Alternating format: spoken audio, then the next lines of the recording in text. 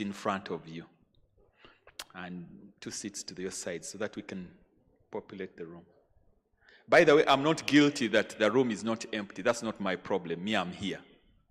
I don't feel sorry for those who have not yet come. But I'm very thankful for those who have been able to make it early. So I'm looking for a volunteer. 1, who will help us sing the national anthem. 2, to pray. 3, we shall call on somebody to give us the update and recap from yesterday.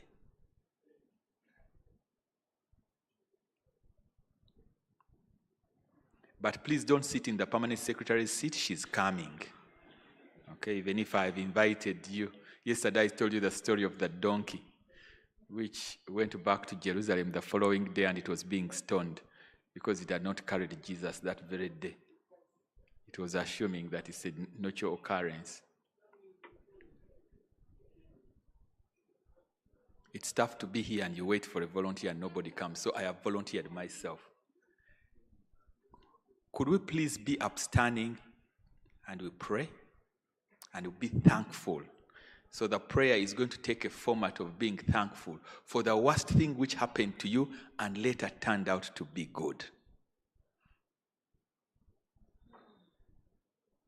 When it was happening, it didn't look so palatable, but eventually, the eventuality was good. We are thankful.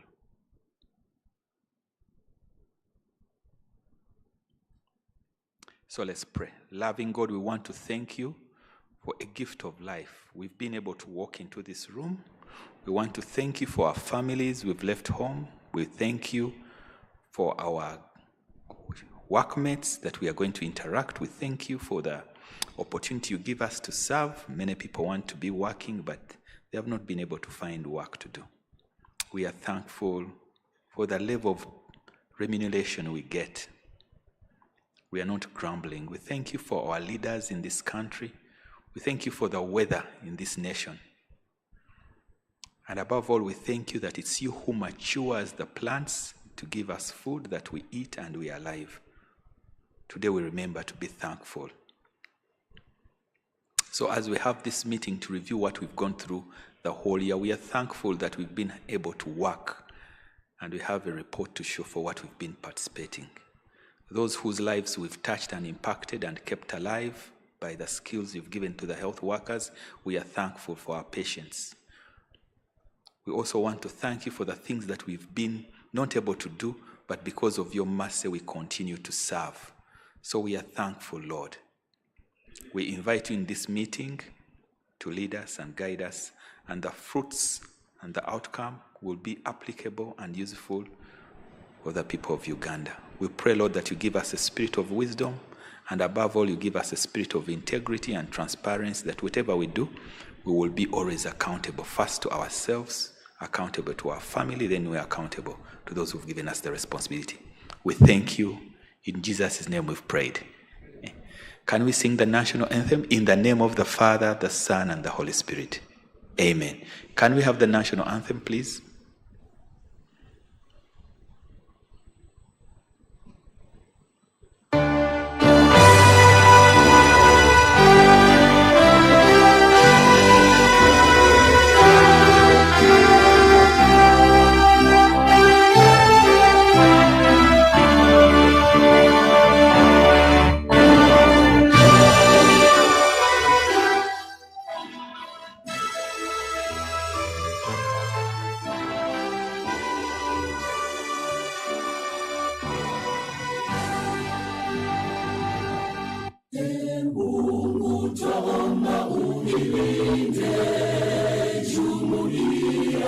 Afrika Mashariki, tuwezeshe kuishi kwa amani, tutimize na malengo yetu.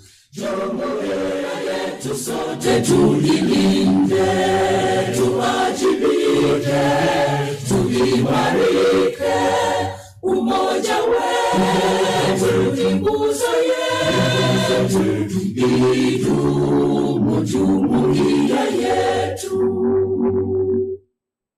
Thank you. You may take your seats. Martin, are we ready? So I'm going to make an announcement. Those of you who are coming in, we can go to behind there. My colleague came here and gave an announcement about registering to the portal. We are going to have a chance to register partners, so let's use that opportunity as well. Martin, give us the recap. Thank you.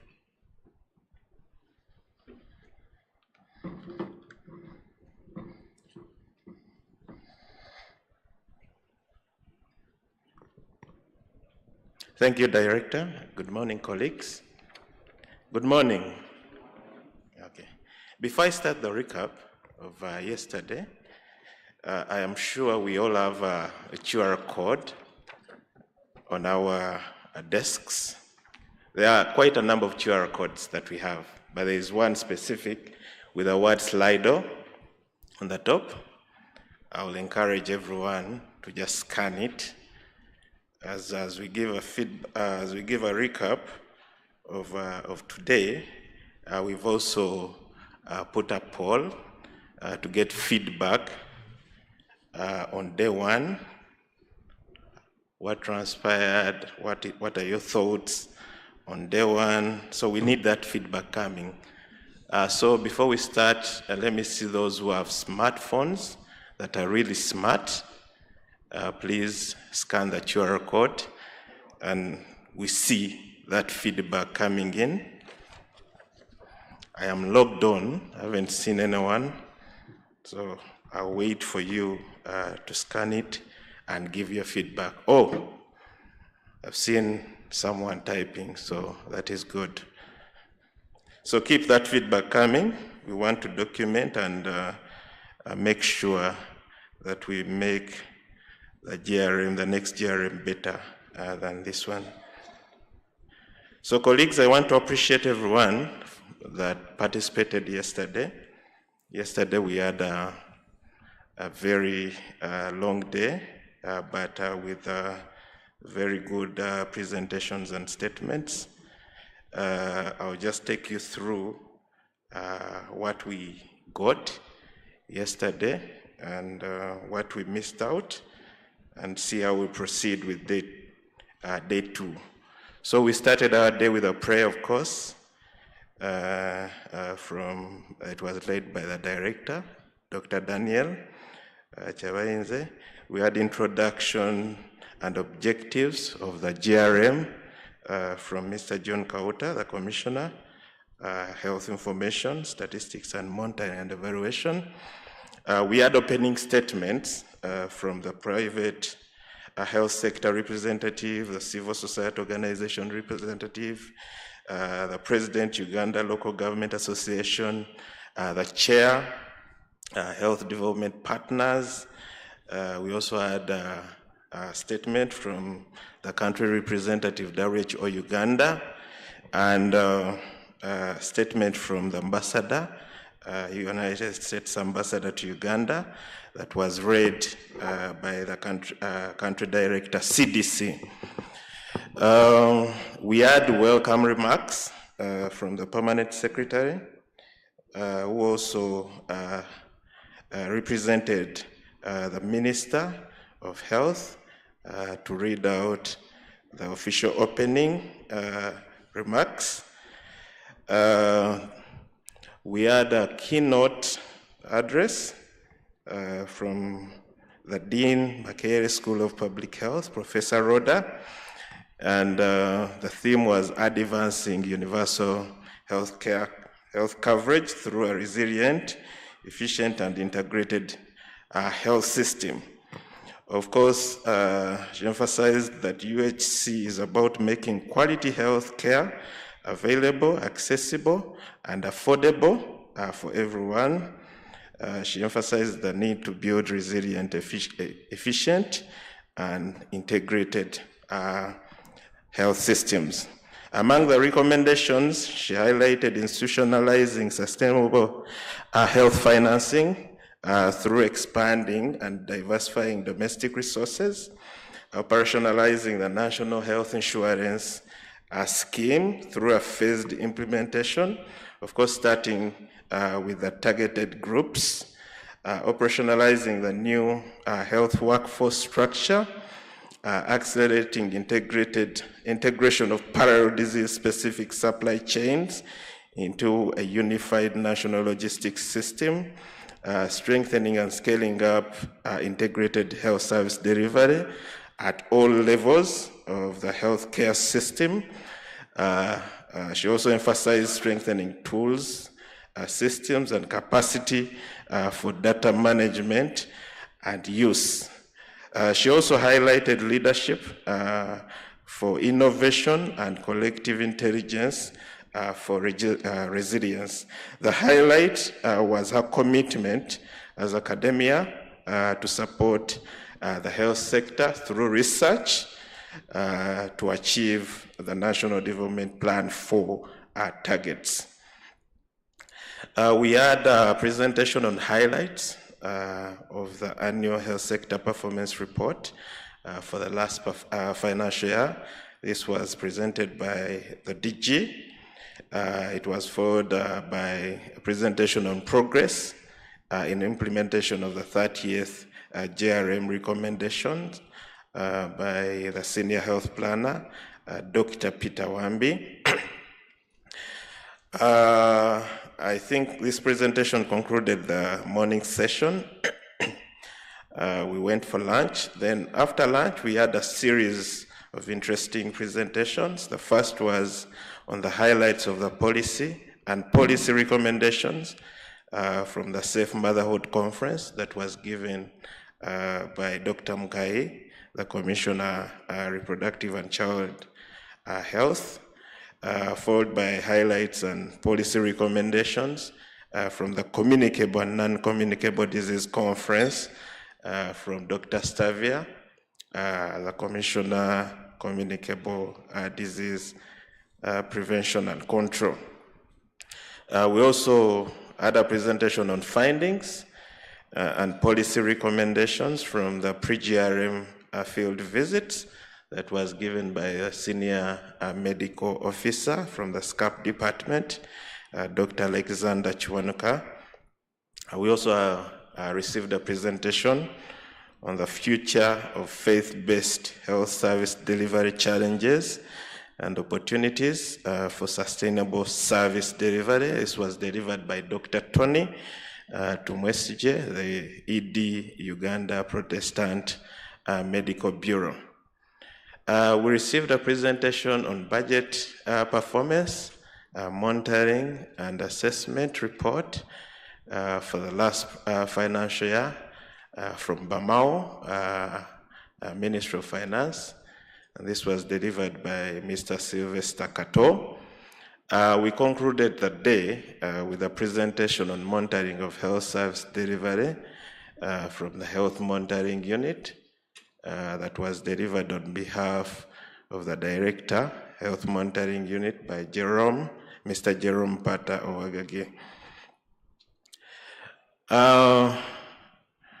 We had pending sessions that we didn't cover yesterday, and these were the discussions from these sessions that we had, but we note that delegates sent in feedback that included questions and comments, and these were submitted through Slido.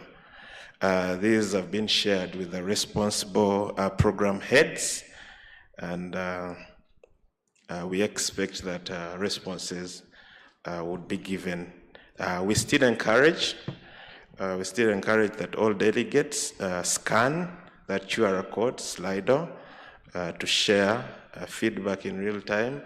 So what happens is whenever we load or whenever we invite a presenter, we load a theme corresponding to the presentation so that we pick feedback, questions, comments, and all that. We pick them in real time, and you actually yourselves can also see the questions on your phones, the feedback and comments.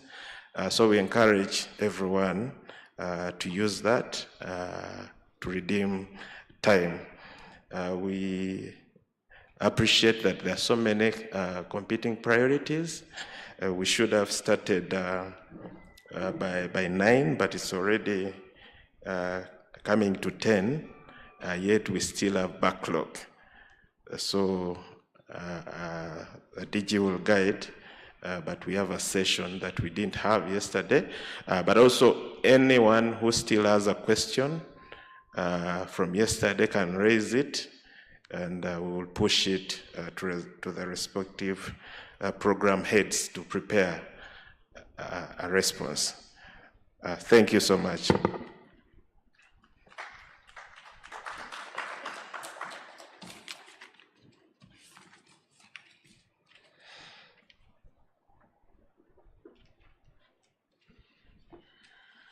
Thank you, Martin, for giving us the recap.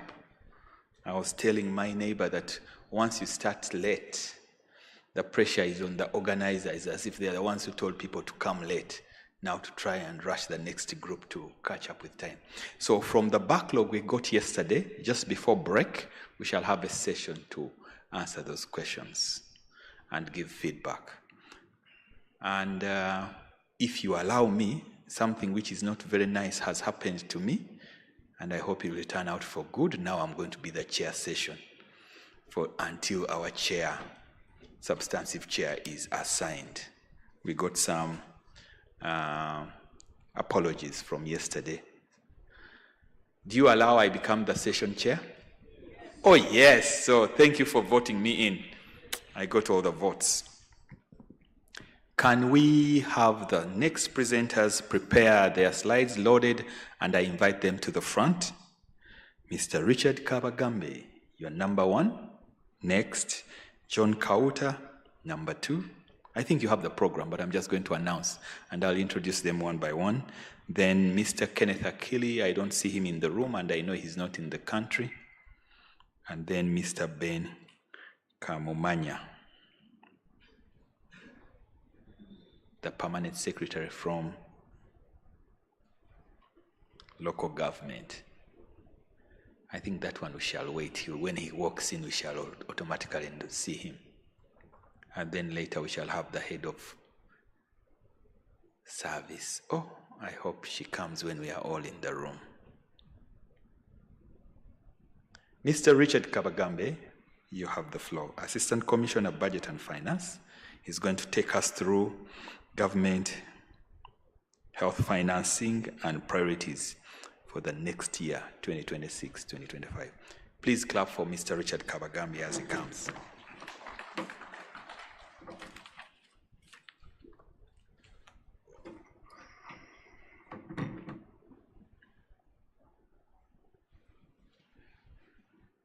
Good morning. Thank you, Chair. I would request maybe the Secretary to put up the presentation that I'm going to make. Martin.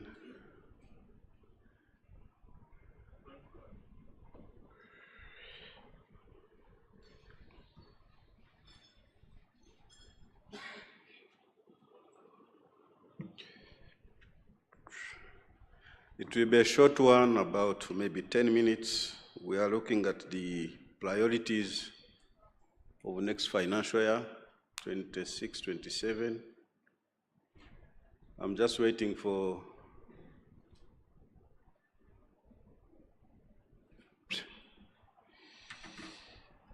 them to hang it up.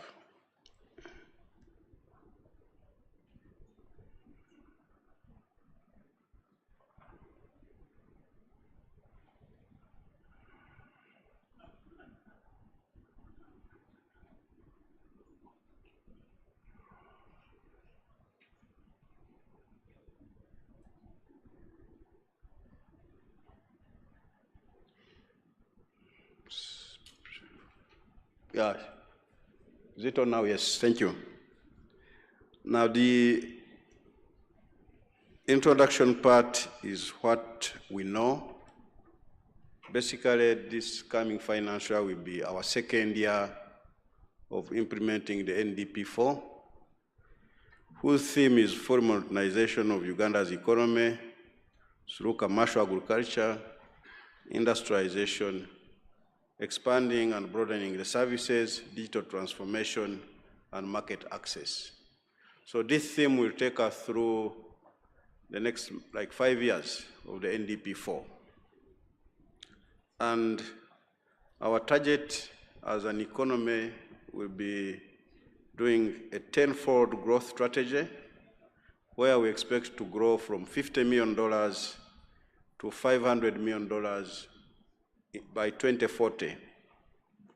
And in order to achieve this, the country will have to implement the 4 ATMs.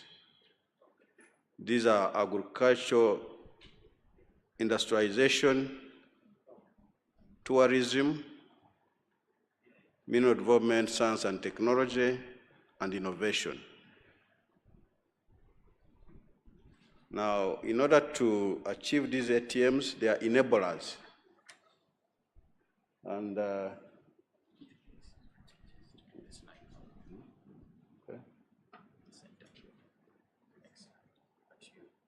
so the enablers recognize that human capital is very key, and that's where Ministry of Health falls. So investment in health as an enabler for achieving the project economic development will focus on the following in the next financial year. 1, functionalizing the health centers, FOS. 2, strengthening the primary health care. 3, scaling up the e-health infrastructure. 4, deploying community health extension workers, the CHOOS. 5, we shall also be looking at nutrition, reproductive health, and emergency referral system, not forgetting expansion of specialized facilities for cancer and cardiovascular care. Now, the key priorities we have, as already mentioned before, are listed below, but we have also interventions to achieve those priorities. Priority number 1 of health infrastructure. The intervention we shall be looking at, we shall be renovating and equipping health center FOS to deliver emergency palliative care, diagnostic imaging, and comprehensive emergency obstetric and newborn care. At health center FOS, that will be our intervention. Number 2, health information and digitalization. We are looking at scaling up e-health infrastructure across all levels of healthcare. And the intervention we are looking at is improving health information management, youth research, innovation, and technology. We are going to continue digitalizing of our hospital infrastructure, medical records, through EMR for efficiency, performance management, accountability, and also reducing the medical leakages that are still rampant. Number 3, we shall also look at the health promotion and nutrition, where improving nutrition among children under 5, adolescents, school age going, pregnant mothers, and vulnerable groups will be one of our core interventions, including provision of commodities and scaling up breastfeeding campaigns across the spectrum. Number 4, we shall also focus on community health. As mentioned, we are looking at scaling up the CHOOS, training and retooling and deployment of VHTs in order to strengthen primary health care, including WASH, disease prevention, detection, and rollout of EHRs and other promotional initiatives.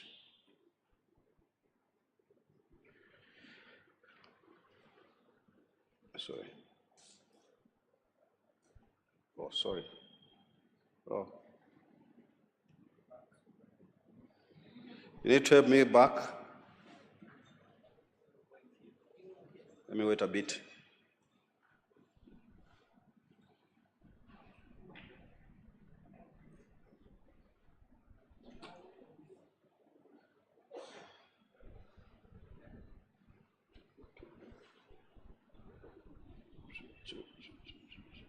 Okay. So number 5 is the emergency medical services. The intervention is we are going to procure and maintain the EMS fleet that we have. And on this note, I need also to report that at least Parliament last week gave us money to maintain the fleet that we have of ambulances. And we also put across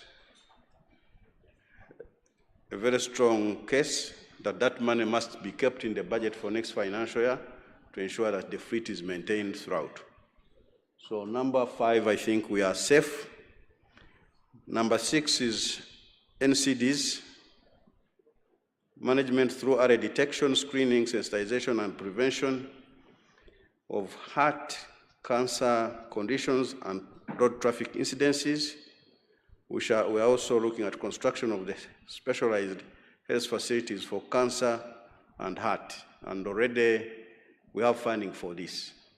Uganda Heart Institute, the new home is at least at 30%, but also the oncology centers, we have funding for it in the next financial year. Communicable diseases, we are trying to scale up malaria prevention through high burden regions by implementing and distribution of the LINs, larviciding, and other interventions, including TB and HIV. Number 8 is human resources for health. We are able to negotiate, and we are going to increase the wage to a certain minimum level of recruiting health workers across the entire spectrum of the healthcare. And we are confident this financial, at least we have 40 billion. Next financial, that money is going to keep around. And the negotiations with the American government is also going to add more resources in this. Now, I wanted also to share with you how does government versus external financing look like for the last 5 years. You would see from here that the government funding is in yellow and it has been increasing, while the external financing has been reducing a bit. And in the next financial year, Government of Uganda contribution to the health sector will be 68%, whereas the external financing is coming down to around 32%. And this has implications, and the partners we have, this is on budget. The off-budget support is not inclusive because we don't know much of it. Relatedly, I wanted also you to look at the trends of the out-of-pocket expenditure as a percentage of total health expenditure. In 2018-19, our out-of-pocket expenditure was about 41%. It has been decreasing, and as you can see right now, we are 27%. So meaning the households are able to have more money to spend on other activities rather than health. And the implication is that government has been putting more money in the health care, but also maybe the disease burden has also been going down. Lastly, I want to share with you how the indicative planning figures for the next financial year in the BFP looks like. Minister of Health will be having 659 billion, of which 356 is external financing. The rest, I think there are only 2 more that have external financing, Uganda Heart Institute and Uganda Cancer Institute. Those 2 have external financing for the projects already mentioned. The total MTEF we have is about 3.5 trillion, but this is at BFP. We should be able to see an increase after issuance of the second BCC. This will be around January. Now, lastly, this is where we have maybe discussions on the wage. We are currently at about 35%, the average of our health workers in the structure, and we would wish this wage to be stepped up to at least able to hire about 50% of our health workers, because without the health workers, of course, there's a very big problem in terms of health care.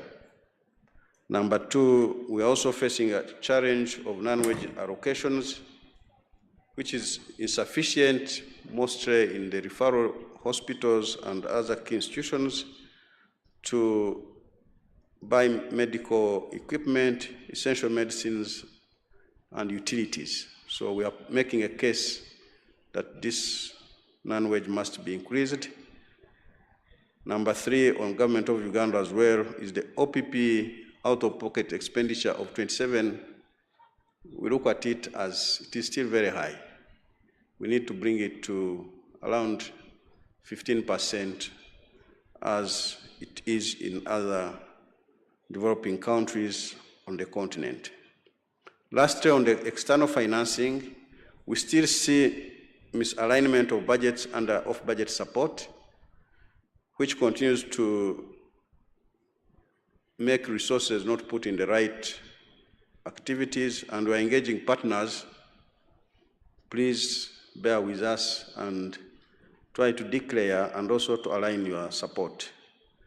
Last but not least is the poor budget performance on those who are on budget because of a poor absorption, especially the World Bank projects, GF and Gavi. So we need to look for solutions that would prepare this absorption issue sorted.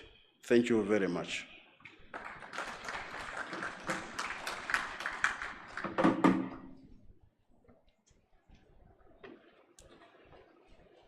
Please clap again for Mr. Kabagambe. I wish to hand over the chairmanship of this session to Dr. Augustine Muhwezi. And once we get to the final launching, then the PS will be the chair. Thank you very much, the Director of Public Health, for peacefully handing over the chair to me. I'm Dr. Augustine Muhwezi. I'm the Chief of Party for the Uganda Health Activity. And thank you very much, Richard, for the excellent presentation. Richard Kabagambe is the Assistant Commissioner, Budget and Finance. Let's have our next presenter, the Commissioner, Health Information, Statistics, Monitoring and Evaluation, and that's John Kauta. And as he comes, let me request the other presenters to load their presentations. The representative of Kenneth Akiri, Ben Kumumanya, and then Stavia Tulyawe. Please load your presentations. And for the interest of time, we'll continue to use Slido for our questions and comments. Over to you, John.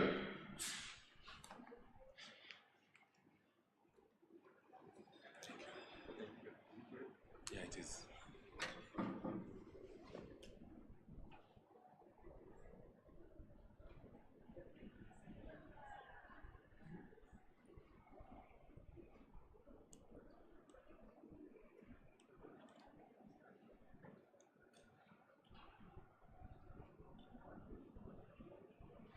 Okay, thank you very much, Dr. Augustine. I've already been introduced. I will not reintroduce myself.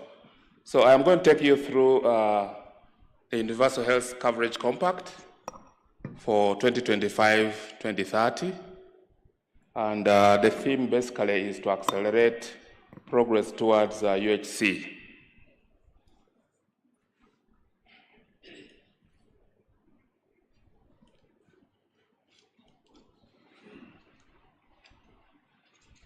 Technology is misbehaving still. So I'll quickly run through 3 portions of my presentation. I'll start with a bit of the background. Why UHC, why the compact, how was it developed very briefly. Then I'll go through the progress of the implementation of the roadmap. This was a roadmap developed in 2020 for 2030. That is supposed to be 10 years. Now we are midway. And then I'll give an overview of the compact itself.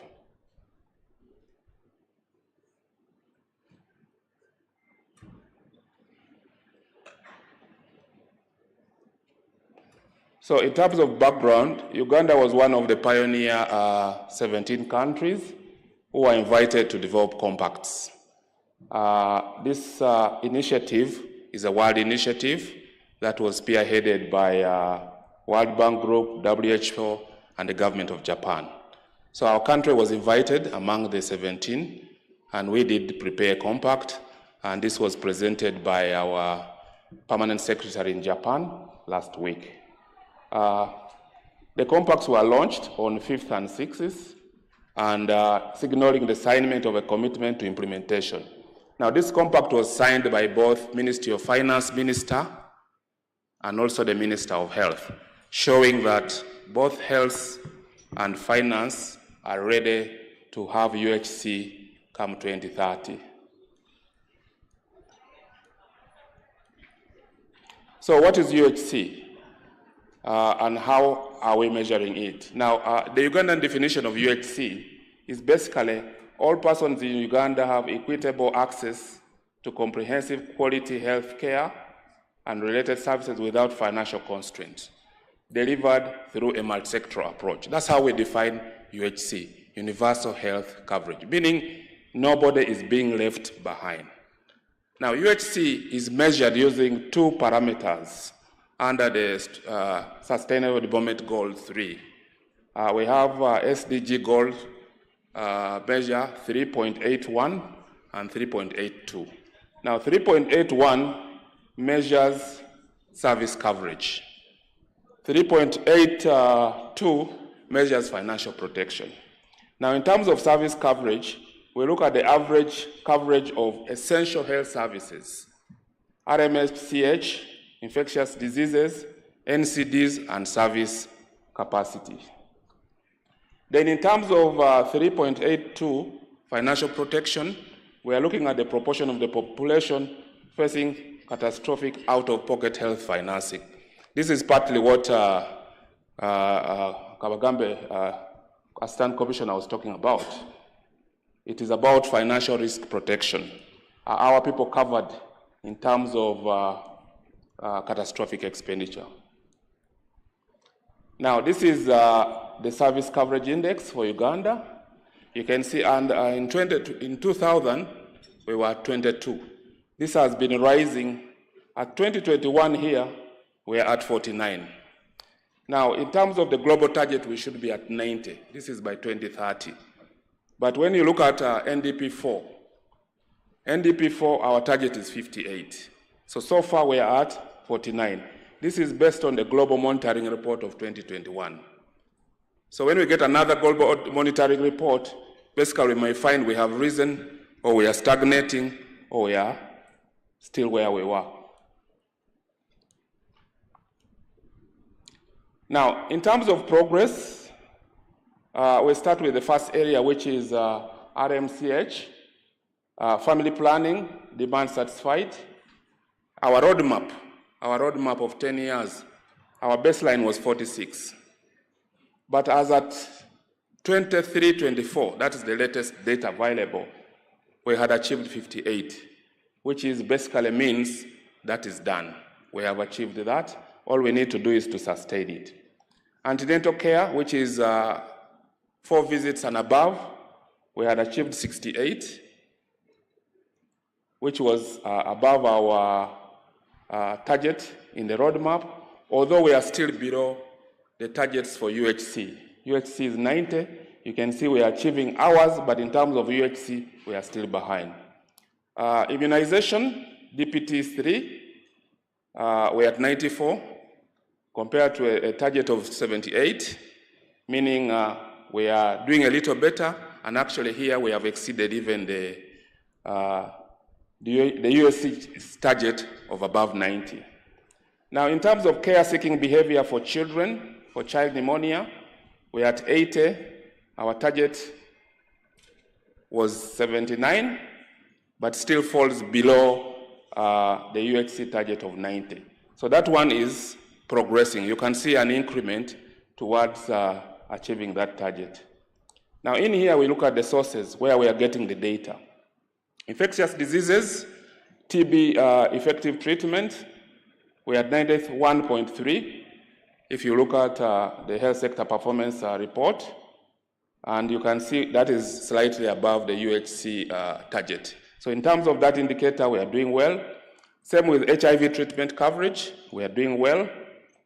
We are at 96.8 compared to a target of 90 for UHC, and our own baseline per the roadmap was set at 60. Insecticide-treated nets used for malaria, in terms of percentage, we are at 68 compared to a target of 66, meaning we are progressing towards what we need. Our target is obviously 90 by 2030, so we need to step up efforts to get there. Basic sanitation, we are still not doing very well. Target is 19 coverage. No, that should be green actually, not red. Should be green because we have covered a little more than what we had intended. But still, it falls short of the UHC target by 2030.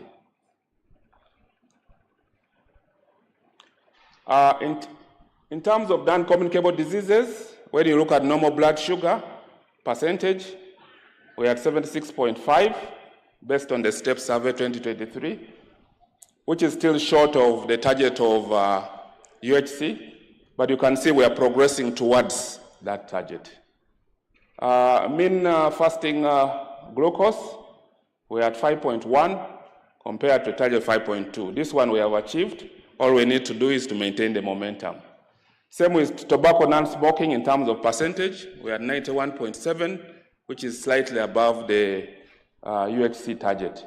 So what we need to do is to maintain that momentum to get there.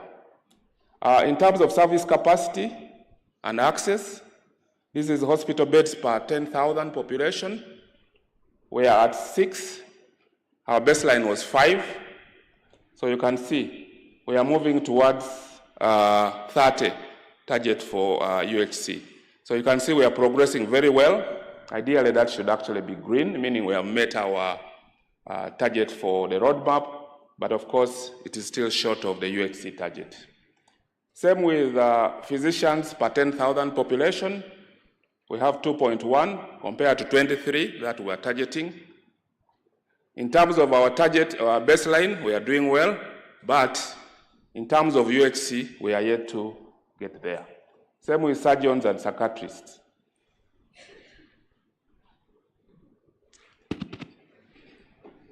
It's gone off from the other side, eh?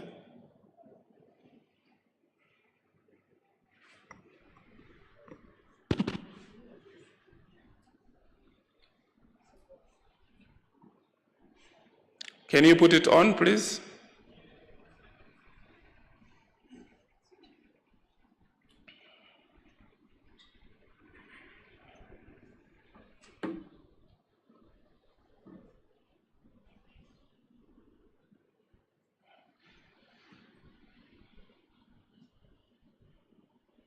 Is someone coming?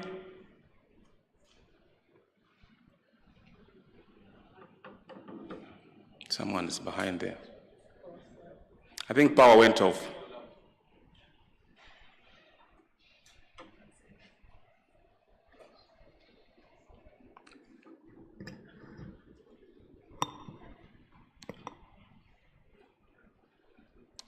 So I'm advised to present using my laptop, but you will not see the slides, unfortunately. Okay, thank you.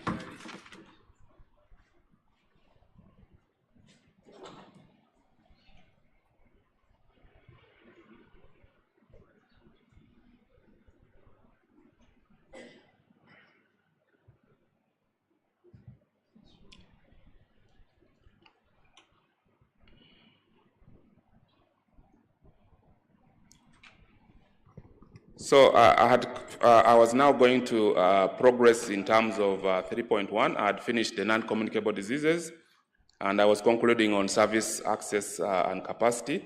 The last indicator there is International Health Regulations Core Capacity Index, where our baseline in the roadmap is at 73%.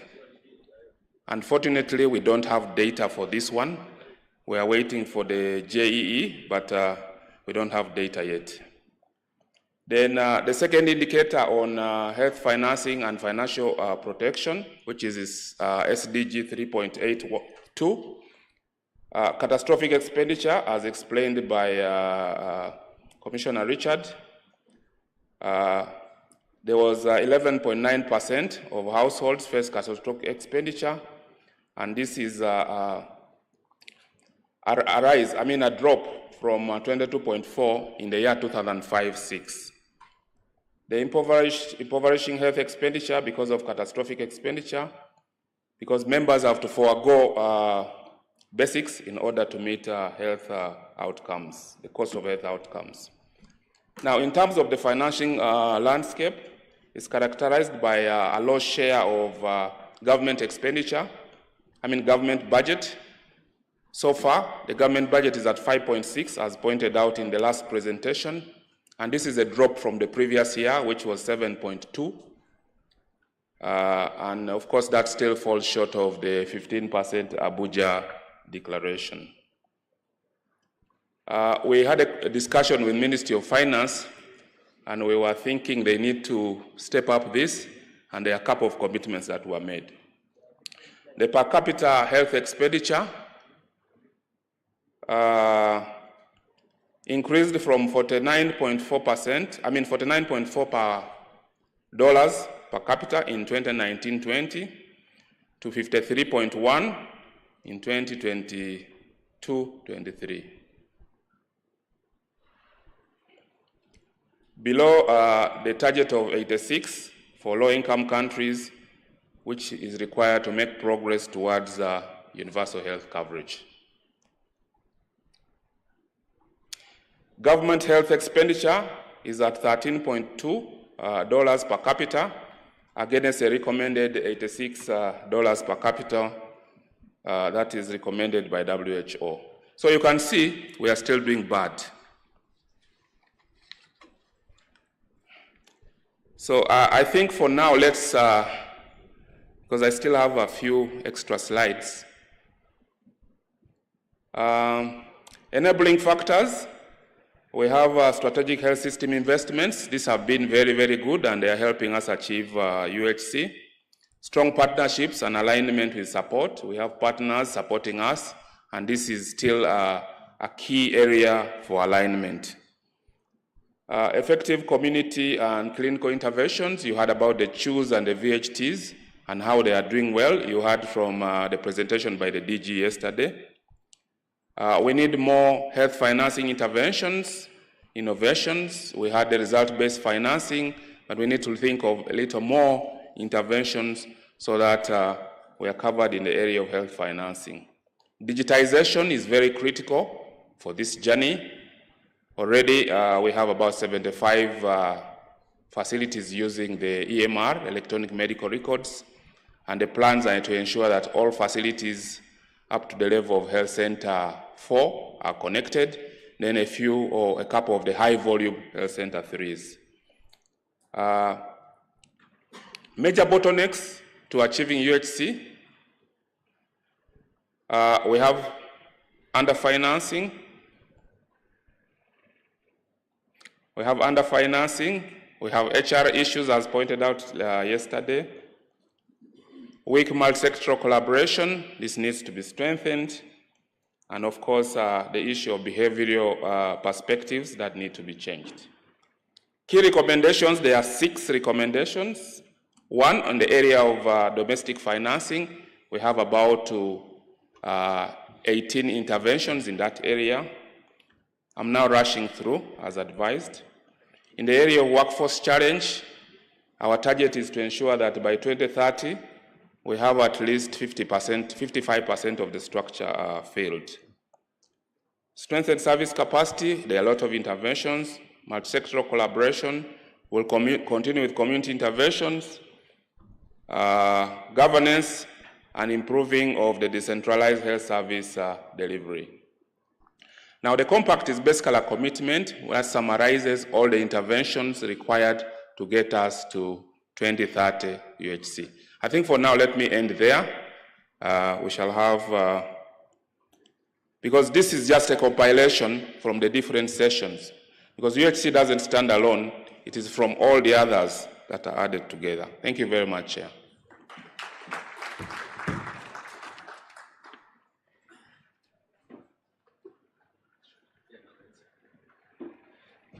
Another round of applause for John. Yeah, we want to welcome all the dignitaries on the day 2 of JRM. For those who have just come in, I'm Dr. Augustine Mwezi, the chair for this session. So let's have our next presentation. Very important presentation, overview of the Uganda National, overview of the Ministry of Health Strategic Plan. And the presenter is Fahad Mawanda. Fahad, are you ready? Apologies, we have a minor technical glitch and the team is working to resolve it. Thank you.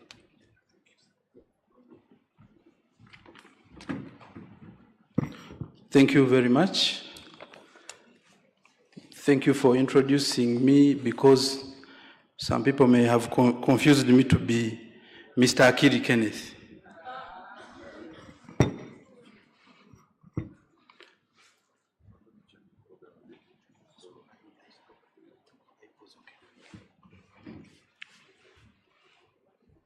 Okay, wait for something small.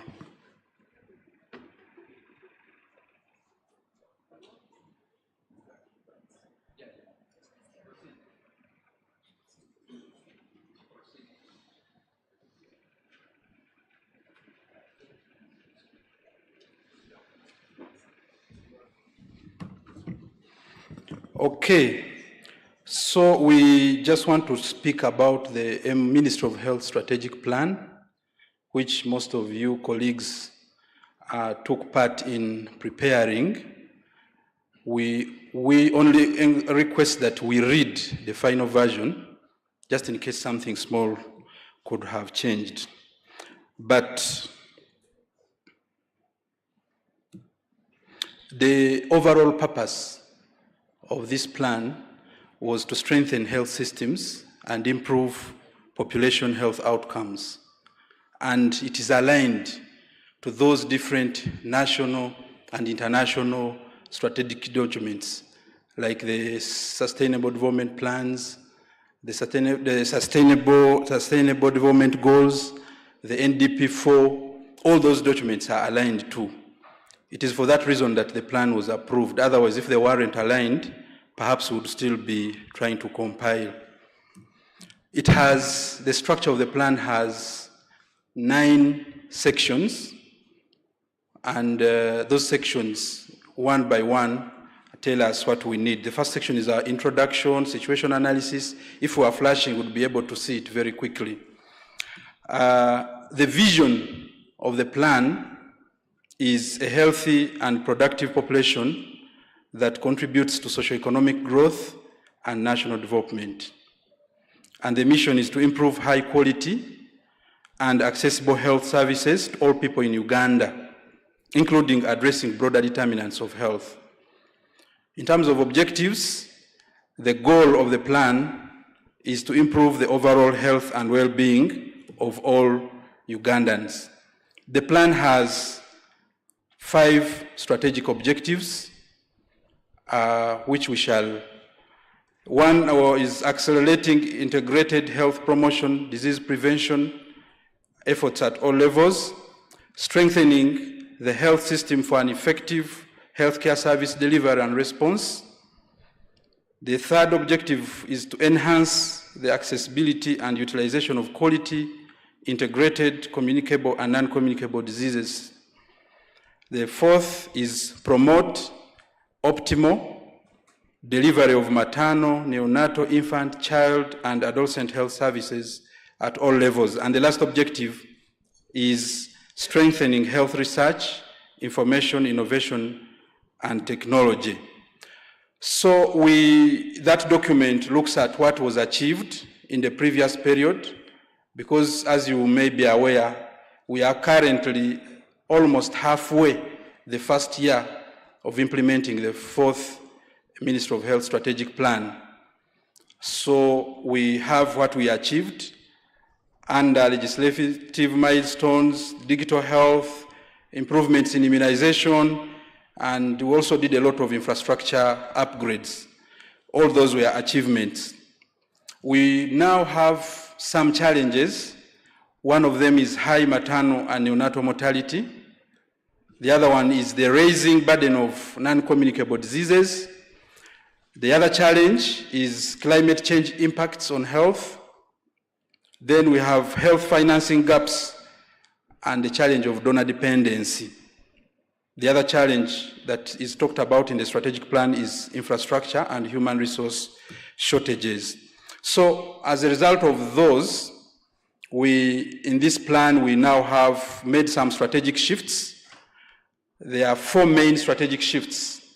One is we are shifting from focusing on curative to preventive and promotive health. Of course, we did part of that in the previous strategic plan, but this is more emphasized now. The other strategic shift is shifting from fragmented planning to integrated joint planning. And as you're already aware, we have been part of these discussions in terms of joint planning. The other one is shifting from paper-based systems to digital health systems. This was talked about yesterday. And lastly, the strategic shift is from a reactive system to climate resilient, proactive system. So I'm just going to brush through the priority interventions in interest of time. This plan is prioritizing health promotion and disease prevention, reproductive, maternal, newborn, child and adolescent health, non-communicable disease control, surveillance and emergency response, research and innovation, and infrastructure and equipment. So these are the broad priority areas where others fit into. And then we also have projects that have been prioritized in this strategic plan. And one of them is Emergency Medical Services Acceleration Project, Uganda Health Services Transformation Project, and a number of them, including digitization of health information in Uganda's health sector. So it is a number of projects. Once you're there in that section, they can all be enumerated. In terms of the financing framework, the plan is to cost us 16.9 trillion over the 5-year period, and we still have 20% is earmarked for promotion. Of that money, 20% is earmarked for health promotion and disease prevention, just to emphasize where we are focused in this plan. But key to note is that we still have development partners contributing a significant portion as opposed to other sources. A call to action from different stakeholders. These are health workers, development partners, communities, MDAs, and the academia, among others. Join us in transforming health. The Ministry of Health invites you, all stakeholders, to actively support the implementation of the strategic plan. This strategic plan is not just a document, it is our collective promise to every citizen. Together, we will build a healthier, more resilient Uganda. Thank you very much for listening.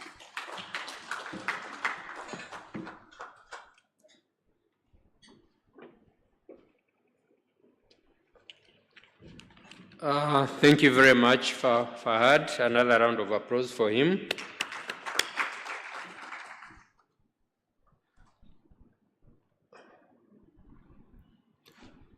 All right, so The technology which has been resolved. Let me seek some guidance.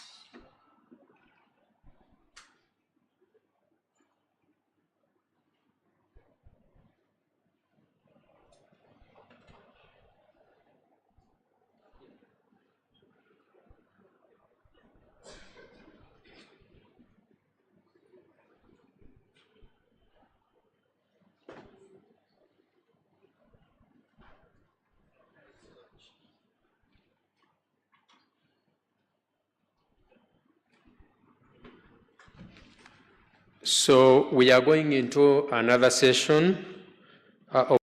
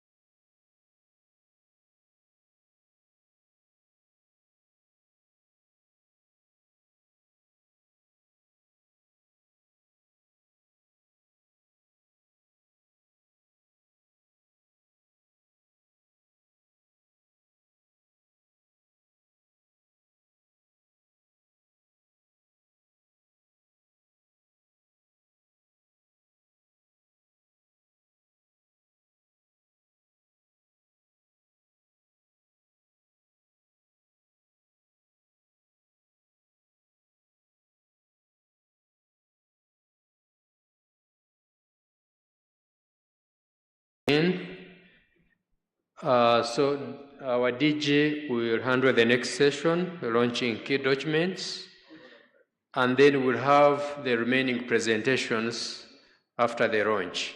Thank you very much. Over to you, Charles.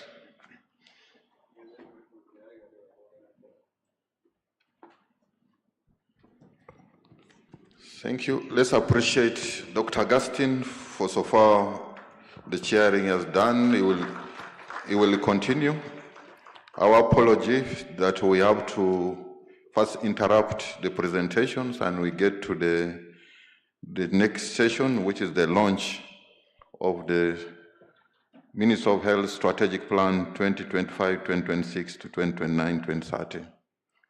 I would want to take this opportunity to welcome the Deputy Head of Public Service and the Deputy Secretary to Cabinet, Dr. Mary Wanene, who has joined us.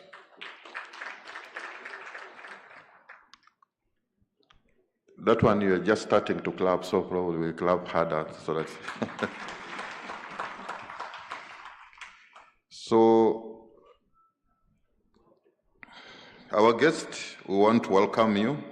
Every year, the Ministry of Health organizes the annual joint review mission. This is our 31st joint review mission with the theme of advancing universal health coverage through a resilient, efficient, and unintegrated health systems, which started yesterday and today. So today we are privileged to host you, and because of time constraints, we really would want to handle this, and then we can be able to allow you to continue to get to other important duties. We'll proceed in this manner. PS will proceed. So though you are here to mainly launch the strategic plan, but also want to take advantage of your presence here to launch other documents. So in front of us, there are a number of documents. The Ministry of Health Strategic Plan 2023, 2025, 2026 to 2029, 2030. We also have the Uganda National Universal Health Coverage Compact, the National Health Services Delivery Integration Framework, but also we have got the Partners Portal. As you are aware that we have opened this portal, so all the partners will post their information there of exactly where they are located, what activities they are, or what support they are giving government. So we want to avoid duplication and maximize resources. We also have the Health Facility Patient Safety Report, handbook, and then the joint planning and budgeting framework. So without wasting more time, I would want to welcome the PS to just make brief remarks, welcome you, and then we'll allow you to speak to us since you are here. We also take this opportunity to speak to us after the launch. PS, you're welcome.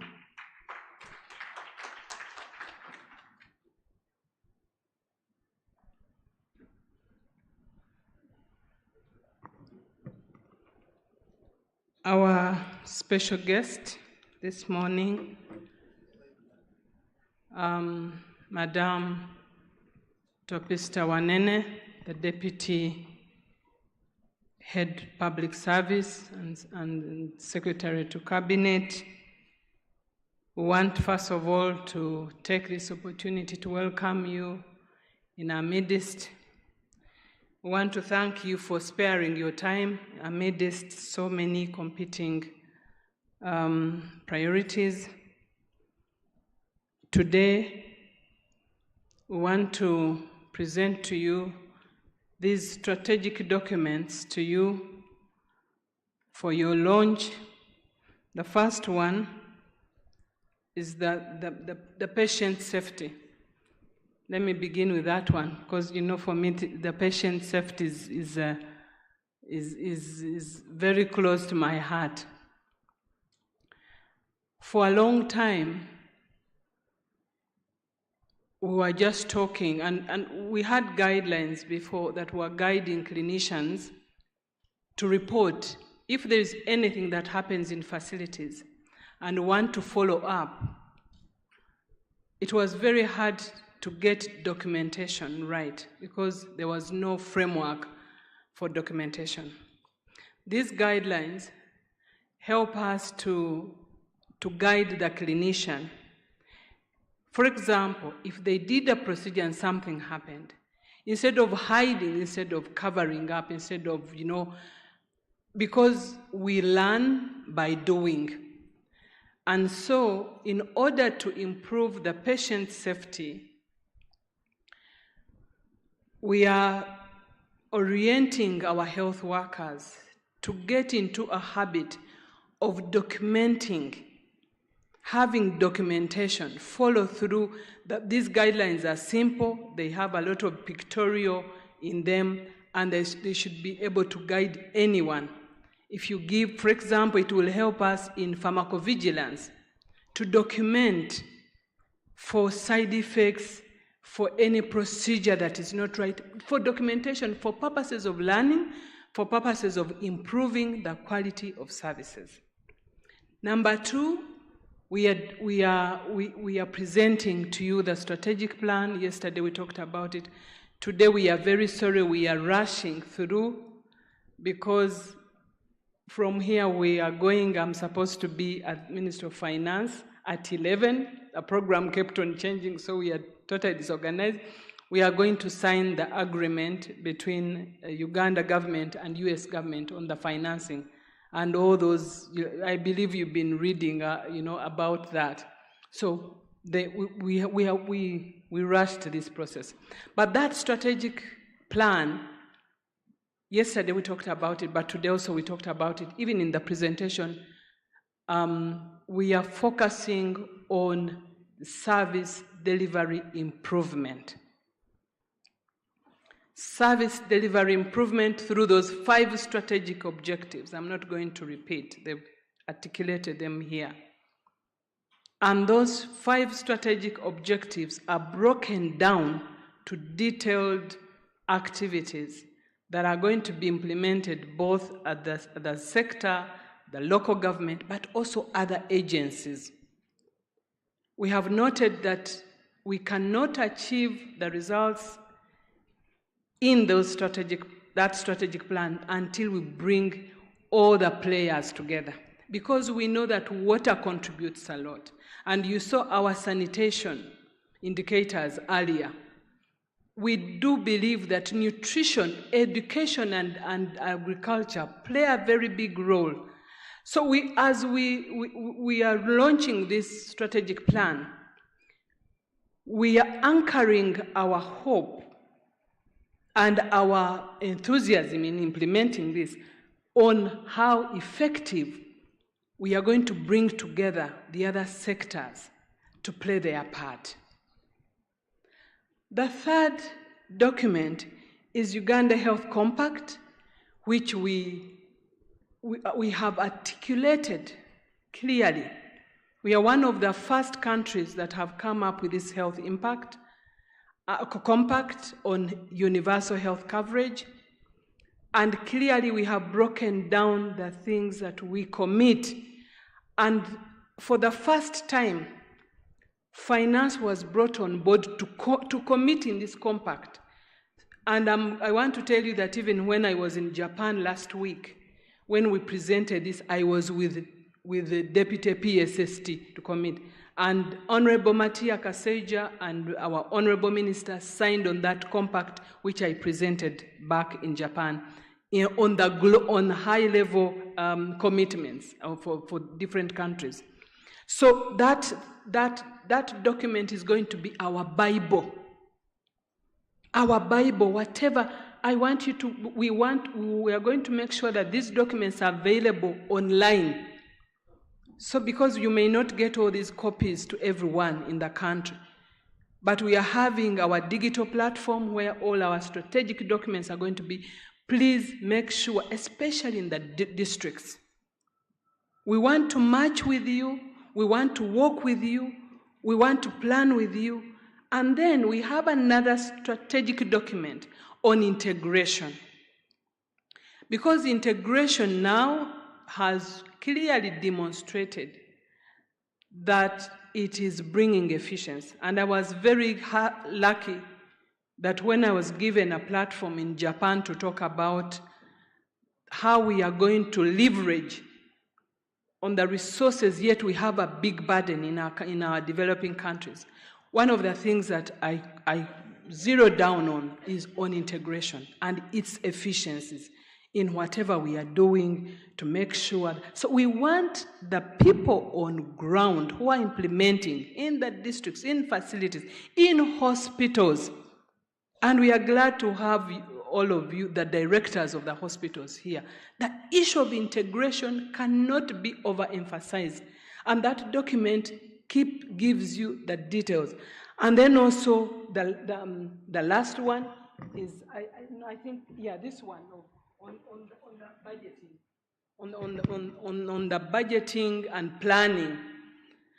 We've been talking about joint planning, one plan, one budget. Now it is more realistic. Now it is more relevant. Now it is more important. It has never been important as this season.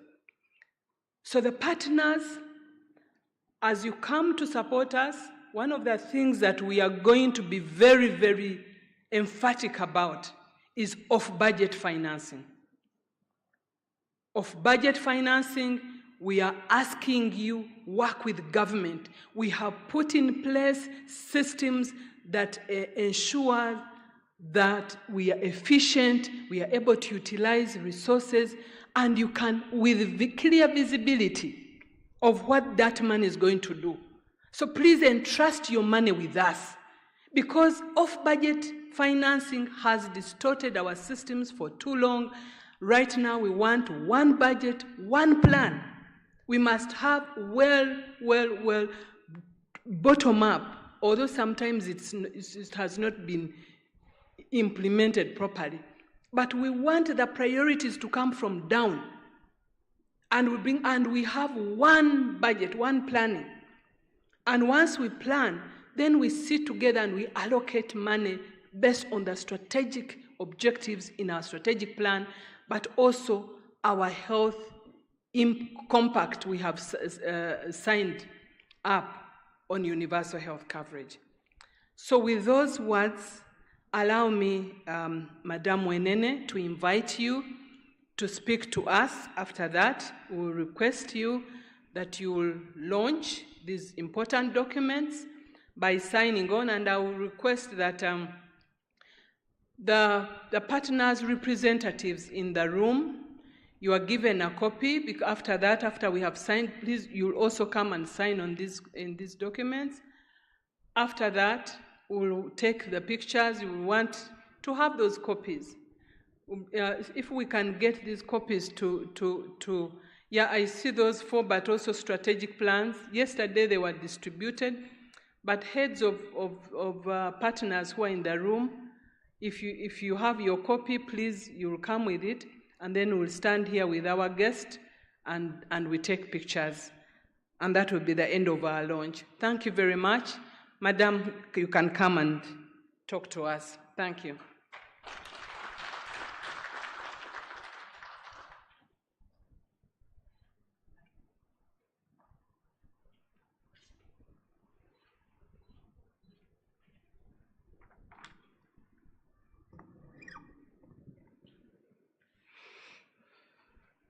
Good morning to you all in your respective capacities.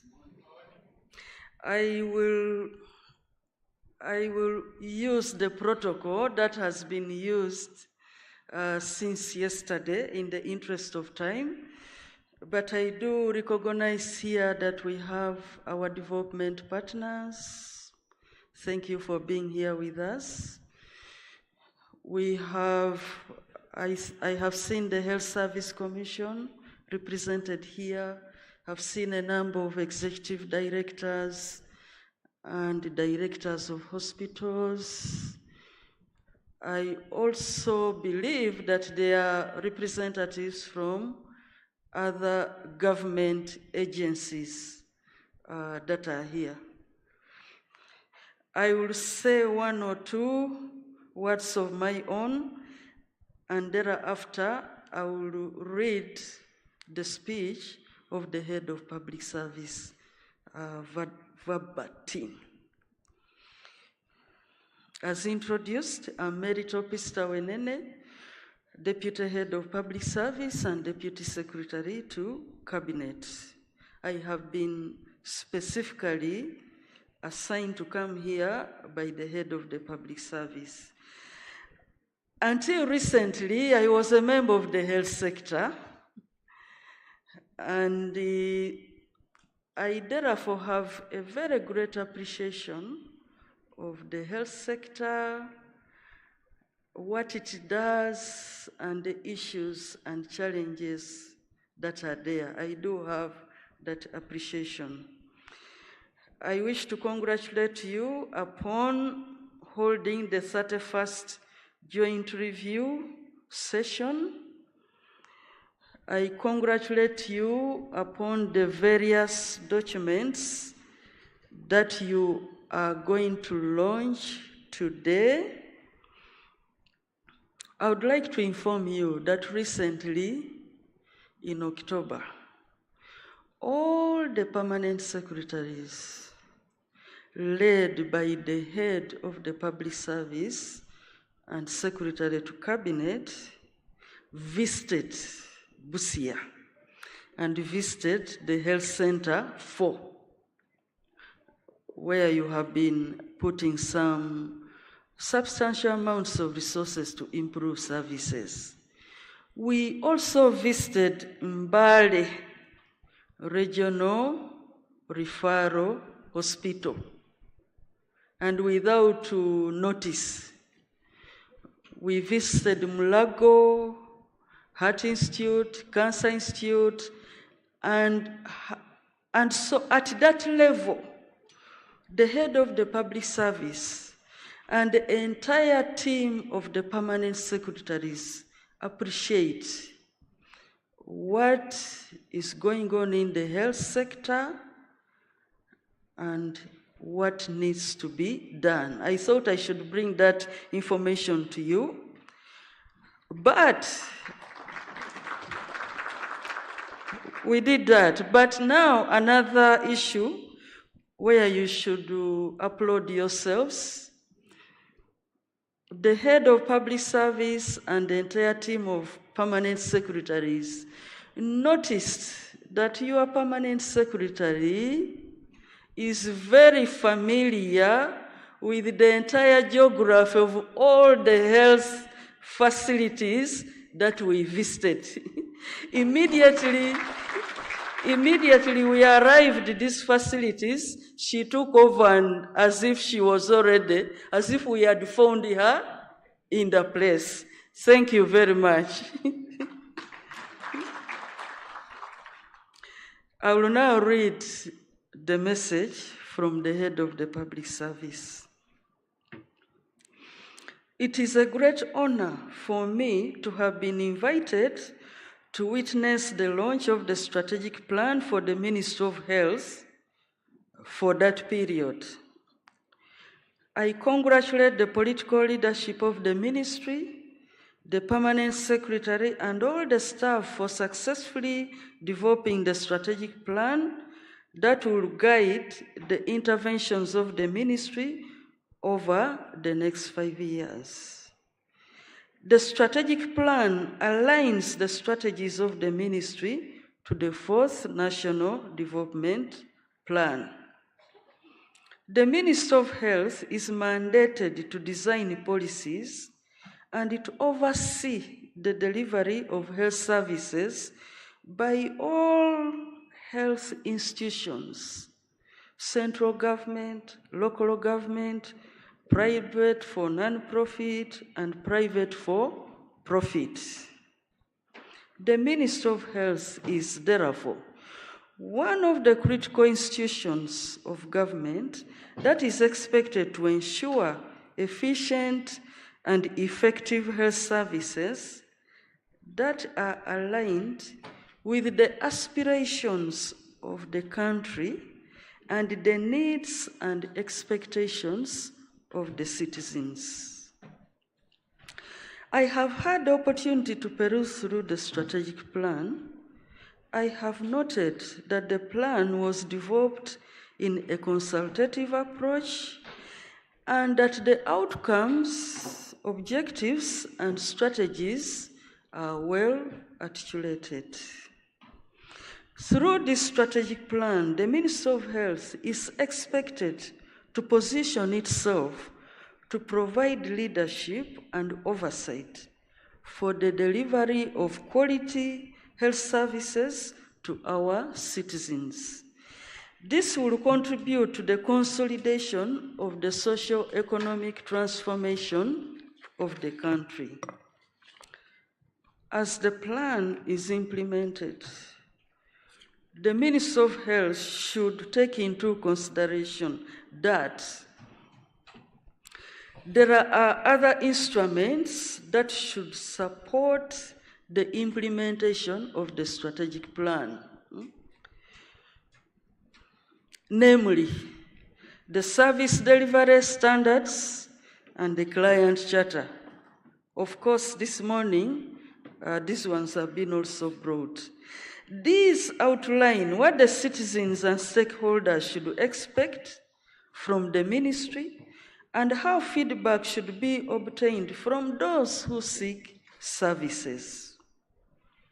A review of implementation of the service delivery standards and the client charter might be necessary to see how well they are being implemented.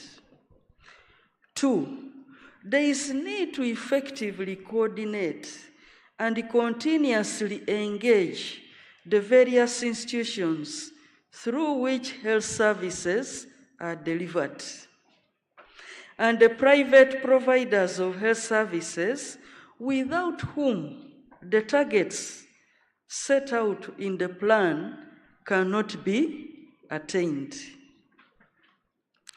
Number 3, human resource management is a critical component of health service delivery. There is need to rethink how the human resource function should be positioned within the health institutions to provide hands-on support to the health professionals. Particular attention needs to be paid to managing performance in order to realize the expected public value in the pay enhancement and other investments in the health service delivery system. Number 4, building a professional, efficient, and people-centered health service delivery system is a collective responsibility of all players and individual health workers as well. This requires that attention is paid not only to increasing the pool of trained health professionals, but also to the quality, the professional mix, and the values and principles that health workers should possess. Number 5, information technology is reshaping the way health services are delivered and requires a reflection on the traditional values and principles that should be safeguarded and those that should be embraced in the health service. This needs a dedicated team to carefully think through and examine the issues related to information technology. Number 6, appropriate focus needs to be placed on the citizens that seek health services so that they are accorded the respect and dignity that they deserve at all levels of health service delivery.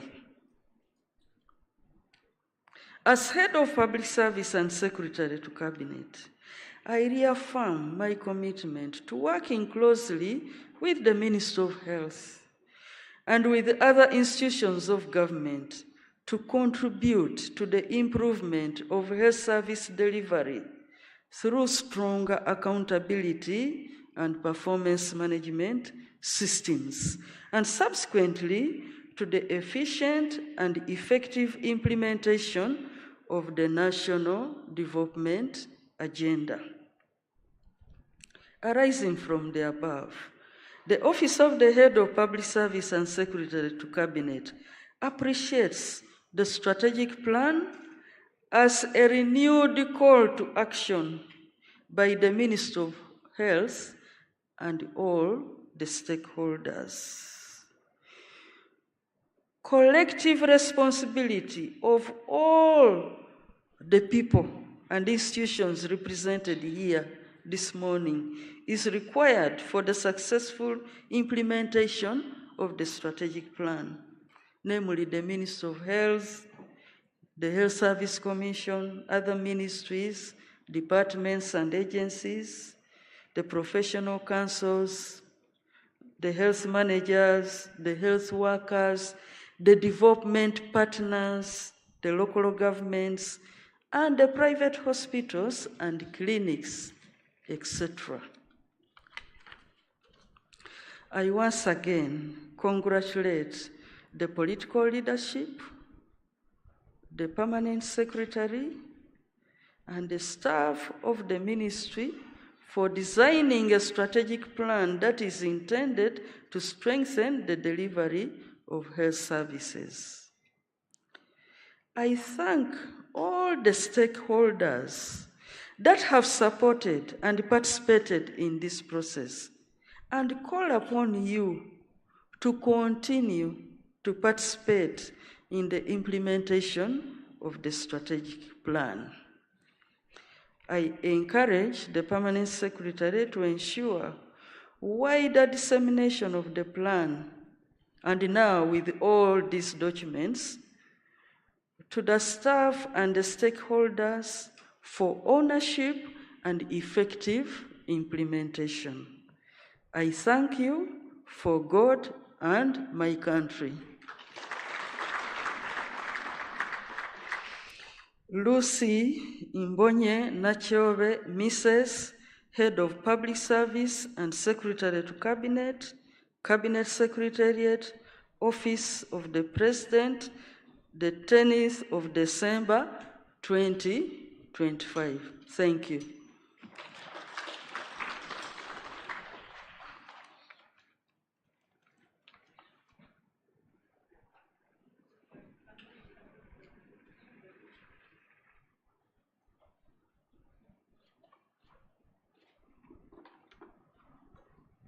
Want him. Thank you. Let's again applaud the head of civil service.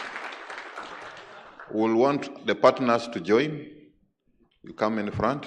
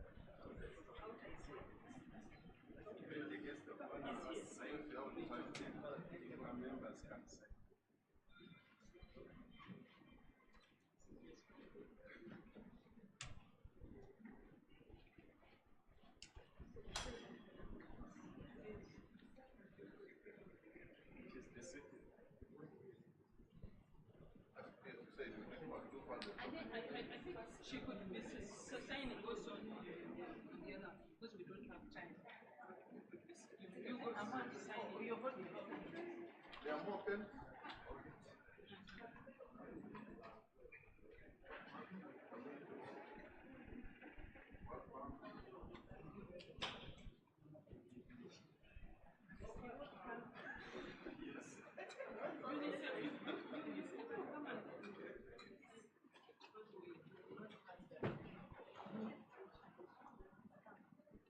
We can sign them concurrently. Yeah.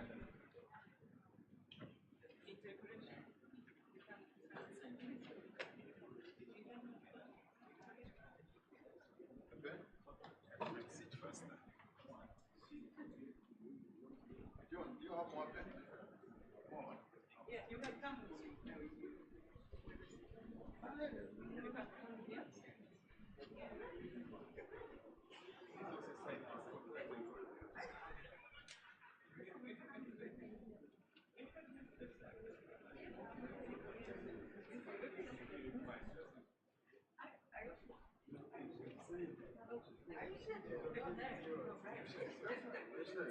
That's one of the colors of the caterpillars.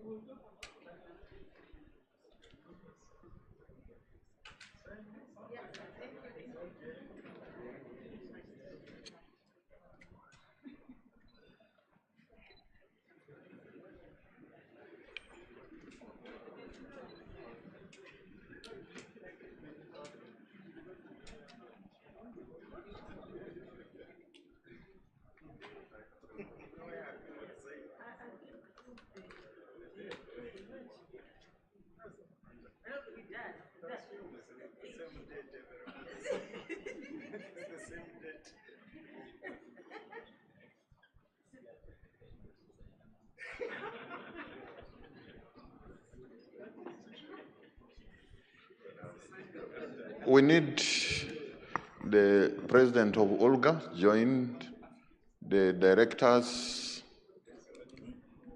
join. These are all our committee. We have to commit, we're part of it. Omagino, did I see someone like Rosemary? Join, and sign. The president, Olga, get a...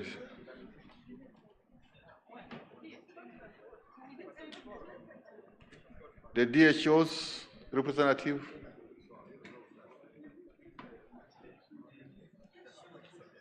The academia, you develop the documents, but also you have to see how we implement.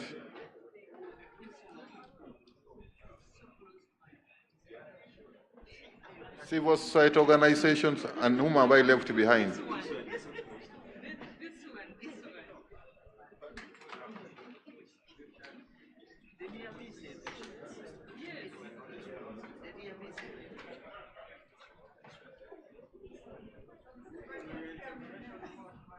Leaving nobody behind, we are also inviting the implementing partners, join us so that we can have it signed.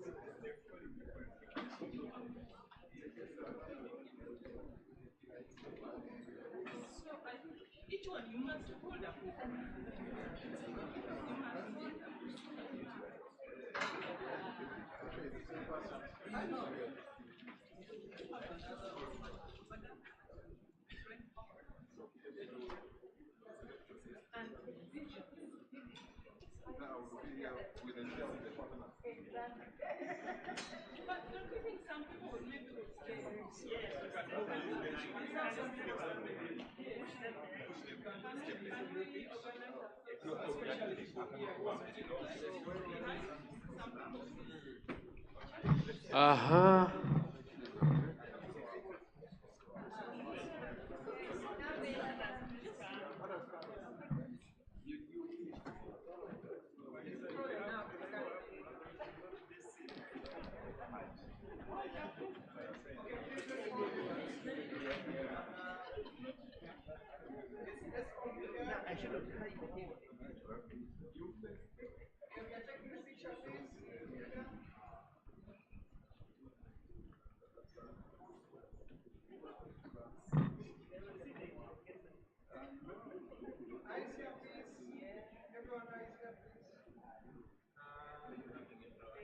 Thank you.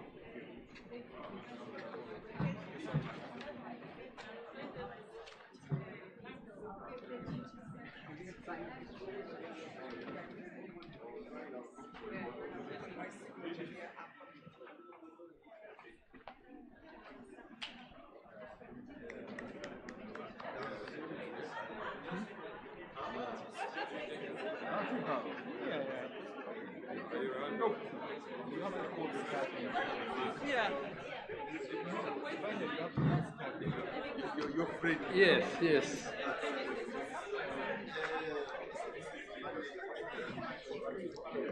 Hello. Now that we have finished, I request that we put the signed We'll ask the team to take these placards on the side so that then the meeting continues.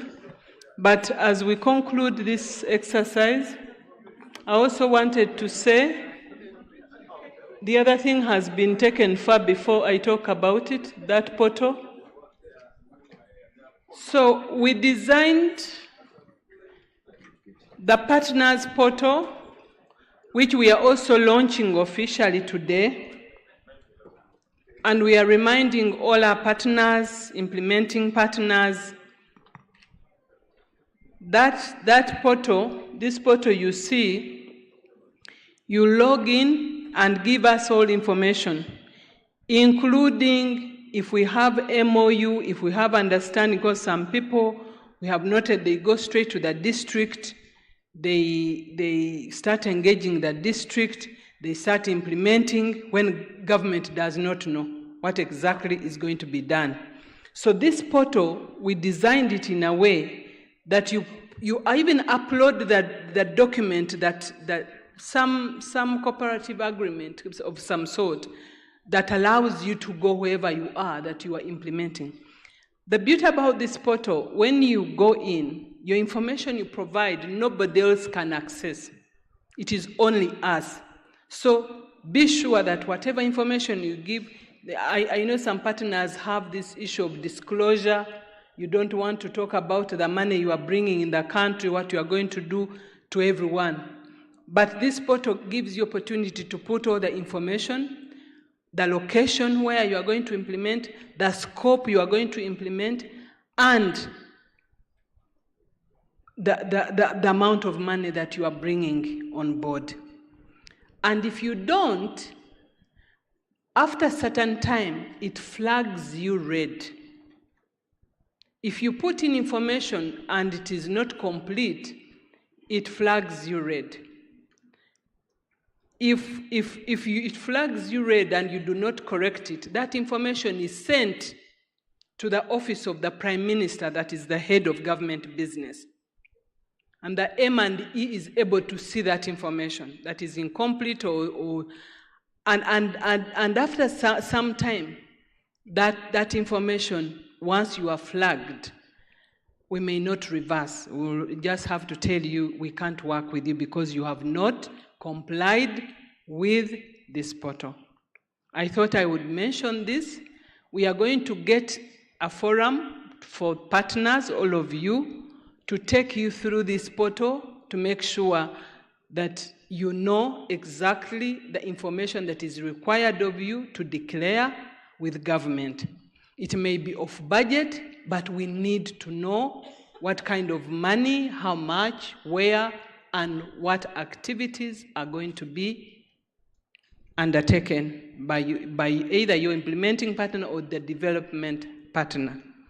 I hope that is very clear. I want to take this opportunity in a special way to thank the teams that helped us. Professor Sengoba, thank you very much for the work that you've been doing behind scenes, and Chai and all our partners. JICA, want to thank you so much for the patient safety work on Kazain that we've been working with you under SCAP department.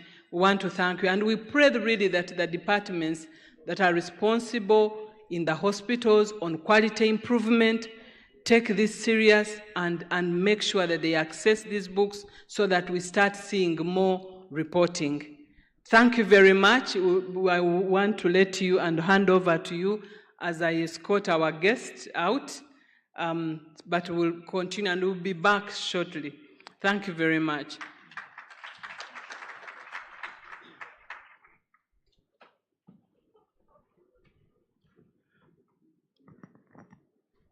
Thank you very much, PS and the Head of Public Service, for your remarks and also launching the key documents. We are now resuming our normal program and going back to the presentations. We have 2 remaining presentations before we can break off for tea. Let me use this opportunity to invite the next presenter, Mr. Ben Kumumanya, Permanent Secretary, Minister of Local Government, who will walk us through the role of the Minister of Local Government in healthcare service delivery. Do we have Ben or the representative? Okay, thank you.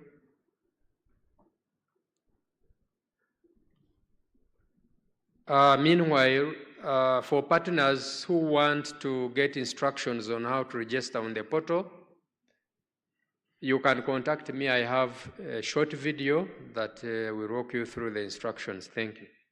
You're welcome.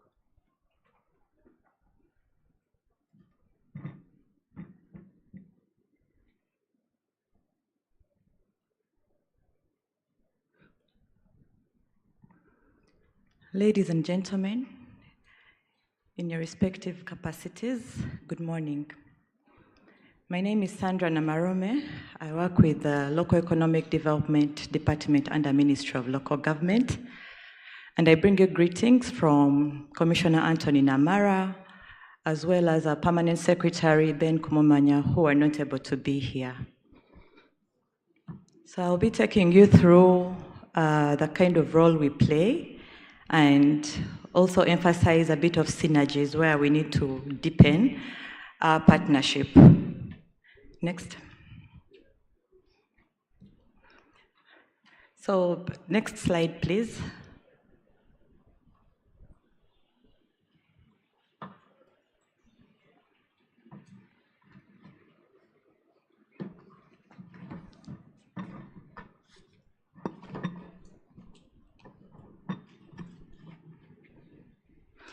Okay, so the Ministry of Local Government is the ministry that is responsible for deepening decentralization in Uganda. And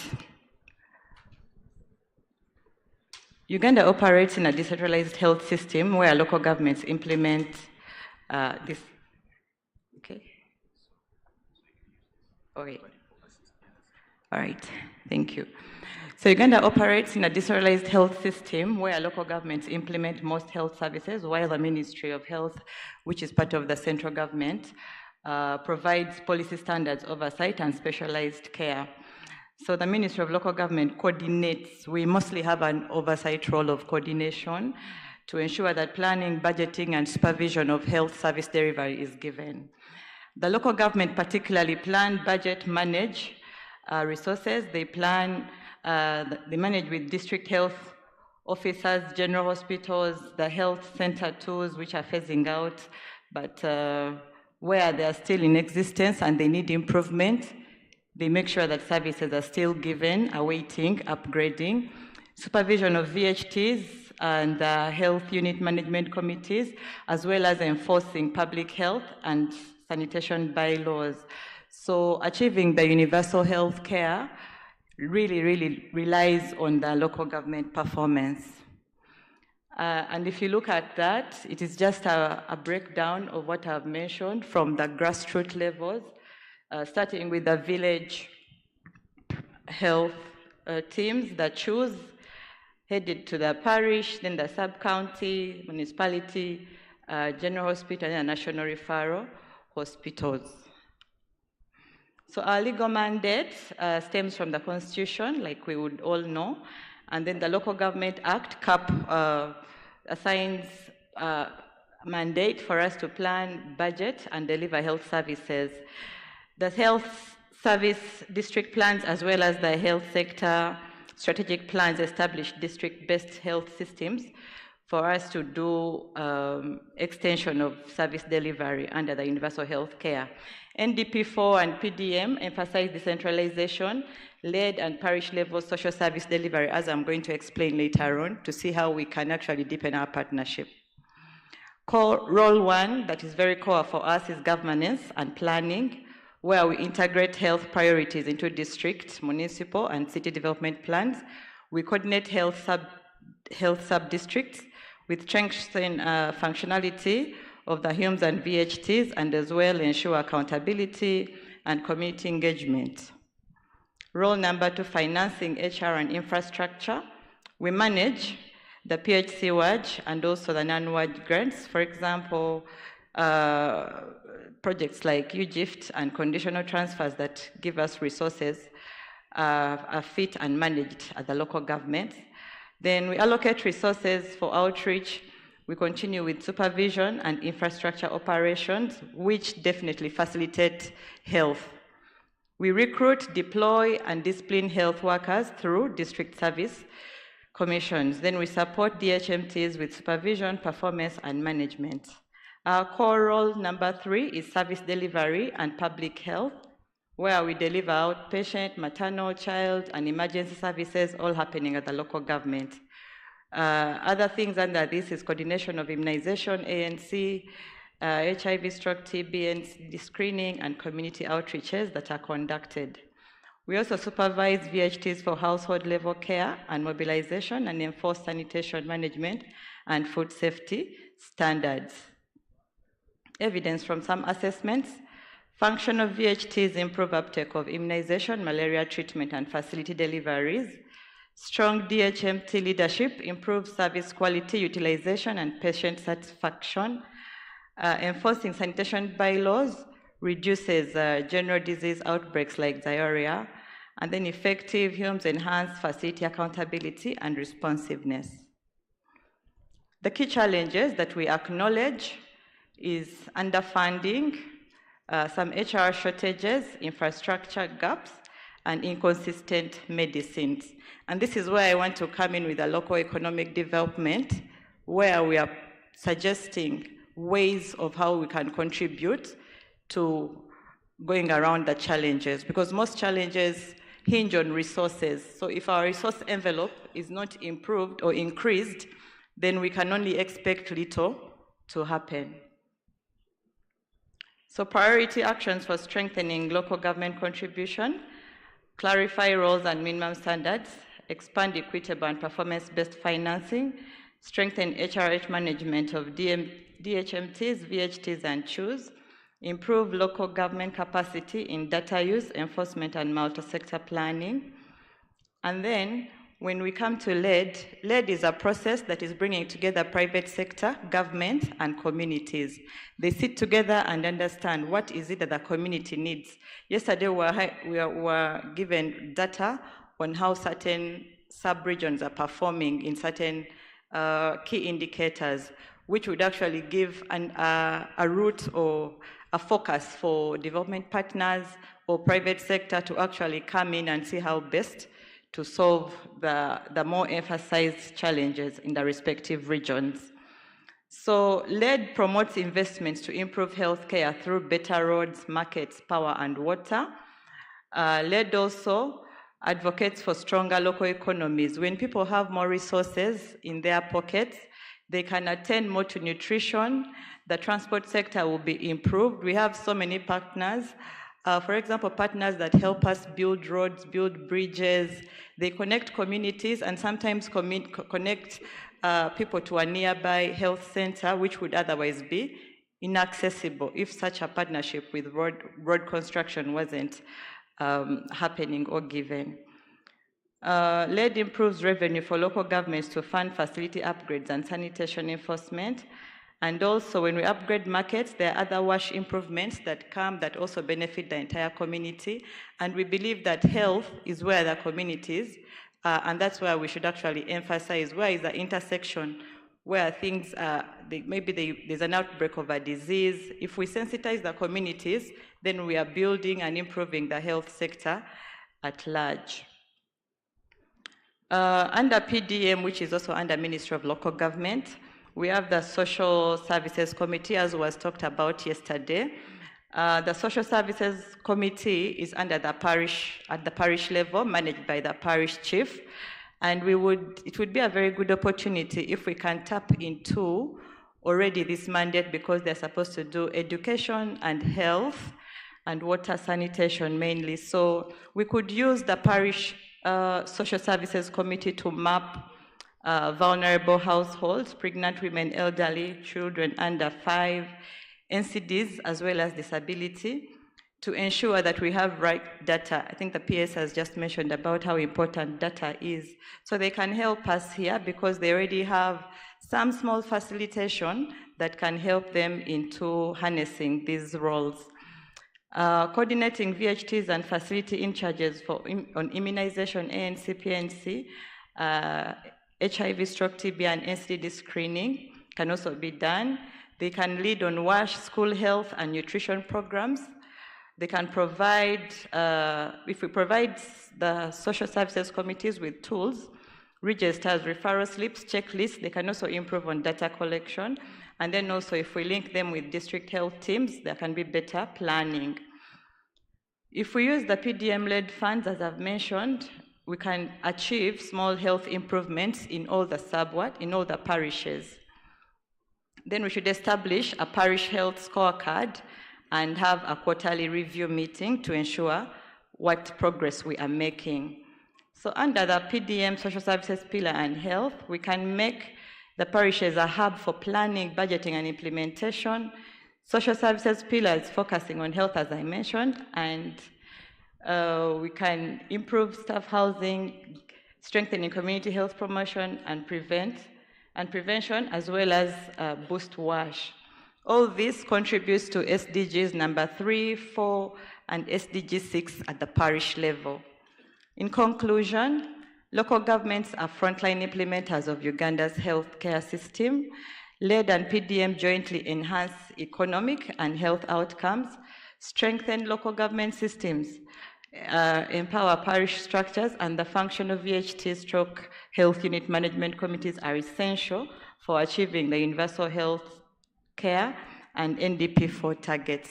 Under Ministry of Local Government still, as I wind up, we have what we call the Local Economic Development Investment Committees. These are committees that are running in every local government, and they can have a mandate to promote health.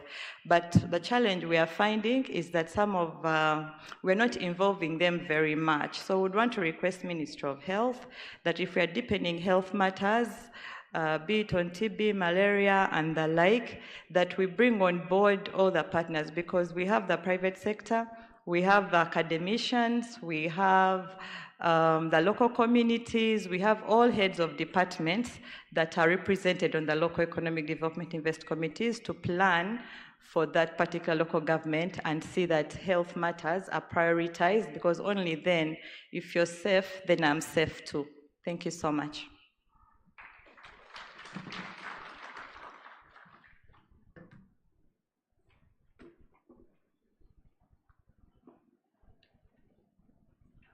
Another round of applause for her. So we are breaking off for tea.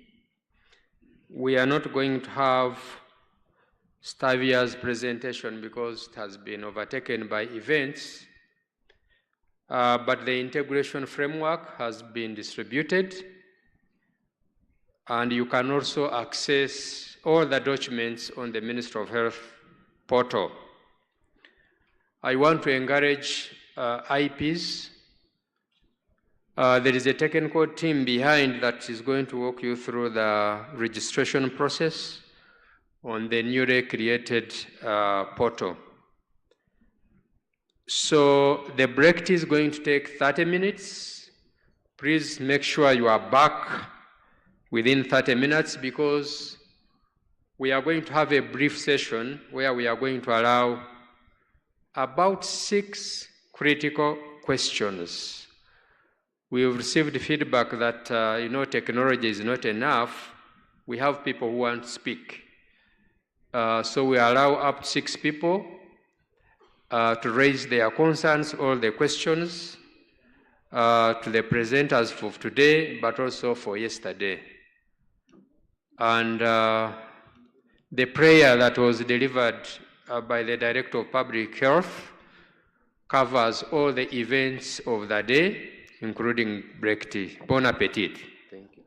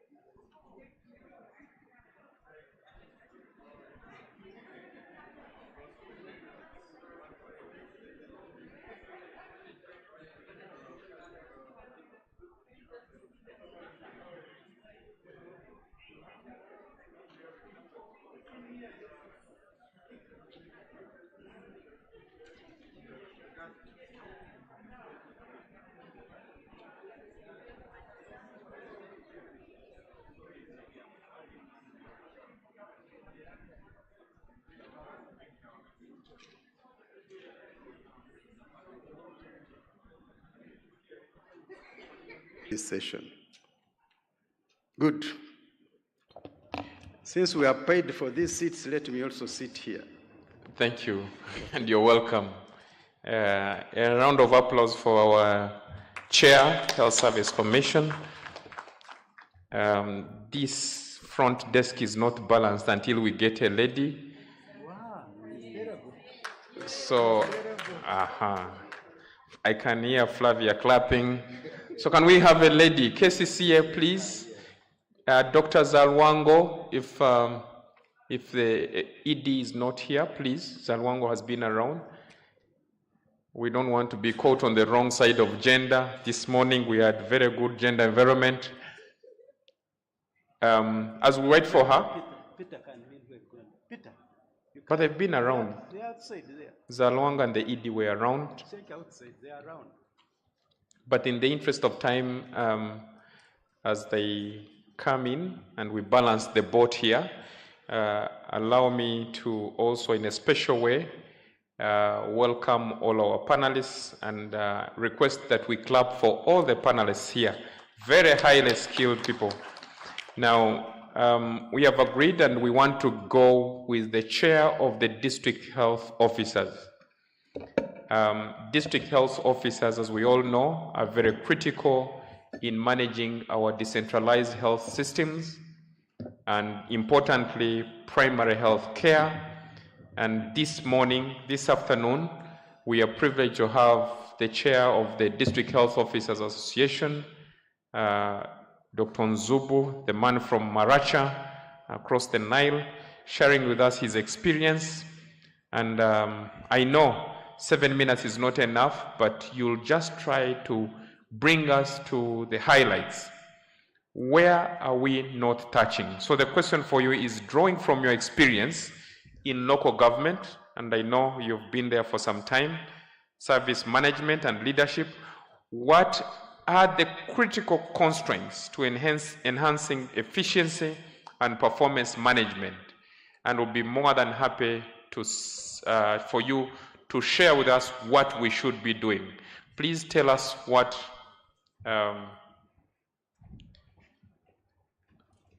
I think we need to welcome our new entrant, the executive officer, executive director of KCCA.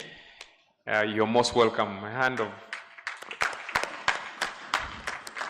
In your absence, the boat was not balancing, so it was only beards here. So finally, Madam ED, you're welcome. So at this point, allow me invite the chair of the DHOs to speak to us. Feel free to use, if you want to stand up, feel free to use where our chair was standing, but if you still want, I think it would be good if you stood. People would appreciate you more, since you're already above sea level. You're welcome. Thank you very much, moderator. Good afternoon, ladies and gentlemen. Good afternoon. As said earlier, my name is Nzubu Paul, District Health Officer, Maracha. I am not the chair, but I am the vice chair of the Local Government Health Officers Association. We call them Local Government Association because we have districts, we have municipalities, we also have cities. So if you talk about district health officers, you leave out those categories, and yet they are local governments. And suffices to say that everybody among us here lives in a local government, except Kampala. I think I'm told Kampala is a ministry, so it is only those who live in Kampala who live in a ministry. The rest live in a local government. So you need to pay keen attention to what I'm going to say. We cannot only start with challenges. You remember yesterday we were here celebrating, and we are still celebrating, though the celebration is a mix. And we also observed from yesterday's presentation that when you torture data, It confesses. That's why there were some local governments which were on the first page, and it was smiles from ear to ear. There are those who were on the last page with frowns there in though. But if you tortured further, I'm sure my brother Kauta John is listening, you should find a reason why people are, or local governments are, where they are. But breaking it down into summary, it's about leadership and governance at all levels. That secondly translates into the issues of allocative efficiency, what proportion of resources are going to local government service delivery, including health. It goes to the quality of the policies and the guidelines that we are formulating. But it also goes to what proportion of resources will be spent on health. That have already been spoken about. So the challenge of coordination is at all levels. Finance is the engine. If you read Article 193 of the Constitution, it provides for how local government service delivery is supposed to be funded, including health. Unfortunately, it is on a negotiation basis. Do we have members of parliament here? They are not. So that also speaks to the challenges of governance and the ownership at that level. So instead of having a negotiation, the best moderator and members is, can we actually have a fixed allocation that should go to local government service delivery? Because about 5.something% of the resources going to local governments is too low. So we cannot talk about efficiency anymore because that is our blood anyway. And these resources buy what local governments manage. It then means that also Article 194 of the Constitution that provides for the role of the local government, finance commission should be revised. Can we have up to 40% spent in local governments? Because most of the services, about 70 maybe or so percent are delivered at that level. Until that is met, once financing or funding is inadequate to local governments, we are going to behave like a man who brings home or who leaves home 1,000 shillings and expects a whole chicken in Uganda, and that is the unfairness. I could end there because it is the funds that will buy for you the human resource. The funds will buy the means of transport. The funds translate into infrastructure. The funds translate into means of transport, ambulance, fuel, and all that. I have also participated for the last 4 years in negotiating the health budget for local governments. And it is disastrous. The most recent moderator was, we were told to use 5% of our PHC for local government health office management for maintenance and running of ambulances. For Maracha district is around 51 million. So if you get the 5% of 51 million, it comes to around 2.5 million. So haven't you closed that particular area? You have closed the emergency care and ambulance services. I'm happy it was reoccurred here that something different has been done. The presentation on dewormers and vitamin A, where do we get our resources from? NMS, of course, funded by government. So they deliver, that's what they told us, they deliver what has been paid for. And you will see the underperformance here. It will depend on how close you are to Kampala or to NMS for you to be able to get maybe early. The other thing that we needed to do is in area of policy formulation. We are speaking to integration of services. I believe, or we believe as local government health managers, that part of integration should be policy integration. Moderator and members, we thought that this would be presented here, maybe it is still a draft. The formulation of the health service standing orders is, I think, a disagreement with the integration. We are aware that the public service standing orders are an overarching policy that in its current state should actually be able to address all issues related to human capital development and management therein. Should we go for a health service specific standing orders? Because that will also add on the list of documents that we are going to be referring to. But that is food for thought. We have had issues about the funding, especially to capital development.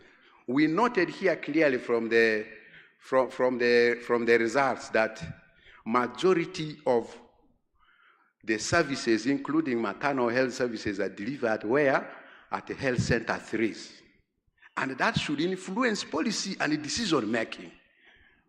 So we need a critical balance between spending on the highly specialized services at the national level, but also need to fight against inequity. Why must, for example, all national referral hospitals be in Kampala? Is there any outside Kampala? If not, let's begin thinking about that. For us, local governments, that also affects us. Now, in as far as coordinating of services is concerned, we see Ministry of Health has made attempts to invite hospital directors for quarterly meetings. Everyone will refer to a DHO, at least every day or every week.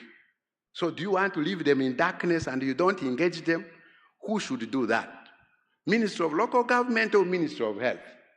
Those questions deserve answers, because we are the drivers of health services in the country. Talk about universal health coverage. Talk about a strategic plan of Ministry of Health. They are implemented in local governments.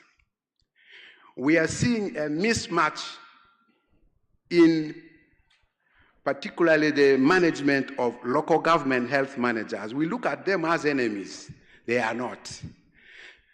The health service delivery platform in local governments is very complex. You are dealing with political leaders, you are dealing with communities, illiterate and educated professionals. So it requires somebody with some level of critical thinking.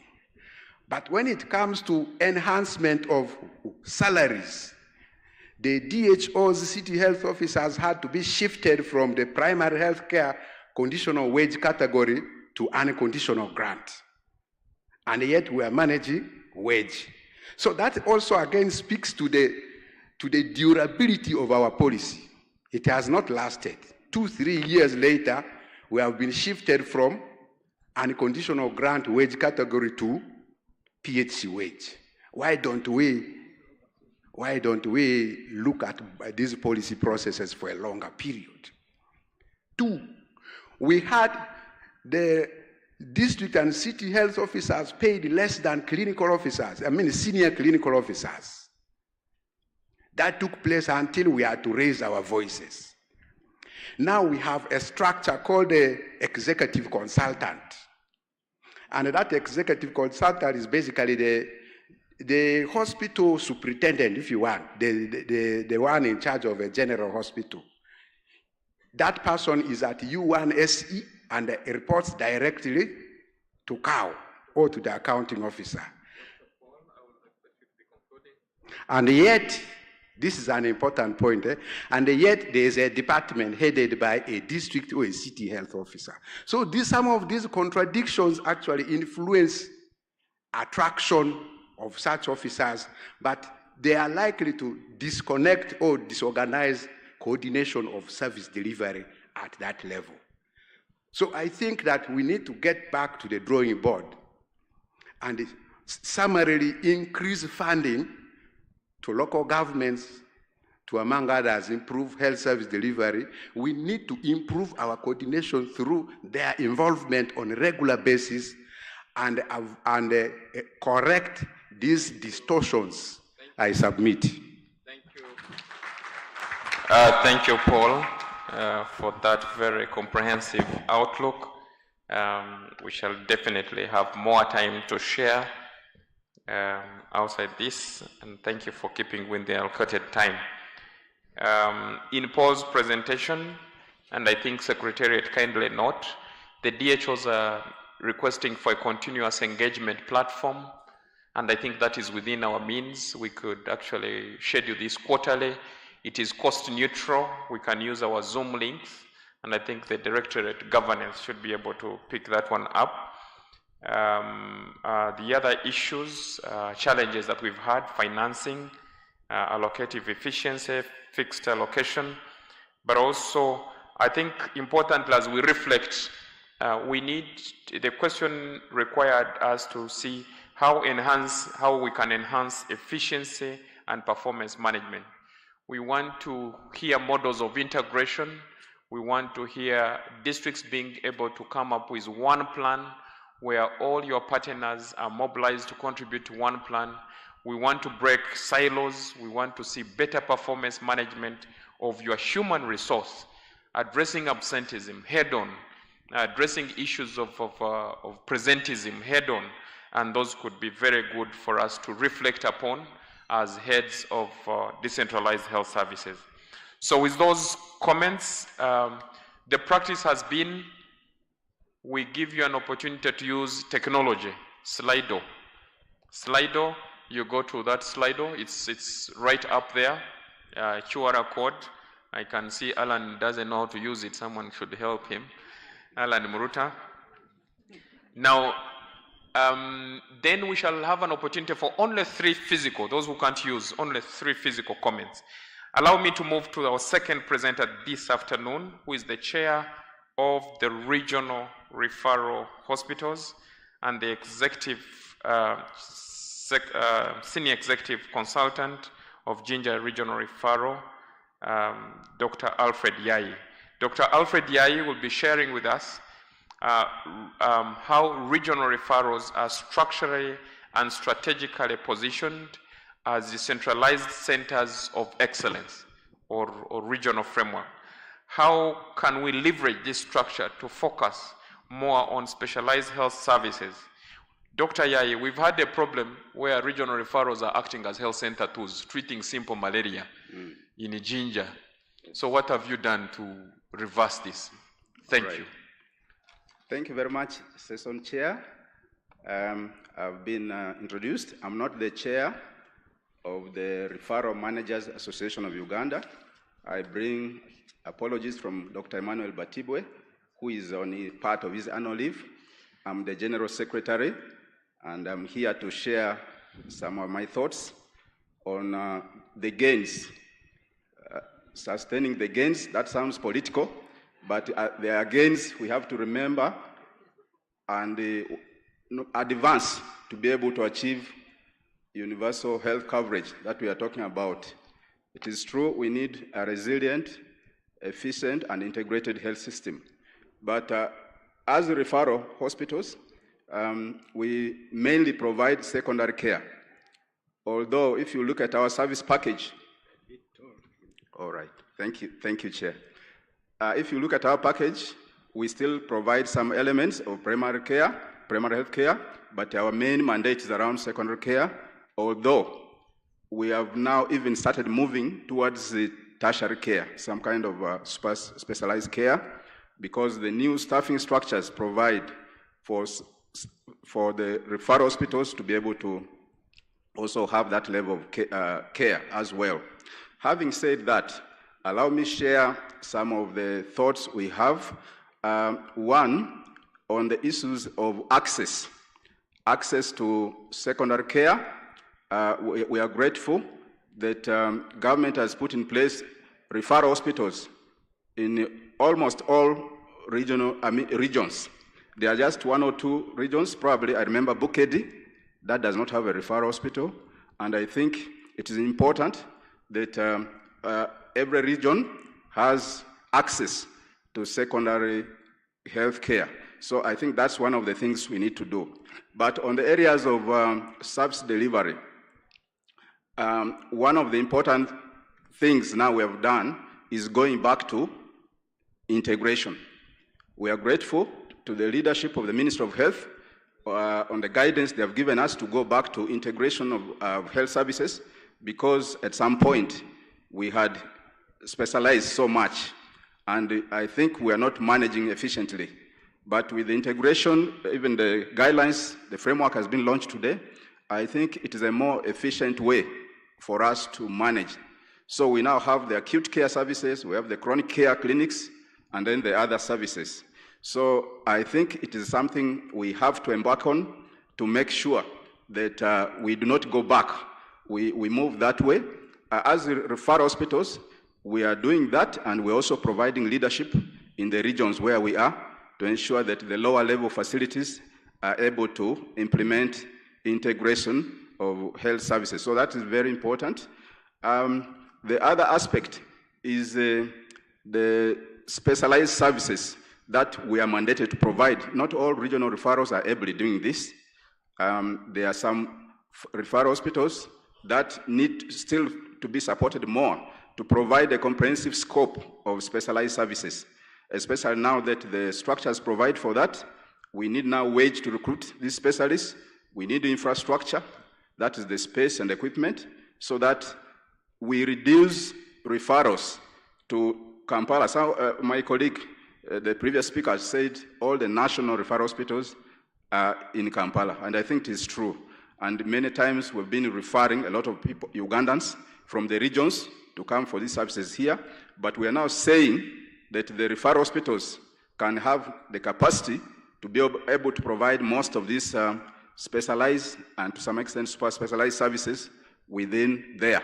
So I think that's very important, including access to blood and blood products.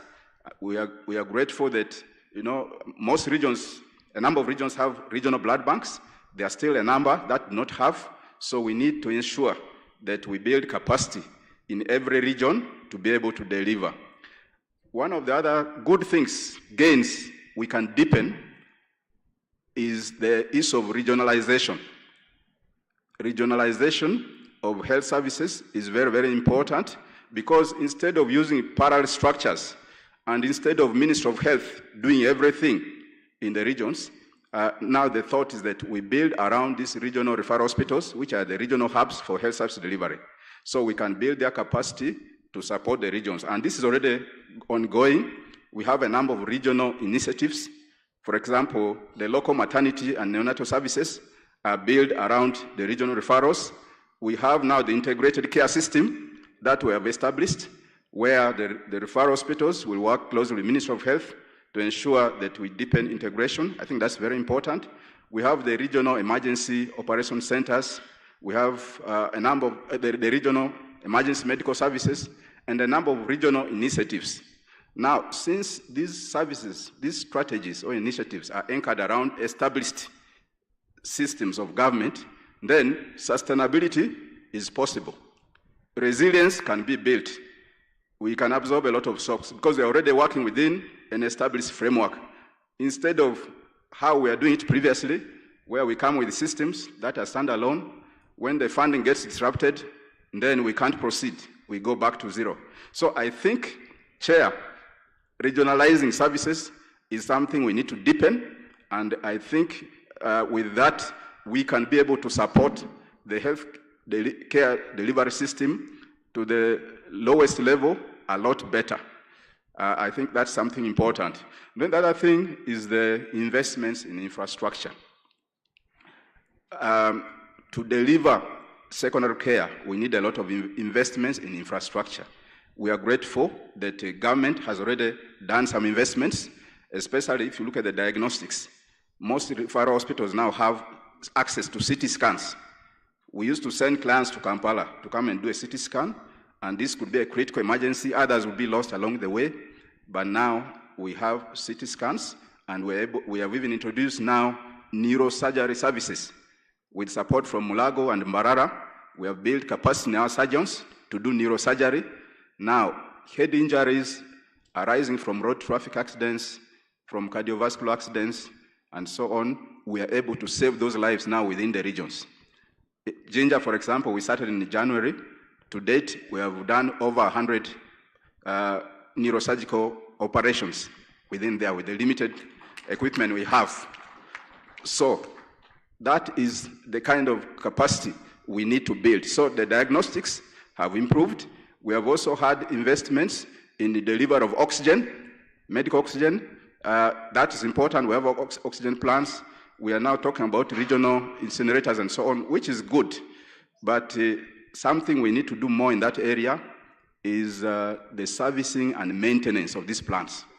As I speak now, Chair, most of our oxygen plants are down because of maintenance. And the service provider is saying he's waiting for spares from out and so on. Now we need to have better capacity to maintain them and make sure they are functional, because those plants can provide oxygen for the referral hospitals, but also all the lower level facilities in the regions we are in. So I think those gains those are very important investments. Now we just need to see how to strengthen them. The other issue is digitalization of health services. Now, this is another very important initiative that the ministry is guiding on, and it is a gain, to me it's a very big gain. It is aligned to the issue of digital transformation of our economy. It is one of the programs of government, and we should all align to that. But what I want to say about digitalization of health services is that referral hospitals are still at various levels, and even the lower level facilities are still at different levels. And we need quite substantial support in terms of ICT equipment and capacity building, so that all national and regional referrals move to 100%, and then also the general hospitals, the health center 4s, up to the health center 3s, we need a clear roadmap and a way of supporting these facilities to get fully digitized. If without a clear roadmap, I've seen that we have been already directed that we should cease paper-based tools with immediate effect. However, if you look at these facilities, especially the lower levels, they still need substantial investments in infrastructure and the necessary capacity to be able to fully digitize. So if we do it abruptly, we might disrupt health information management at that level. So what I'm saying is that it is good, but there's need for support so that we are able to move. Now, lastly, let me say something little about health financing. Health financing, with all the investments that are ongoing at the referrals and other levels, there is need also to up the financing of these services, especially the recurrent budget, because we are adding on services, but we are not increasing the recurrent budget. Therefore, we are not able to maintain, we are not able to service, we are not able to provide, and then the population gets at us. Because the expectations are increased, but we need to make sure the gains we have, we're able to sustain them and manage them. So we need increased financing of the health operations at these various levels, but also we need the national health insurance, and we need the partners to fully come to support our ideas, our agenda.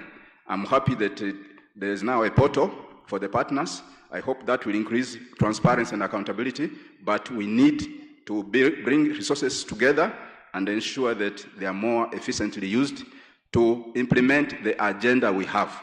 Because the partnerships are to support us. They are not supposed to lead us or direct us, but they are to support the agenda of government, which we hold. Members, thank you very much for listening to me. Thank you, Alfred. That was quite comprehensive, and thank you for keeping within time. Alfred has ably taken us through the repositioning or strengthening the regional referral as a center of excellence for health service delivery at regional level. And allow me at this point also appreciate one of our very own who has been very key in setting up kidney dialysis services in regional centers. Dr. Kabugo was in the house. Dr. Kabugo, I'm aware Hoima now is having a dialysis clinic Lira has a dialysis clinic. Dr. Kabuga, are you around? Kindly stand up, we clap for you for once, now that I have the opportunity. Hoima has a dialysis clinic, Lira has a dialysis clinic, Mbale has a dialysis clinic, Mbarara has a dialysis clinic, even Ginger. I've been discussing with him about Rugarama. Rugarama has equipment, but the clinic is shaky. Chirudu and Mulago, this was unheard of before. And this is what it means, repositioning the regional referral as center of excellence and moving away from the other traditional coordination functions. Also, Dr. Byanyima, thank you for the neurosurgical intervention and initiative. Even in Fort Portal, they've done around 100 neurosurgical operations. And we want to thank you. This is really thinking outside the box, and these are being done by general surgeons who have an extra training or an extra bias in neurosurgical operations. We want to see the next presenter, Dr. Omangin John, who is going to take us through when is he decentralizing, but he also has very good stories about the success of the Uganda Heart Institute. At this time, allow me also invite Dr. John Omangin and we thank you for the great work. Your role is to take us through the government investment in specialized health services and what the trend of the referral abroad and specialized health services has been increasing gradually. Is this a paradox? Where do we get from here? Your expertise, Dr. John, is very welcome. Thank you very much. Good afternoon, ladies and gentlemen, all protocol observed. I am Dr. Omagino John, the Executive Director of the Uganda Heart Institute. The Institute was established by an act of Parliament, that is the UHI Act 2016, and given a clear mandate of promoting, preventing, coordinating the management of cardiovascular disease in the country, in addition to training the necessary human resource to drive this agenda and conduct research and generate data that can guide policy at the government level. This is the job we are doing, and clearly from all what has happened yesterday, all of us are convinced that the burden of non-communicable diseases is increasing. The last survey just gave us information that 1 in every 4 adults has already one form of cardiovascular disease. Please turn left and right. Count 1, 3, 4. 1, 3, 4 on each side. One of us or one of you already has either hypertension or one problem. So this is the magnitude of the problem, and I stand here to say it is on the increase. And what we are saying is, look at HIV. At its highest, it was only around 19. It never hit 25%. Today, cardiovascular disease has already hit the 25%, meaning 1 in every 4. And from Professor Wanyenze Ziwati presentation yesterday, some places have crossed 36. So there are drivers of this.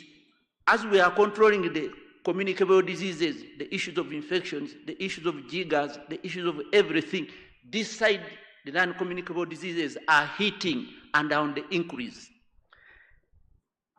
Now, there is no choice but to address it. And the type of response we require is bigger than what the country did for HIV. So the policies and the policy shift we are talking about is to pass that information down to every government agency, every speech being talked, whether by an LC1, a primary teacher, a head teacher, and a LC5 or LC5 chairman must talk about this animal in the house this elephant in the house, which is taking away all our lives. Last night by 3 a.m., I was called in 2 scenarios. One was in Mbale, a peasant was admitted with a stroke. By 4 a.m., she had died. While in Kampala, exactly the same. A bourgeois, a businessman, and one we call affluent also passed away because of a hypertensive stroke. The issue is it is cutting across the entire divide. Now, the question here is we must promote, we must prevent, we must build capacity for early diagnosis to be able to improve the outcomes. They are those ones born with these diseases. They have no lifestyle change. The issues of lifestyle, the issues of controlling the amount of consumption, if you cannot control, these epidemics are a question of balancing input with output. Unfortunately, everything goes in through the mouth, and many of us cannot control it. And on the other side, output is only through exercise. And many of us are not doing what? Even the exercises. What do you expect other than walking into a death trap? Now, this question was talking about investment. The government has no choice. We are demanding that there is more investment in cardiovascular and non-communicable diseases. The prevention, I've talked about it. We shall go in schools, we shall go everywhere, physical exercise, increasing this, but that is the mindset.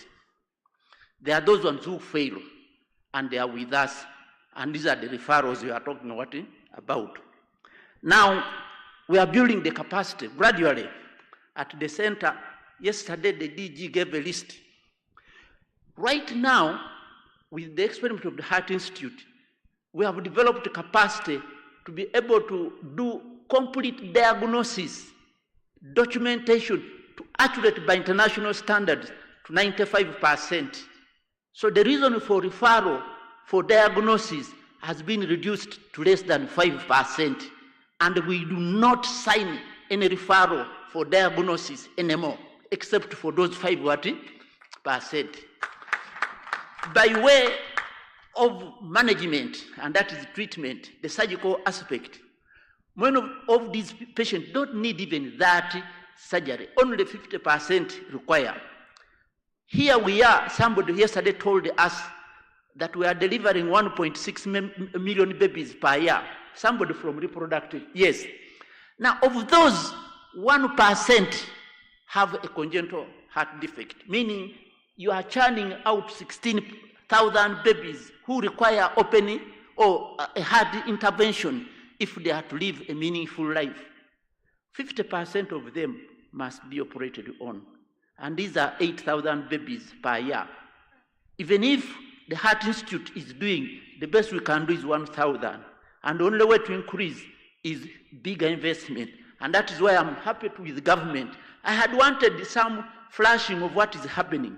We are constructing right now a standalone hospital, center of excellence, using on a 10-acre plot in Naguru. The flagship was $75 million. Construction is already in the first 9 months. We have covered up to 24% by yesterday. Those pictures could be exciting, but they will increase our output by a factor of 5, from 1,000 to 5,000 operations. If those patients went abroad, you would spend $10 million. If we operate them here, they will cost us $25,000, meaning the cost saving to this nation is $75 million per year. And that is enough to build 10 more. Every year you can build another.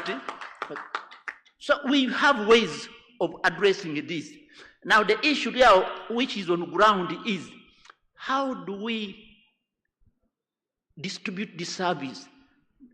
As I talk, we're in the development committee defending another project of setting up 16 regional centers each regional hospital must have a cardiac center.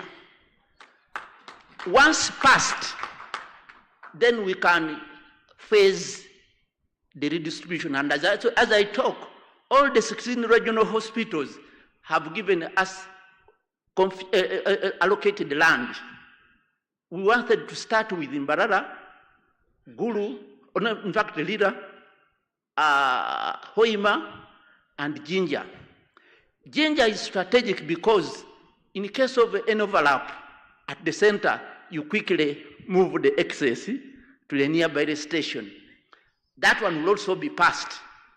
The money, the country is not poor in that direction. It is prioritizing. And because everybody is a candidate, we shall get that money. Everybody is what? A candidate, we shall get that what? Money. So now this paradox, they are talking about that increasing in numbers of referrals. I am saying the issue is, the paradox is shifting. Before you were hearing of children going abroad for VSDs, for diagnosis, for all this, now that has reversed. That has what?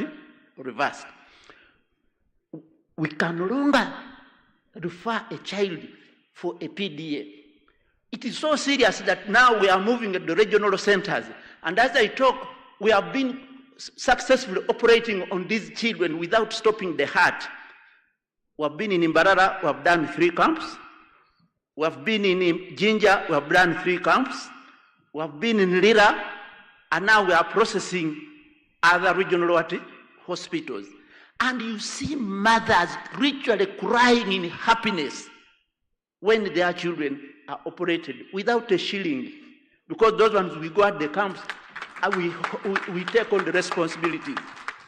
So now what we are saying is that with these developments and with the training program going on, because we had to start our own fellowship, before the rest of us had to be taken abroad for 3 years. Every year you are paying $50,000. And people know that paradigm shift has shifted. We are now training our people here, and they cover up to 80% of the required training. Then we take them abroad for just the high-end training for high-volume centers to get the confidence, to get the experience, to get some of those complex conditions. And it is a game changer. Right now, we have operating right now 4 teams. I have 4 teams struggling for the cath lab and the operating theater. And when we move on, it will improve. But the issue is, we are now saying in the 4th National Development Program, NDP4, the focus is positioning Uganda as a medical tourist destination. And as I talk, many of our patients we are operating are from beyond the training class. Out of the people on fellowship, the present class is 28, but 8 of them are from abroad, as far as Cameroon, Zambia, Namibia, the DRC, Liberia. And the best candidate right now is from Liberia. So we are in position to position Uganda as a medical tourist destination. When you talk about research, as I talk, I have 4 teams abroad. One in Hong Kong, where we are presenting 6 papers, and 2 of them are by the nurses. We have just concluded one in Kigali, and the nurses presented 4 papers. There is one right now going on in Johannesburg. A team has just come back from Accra. All this, in fact, the chief cardiologist is just read his keynote address in New Delhi yesterday. The issue is Uganda now is already very visible on the international map. So the issues of lamenting is not in our. We should be able to turn around, and the oil money is coming. So for us, the issue is simple. It is to get the training Very good. So if you asked me, what are the issues now and how do we address the remaining part? Then the first thing is, one, human resource, to be able to train, and we are here asking for collaborating teams to help us generate a very big number of MMeds, that is the specialists, whom we can take on to do super specialization. Two, to sponsor super specialization, and the government should recognize. Here I'm directly looking, I wish the chairperson and the head of civil service was here. The issue is clear. A super specialist who can, the neurosurgeon you are looking for, the oncologist you are looking for, all these teams, these are super specialists. They are no ordinary souls.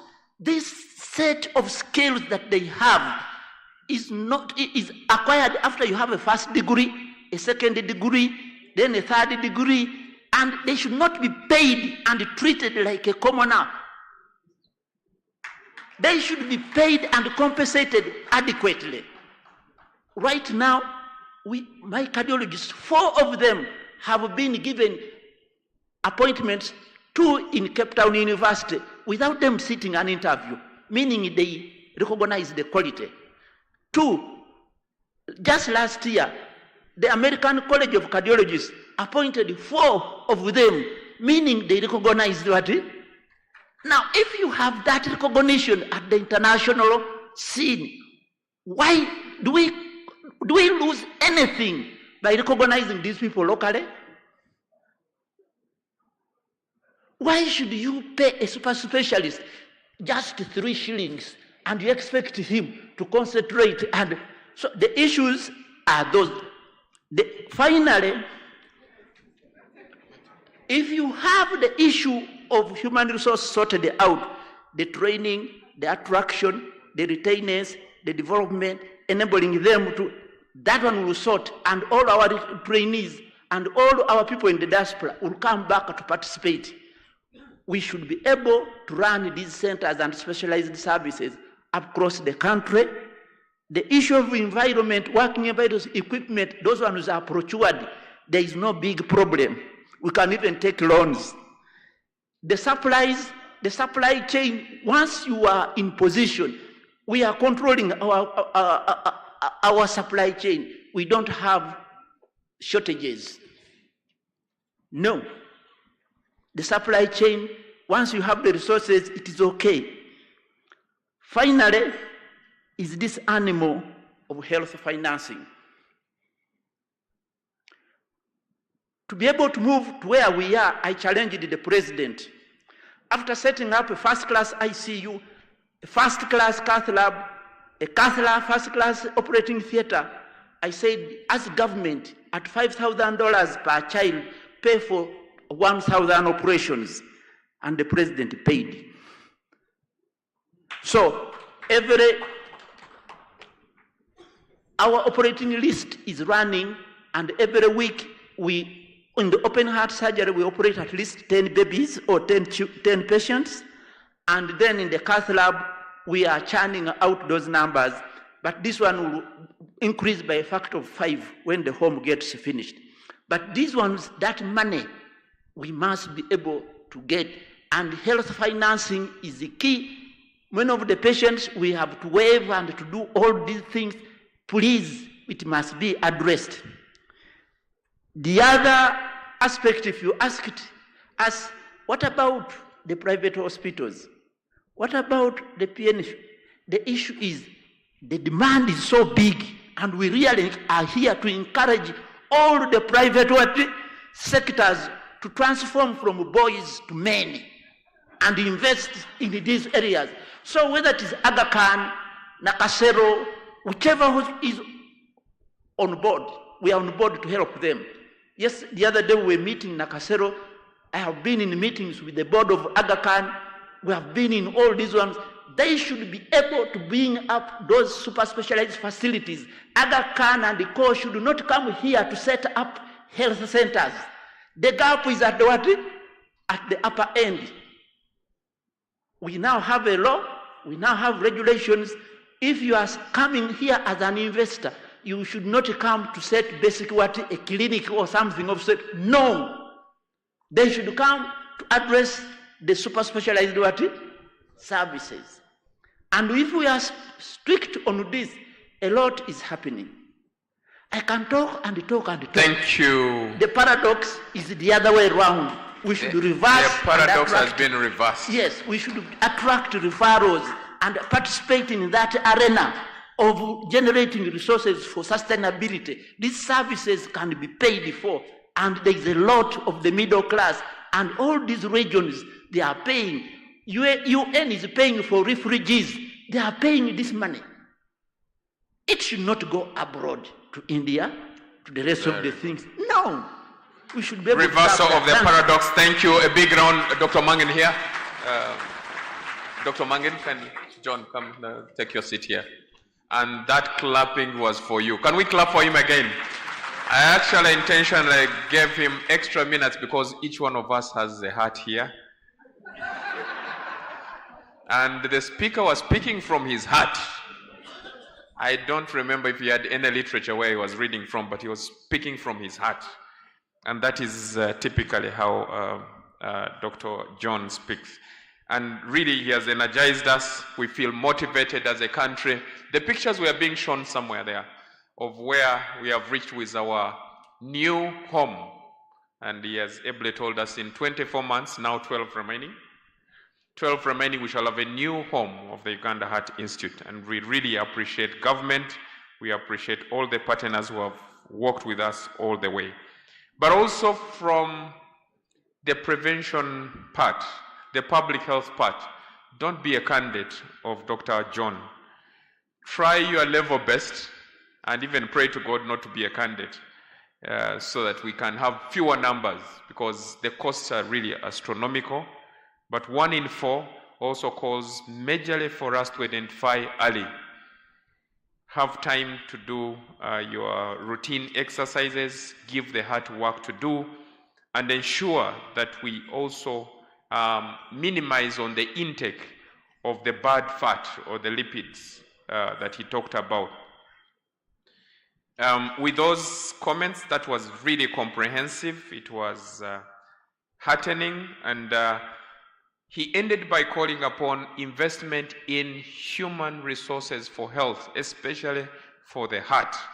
And there is no better person this afternoon to speak about the strategy of super specialization, the strategy of how we should be able to retain, develop, retain, and utilize these super specialists. I mentioned yesterday we have neonatologists now. Now we have cardiologists and cardiothoracic surgeons. Dr. Alfred Riwale is with us this afternoon to discuss the growing fear of unemployment among healthcare workers across all cadres. Specifically what Dr. John Omangan was talking about. Is this a mismatch between supply and demand? Does healthcare obey the laws of economics? Over to you. You have 10 minutes. Thank you, Chair. Peace be with you.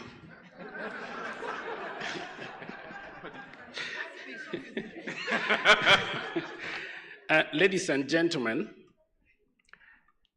as a health sector, we are here to promote, to prevent disease, to treat, to rehabilitate, and offer palliative care services at all levels, depending on the type of the health situation at hand. I just want to break it in that way. My department's work is basically to look at the performance of the health system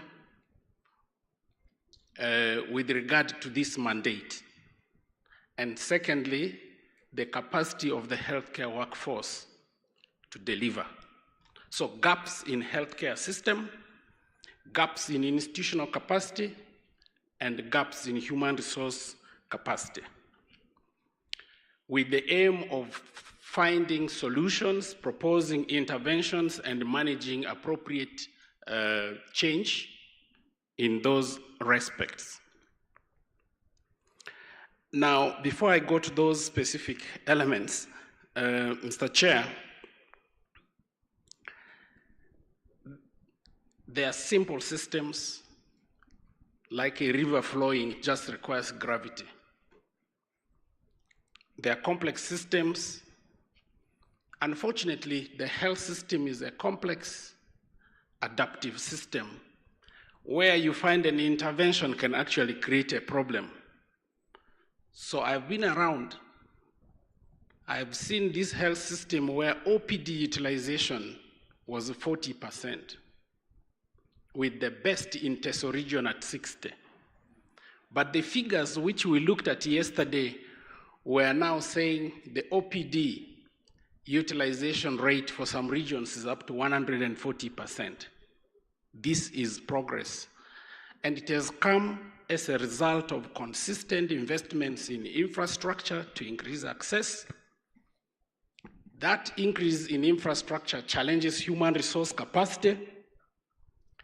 Then we recruit, the staff become redundant, human resources require medicines, the medicines budget becomes inadequate, we advocate, we fill that. So we dig a pit and fill a pit, you dig a pit to fill a pit. I think the best is to approach the development of the health system in a more comprehensive manner, addressing all the facets at the same time. For example, when we finished the neonatal hospital, the building was completed, but some of the specialists were missing. Today, we're building the Heart Institute. The focus on investing on the human resource, the specialists, may be lagging behind. It should have been an integral part of that grant. Otherwise, we will build a white elephant. So yesterday, when the permanent secretary emphasized the centrality of human resources in delivery of a healthcare system, I think for the first time I had a very sound sleep last night. Because if we neglect human resource issues, then we are creating challenges which we'll have to solve later. Now, Chair, our concern in the human resource space is the skill of the health workforce, their knowledge base, their attitudes, their levels of motivation and rewards. In line with the theme of this conference, if you look at integration, efficient use of resources, quality of health services, sustainability, the only resource which can take these aspirations forward is the human resource. And not the human resource anyhow, the human resource that provides leadership, governance, and management. And I want to say in my submission that our investments in this aspect of human resource in the health sector has been weak. We are not investing in developing health leadership. We are not investing in our DHOs, our medical superintendents, directors, perhaps also at the national level in our commissioners, assistant commissioners, principal officers, to be fit for purpose. And this potentially leads to malalignment of the health workforce, and driving the health workforce agenda to the overall picture becomes complicated. And to this effect, we are proposing that we need to have a health leadership academy, which we should invest in, the way Chankwanzi is, the way the Civil Service College is, to deliberately train and develop the capacity of our healthcare leaders, because the leadership, governance, and management of the healthcare system is what can guarantee for you the results you are looking for. I hope I've made myself clear on this. Secondly, the issue of attitudes of healthcare workers also falls there. It has to be managed. Absenteeism has to be managed. And professionalism needs to be managed. So we have to invest in managers who can tackle these issues head on, because the alternatives are few. Second, in the area of skills, we have a constitutional mandate to deliver the essential healthcare package.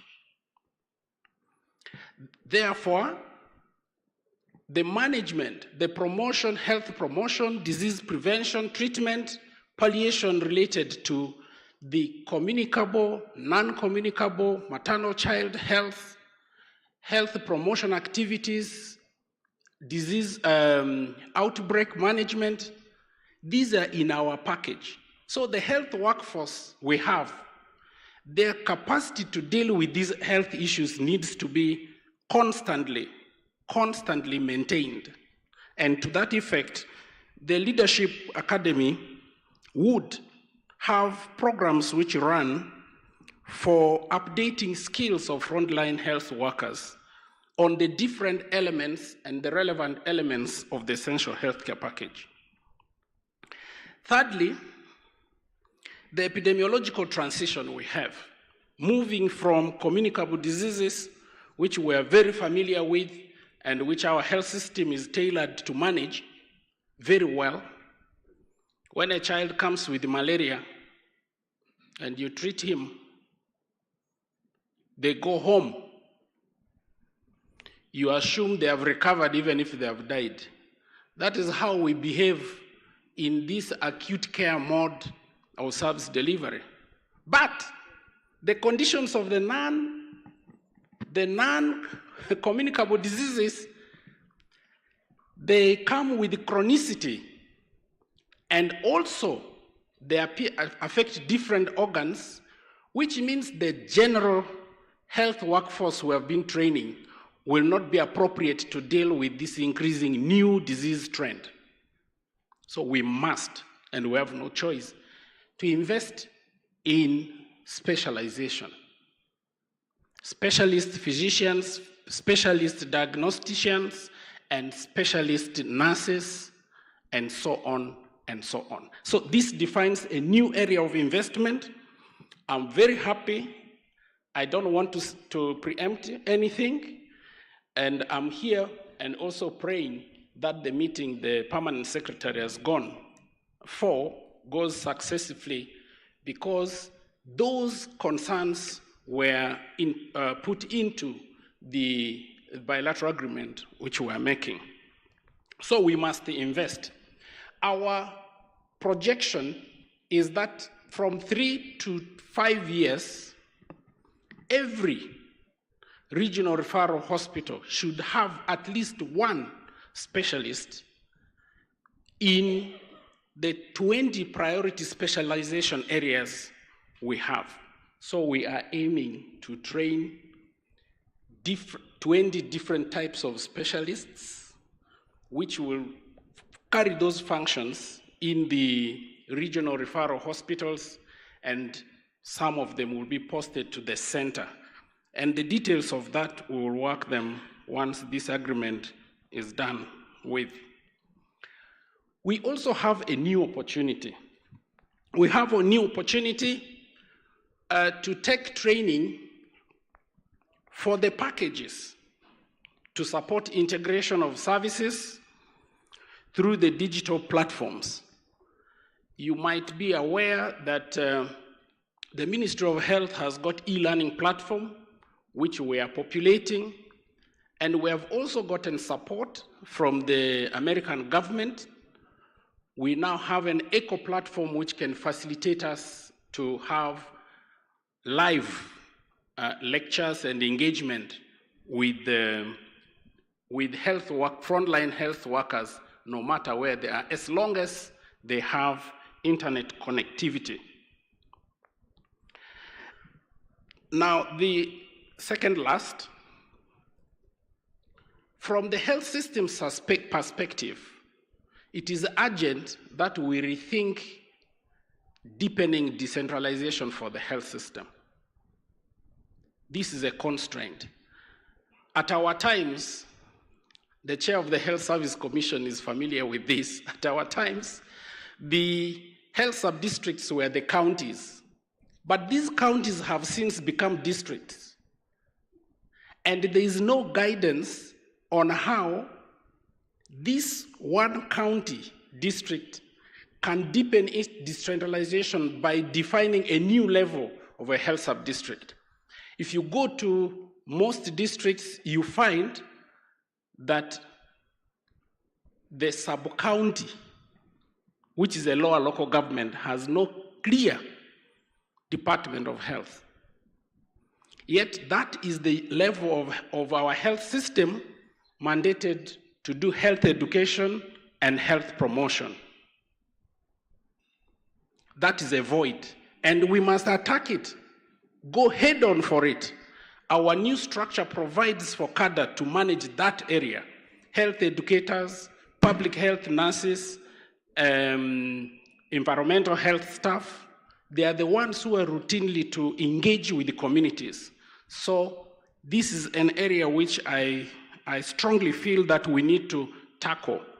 The medical officer in Health Center 3, that is the medical arm, but we need to deal with the preventive, promotive arm of the health system to deepen decentralization.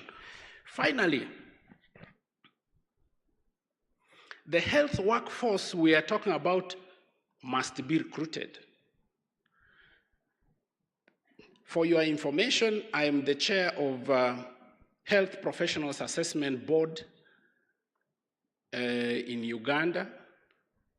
Every year we train about, we produce about 24,000 health professionals with the certificates and diploma every year. But what is the absorption rate of this output into the job market? So we are producing surplus, paradoxical surplus, because the system is not able to absorb. I think we need to define a new line of advocacy and make the case known. Moreover, when we are not absorbing the health workforce we have in country, the other parts of this world need those health workers. That, let me keep that for another day.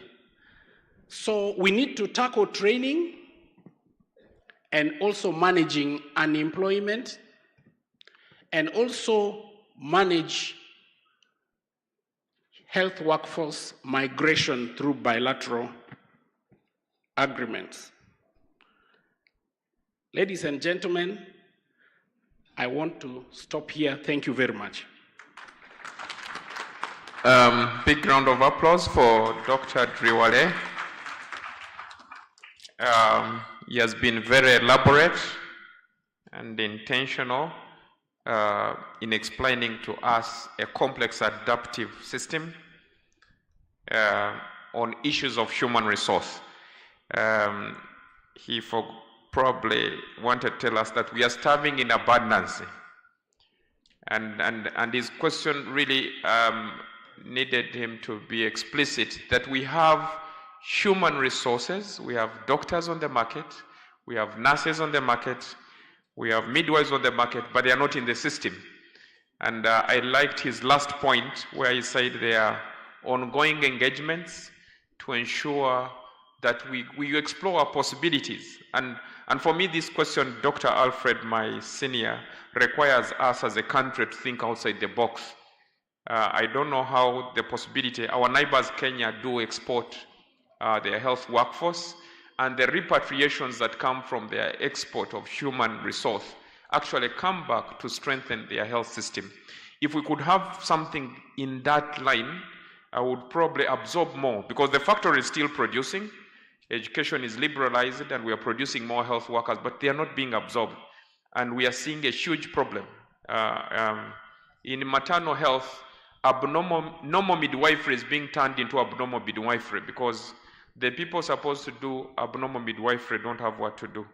So I don't know if you've understood that one, but that's a big problem. Some of the side effects of having a human resource that you're not adequately matching.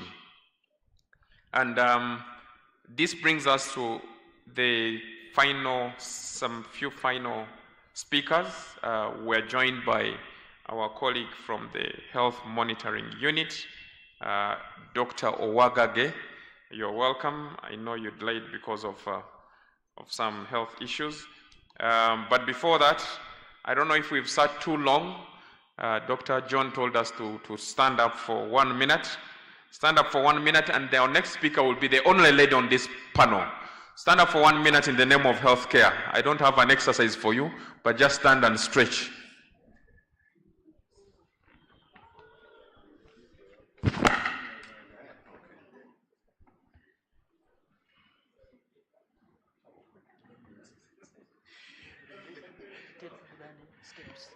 So there was no one to guide us in self-care. So, but that was good. That was good. Let's finish this. You'll have your own self-care. There's a gym here. There's also a walk to the lake as part of our program.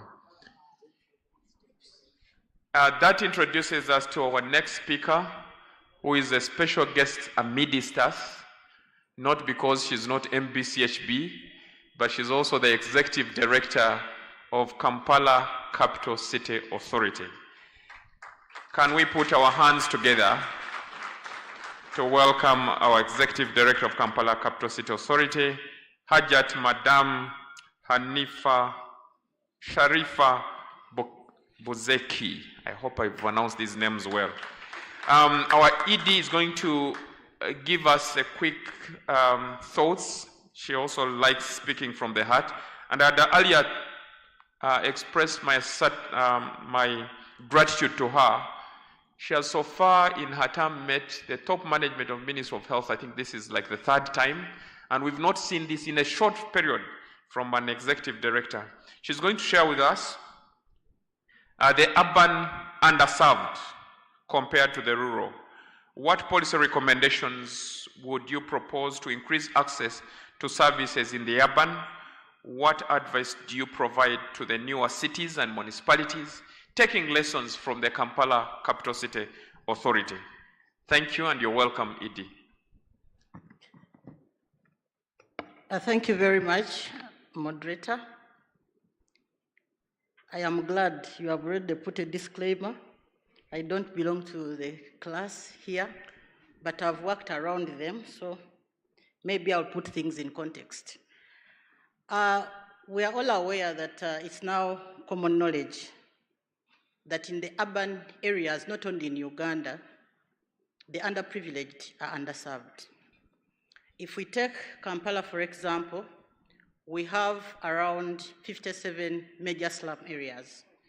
And that, if you convert it into percentages, you will see that 60% of urban dwellers live in those slum areas. Never mind how you rate yourself and your house, but according to urban standards, some of those areas are categorized as slum areas, depending on the conditions which are prevailing in those areas. So the question is now, how best can we be able to increase access to health services in these areas? And we are looking at the major policy recommendations which we need to look at as a country, as a city, to be able to change the rhetoric. Over time, we have had this debate, and we are thinking that the major areas which should be tackled. The first one is infrastructure. It may not look directly related to health, but other than hospitals, other than the healthcare facilities, we need to have an integrated approach to infrastructure development. We also need to look at the pro-poor financing strategies for health services. It is a fact, we call some of these people vagabonds, we call them homeless people, we call them underprivileged, they are in the slums, but they are our relatives, some of them are our children, some of them are us, and we are working with some of them. So if we do not pay attention to this, we are doing a disservice to our population. The other advantage which is coming in is leveraging technology and also having inclusive governance. So I will rotate only on those 4 areas, and in this, you realize that when cities are growing, they do not grow in one day. They revolve or evolve from urban growth centers, town boards, town councils, municipalities, until you become a city. And that alone complicates planning. How?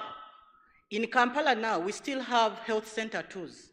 And you ask yourself, what is the health center two doing in Kampala in this era and time? The people who live in the cities, you and me, do not want to listen to what service is provided at a particular level because they have a self-entitlement towards self-referral. They will just walk into Mulago and say, I have malaria. You are not going to tell them that go back to health center too. So what does that mean? If we are planning for cities, then there are things we should go out of the nomenclature of the cities. Health center 2, health center 3 should be out. And that's the way we should go. If you go to Chisenyi, if you go to Kawala, and you are calling it a health center for the services they are providing, we are getting it wrong. So we should be able to upgrade all these facilities so that they resonate to the services we have currently. We may not be able to put this everywhere. Can we construct satellite posts where we can be able to deliver these services? Can we be able to leverage on technology and do telemedicine?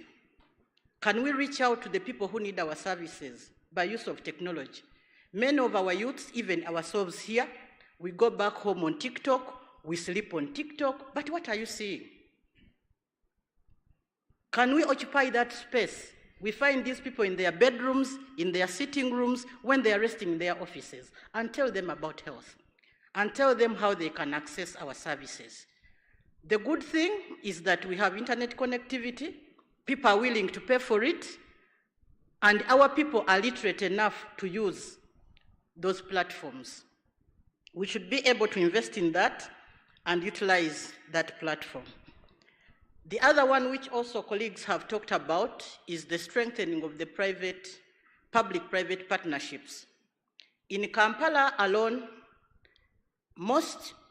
I would like to say even over 70% of our residents use the private facilities, not because government is not doing its work, but it is because of the limited coverage we have in the areas. So we cannot leave the performance of those private clinics or health facilities to chance. We need to be deliberate in providing accreditation schemes which will enable them to meet standards, so that we reduce on wrong diagnosis, wrong prescription to our people, which may lead to resistance to the drugs which they have to take. Some of these seem very far from us if we are doctors, if we are EDs, if we are commissioners, but at that point when you are helpless and they take you when you cannot talk, even the person who has driven you does not know your status, that's when you will know that it is a reality which we need to tackle at its earliest. We should also be able to promote community insurance. Many of our groups, interest groups, have organized themselves into associations. We get very many accidents from border riders and victims of those riders.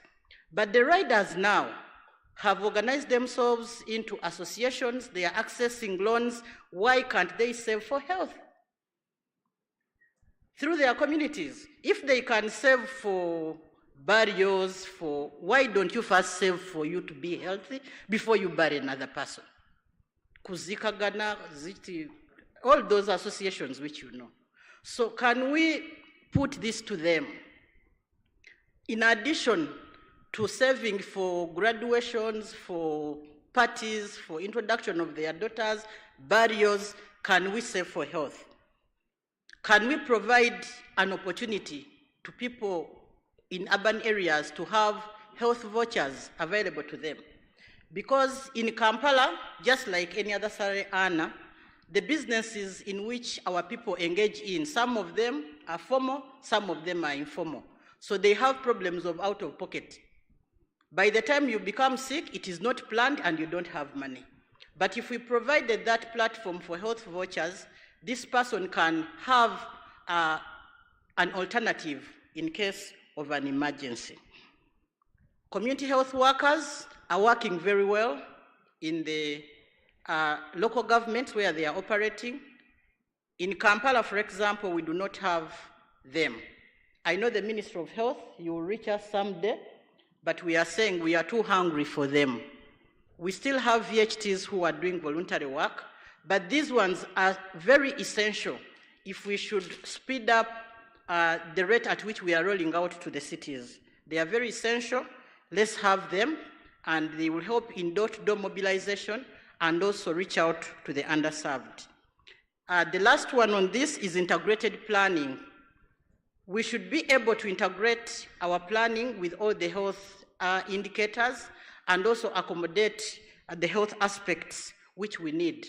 When you have poor drainages, you are inviting cholera. When you do not do proper waste management, you are inviting diseases. When you are constructing roads which do not allow cycling, walking, when you don't have green spaces preserved, you are inviting diseases. So we should be able to have integrated planning. The last part was on what I have to advise the new cities.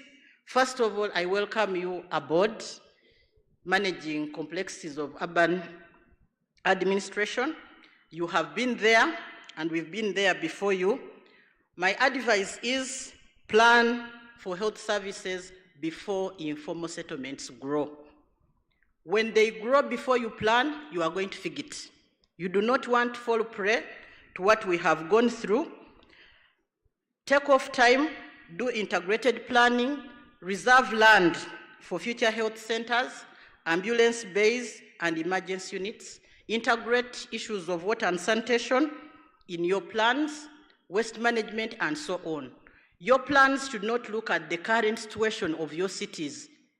Be future ready so that you do not come to dig up what you would have built and you waste a lot of money. The other one is building your data system from day one.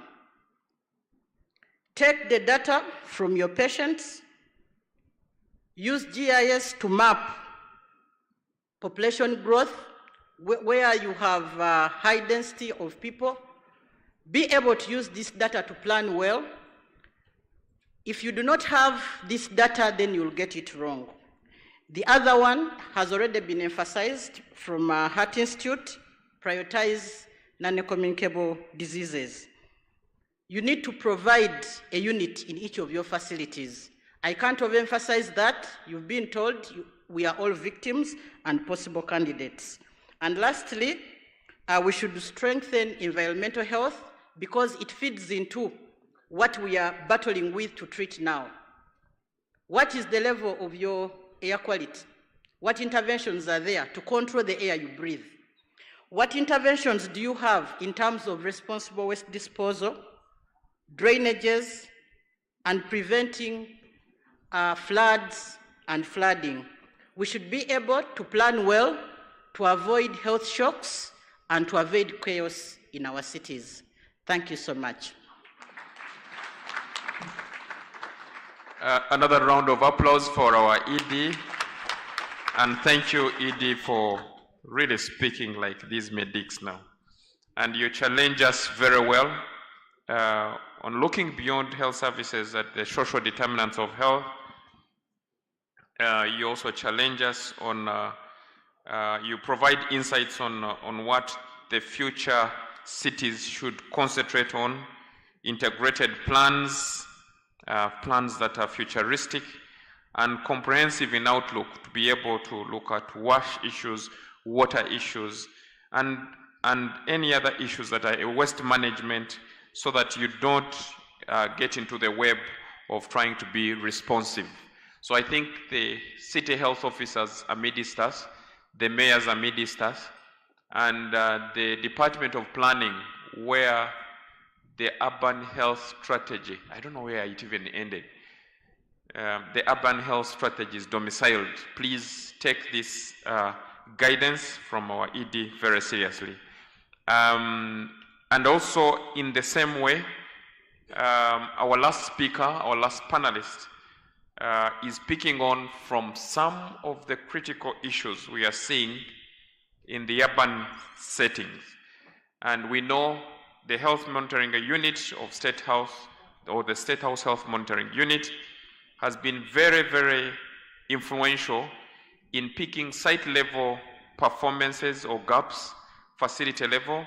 But now we are asking them, how can we leverage from the work that they're already doing, how can we leverage from their structure to actually improve environmental health challenges, especially in growing urban centers? Look at issues of compliance. Disposal of waste has a lot to do with compliance, reducing inefficiencies in environmental health. Dr. Wagage, you're welcome once again. We listened to your report, but this time focus specifically on this question. And you're going to be our last speaker before we close this panel. Over to you. Thank you very much, Session Chair. Good afternoon, ladies and gentlemen. As introduced, my name is Mpato Wagage. When I listened to the question, I thought it should have gone to my sister, the Executive Director of the KCCA. But nonetheless, I'll share some views.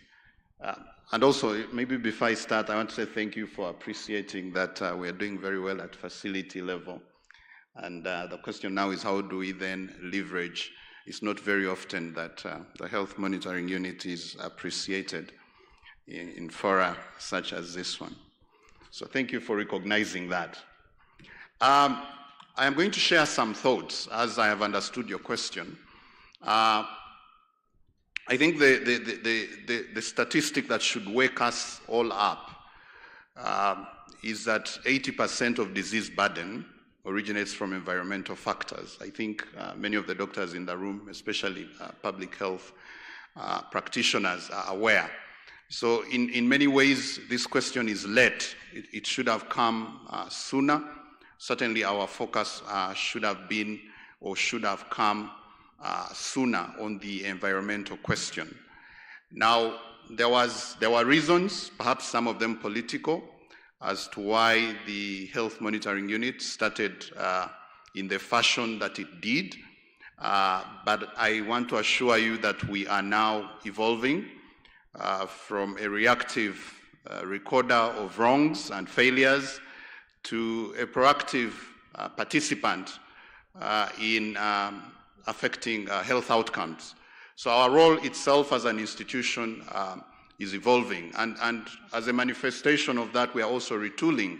So the team is also evolving. We now have one, hopefully there will be budget for more, but we have one environmental health specialist on the team at HMU, and their role is to really scrutinize our environmental health policy guidance and laws to ensure that, or to just assess really where we are as a country.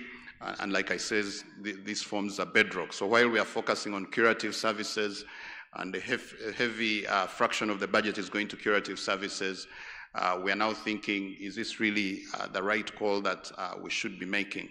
Now, in direct response, the first part of the question asks for compliance. My view is that before we look at compliance, we need to look at the tools we are trying to comply with. And the reality is that we have outdated public health laws. The Public Health Act, for example, is very much in need of reform. So before we even move to how do we catalyze compliance, because HMU's role is catalytic, we do have a vantage point from where we sit, and that gives us the benefit of being able to bring various stakeholders together. And so I think the first thing should be a review of our public health laws. And then subsequent to that review, we then have to look at integration, like the ED has also indicated in her submission. How then, because the other challenge to compliance is the fragmented enforcement. So one time you'll have KCCA, I think the best example really Madam Edie is the current Nachivubo channel issue. So you have KCCA saying, you know, this project is okay. I don't know if that's what you said in fact, I'm just giving an example. And then you have NEMA saying we haven't yet issued a certificate of, you know, environmental, I don't know what they call it, but that certificate. Yeah, environmental impact assessment. So that is a clear manifestation that it's one government, but there are several forces that are pulling and that are in contestation. And I think in the end, it's not that investor that will suffer, it's not KCCA that will suffer, but it's a regular Ugandan that will suffer. And I think Nature visited us very recently and we saw the real implications of that. So I think, firstly, we need to assess the usefulness, the utility, how potent our laws are. And I think that calls for a review or an amendment of our legislative structure.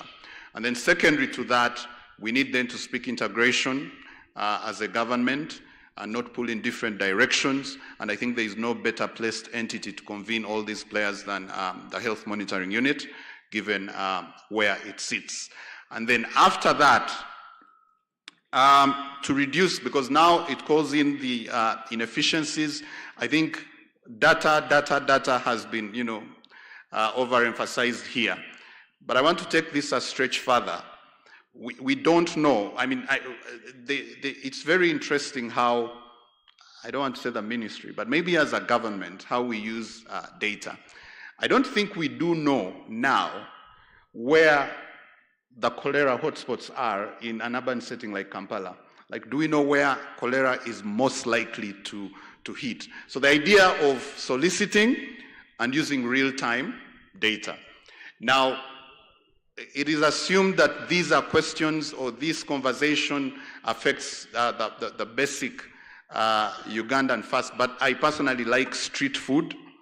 And I think, but you know, the nature of street food, one wonders whether we know how many street food vendors there are out there, whether they are complying with any food standards. I recently learned from our house manager that the more recycled cooking oil is, the tastier the fries. So we're having a challenge of recycling of cooking oil.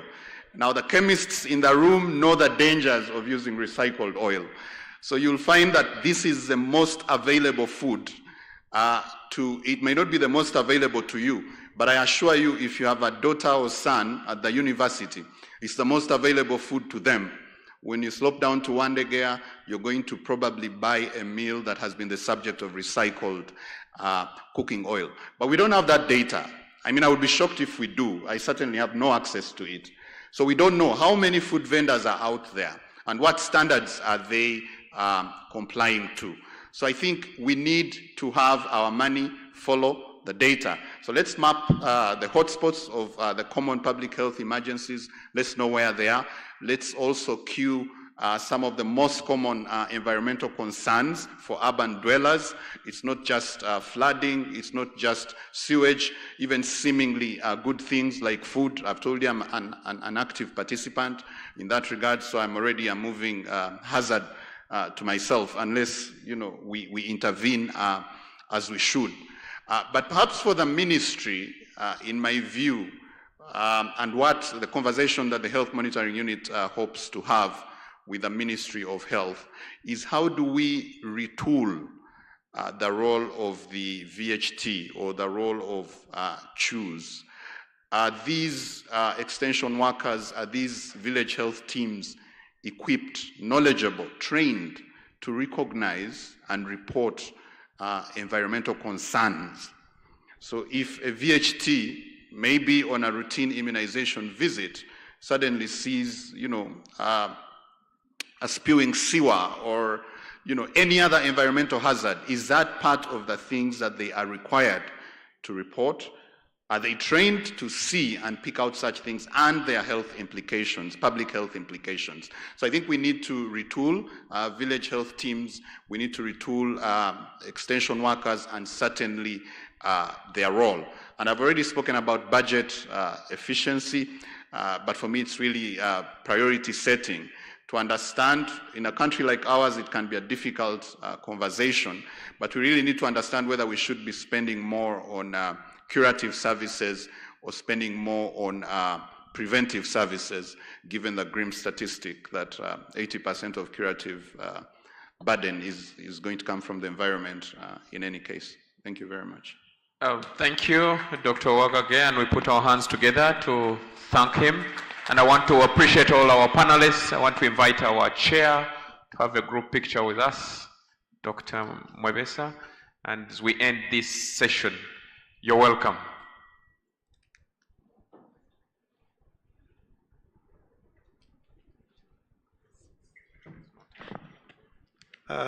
Ladies and gentlemen, can you join me to thank them massively for this tremendous work? But then they are not yet off the hook. I'm under serious pressure that we allow 10 minutes for these people to answer questions that have been sent to you. And these questions are summarized. So I don't know who will help me. The chair, you may have to come and quickly run and give these questions to the relevant people. Because members have been complaining that we are talking and we are not giving them opportunity to talk to us. We are talking, and we are not allowing them to talk or to ask questions. So take us through some 10 minutes of this, please. Thank you, Chair, and thank you, the audience, for the questions that have been relayed to us. And number one, the DHOs are being considered irrelevant, yet the service delivery is based on them. This issue should be looked at in terms of authority, salary, and communication.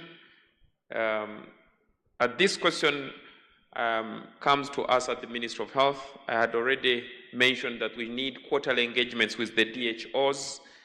We shall understand the issues better, but there is already an ongoing discussion about this. Dr. Paul Onzubo and Dr. Diop, there's something going on around this discussion. So DHOs, I would still think that we push this to our quarterly meetings. It's very specific about the issues that we are pushing. Dr. Paul was supposed to reflect on the gains, but his highlights were more on the gaps. However, MOH, I'm reading what is here.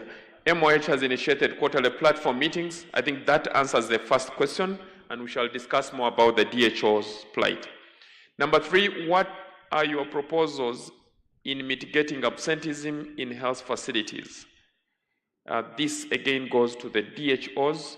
Why ADHO environmental health are not fully empowered and funded to support DHOs in preventive measures and enforcement of the Public Health Act? No national, subnational performance review. I think this is a general gap that will be addressed by the intentional meeting between MOH top management and the DHOs, probably quarterly meetings. And in those meetings, we should have local government, the PS local government, and probably public service. The head of DHOs and head of senior executive consultants, there are a number of challenges that were pointed out as being experienced by districts in implementing integration guidelines. Key among them have been the issues of inadequate spaces, challenges with HR, both numbers and skills are often increased. We have an integration platform, and Dr. Stavia, the commissioner, heads this. This is something that Dr. Rachel, the integrated platforms, and Dr. Stavia can take up. If they are around, they could help us. Another one is the second presenter. I agree, deepen and strengthen regional facilities. That was for Alfred Yai. It would be great to specify what is lacking in the national offices. Yai, I don't know if you are able to respond to that. It's a bit not very clear. Regional referrals should build the confidence of Ugandans that they can do it. They need to strengthen oversight for lower level facilities and don't seem like they are competing for clients, my opinion. That is a statement just to take up. DG and public service, we need policy shift on occupational health and safety services in local government. Handled community-based service, so DG, it will come to you. I don't know if you'll respond now or... I think we are almost there. However, with more well thought of budgeting agenda, it is more inclusive for all. Budgeting issues, that's more inclusive. I'm on number 10, PhD graduates should support Ministry of Health in the Policy and Research Department or Division to protect gains of government. Comment, I think there will be time to reflect on some of this. I would like to have emphasis put on capacity building of health workers in order to achieve digitalization of health services. And we are ably given implementation experience by Alfred that we don't need to change it overnight. We need to be progressive in how we adopt with digitalization. It should not be that some staff might not be master or cope with use of ICT. How will such be treated? Alfred, if you can respond to that, you mentioned about digitalization, it would be good to come from you. About NCDs, what is government doing to regulate production and supply of foods and beverages, such as soda, Rolex? I've had my very good friend here talking about his love for street food. This could go to Dr. Dan Chabayinze, something on these food things. Number 13, digitalization of medical records. Something on digitalization. There is a very committed team led by Paul Mbaka and Martin. They should actually answer this themselves. Western region lacks specialized services. Can we have a national referral? That was brought up, as someone should comment. Yes, very elaborate. We cannot discuss the national referral here in this forum, I don't know. But I think those are the questions that came in, and most of them are actually comments for us to note. But I want to invite Alfred Yai. The ones of DHO, Paul, and team, we need to have a special sitting. They cannot be finished from here. Alfred, over to you. Thank you very much. Thank you very much, Chair and members, for giving us feedback. It's a clear testimony that you are listening to us, and I want to respond to the issues that have been raised to me. I want to start with the first one from the chair himself. He talked about the clients that we serve in the referral hospitals. Yes, these hospitals are called referrals, national referral, regional referral. But when you go in there, about 70 to 80% of the clients are walk-in, or sometimes simple cases, they come to us. Now we can't chase them away. Now what we are doing together with our management boards is to sensitize the public to see that they seek services. People in our catchment seek services from the primary healthcare facilities first, and then they should come while they are referred. Of course, we can only engage them through different community engagement strategies, but enforcing it is difficult. Once they have come to us, we have to serve them. Maybe at a policy level, there needs to be some guidance on how to access referral services, especially in the regional referrals and the national referrals. On the challenges of integration, yes, I did say that integration is good, but there's more work to be done for us to get the gains out of it, because it comes with the challenges. If you go to our chronic care clinics, they are heavy. We have challenges of space. There are human resource challenges, and there are challenges with the harmonizing the tools. You find you have a clinic master, you have Uganda EMR, you have ALICE. Now all these tools have to be harmonized so that they speak to each other. Now what we are doing is to encourage ourselves and our other health facility managers to use their innovative skills. It is about innovation. It's about working around, those challenges to make sure we keep moving ahead. And of course, we also require the support of the Ministry of Health and our health development partners to address the issues around space, around harmonizing the tools and human resource, so that we can get maximum gains out of integration. in managing space, what we have done is to make sure we also schedule the different services on some days. We spread out some of the those that have remained a little bit with some specialization. They are spread out on specific days.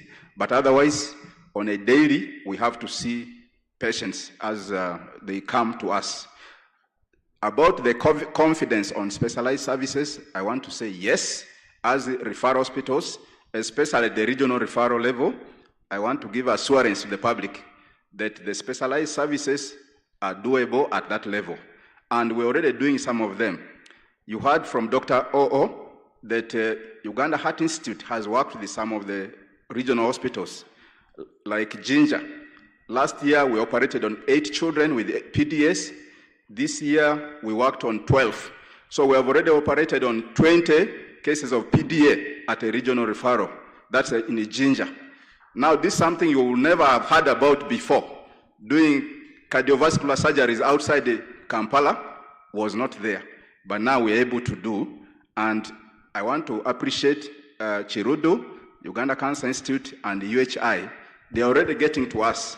And as the regional referrals, we have capacity, we have functional ICUs, and other diagnostic capabilities. We are now able to do these specialized services. Lastly, on digitalization, I think there was a concern about digitalization. I did say that we need to go slow and we need to have a clear rollout plan. Can we say we pick on one level, we have it fully digitalized, we move to another level because of the level of investment that is required? Because if we just stop the paper-based tools suddenly without giving the IT equipment and skills to the lower levels, then we might have a challenge. But also somebody is saying some of our staff are BBC. They may not cope with EMR. Now, people, I think it's possible to train people to adopt the IT skills. When we visited Chirudo, I asked that question to the ED, said, how about staff who fear to touch the computer? How have you managed to bring them on board? I think with the training and guidance, everybody can be brought on board. From the experiences we have learned from Chirudo and a few other hospitals that have already moved almost 100% with EMR, it is possible to help all the staff to cope with it. Thank you very much. Alfred. Yes, please. We have some non-doctors here. Can you help us simplify in English those operations you did of the heart in children? All right. Thank you very much. In English, not in medicine. Thank you very much. Sorry, sometimes we assume that we are talking to those who understand. Sorry about that. So we did, you heard from Dr. Mangeno that 1% of the children that are delivered in this country have congenital problems with the cardiovascular system. And 50%, sorry? Yes, I'm explaining that. No, that means they are born with some of these problems that we are talking about. Problems of the heart, problems of the blood vessels, and 50% of those children need operation. Now, when I talk of PDA, that's patent ductus arteriosus.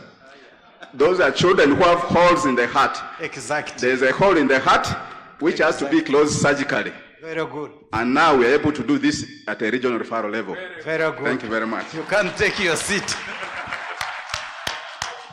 That was very nice. Dr. Oo first, then Onzubo. 2 minutes each.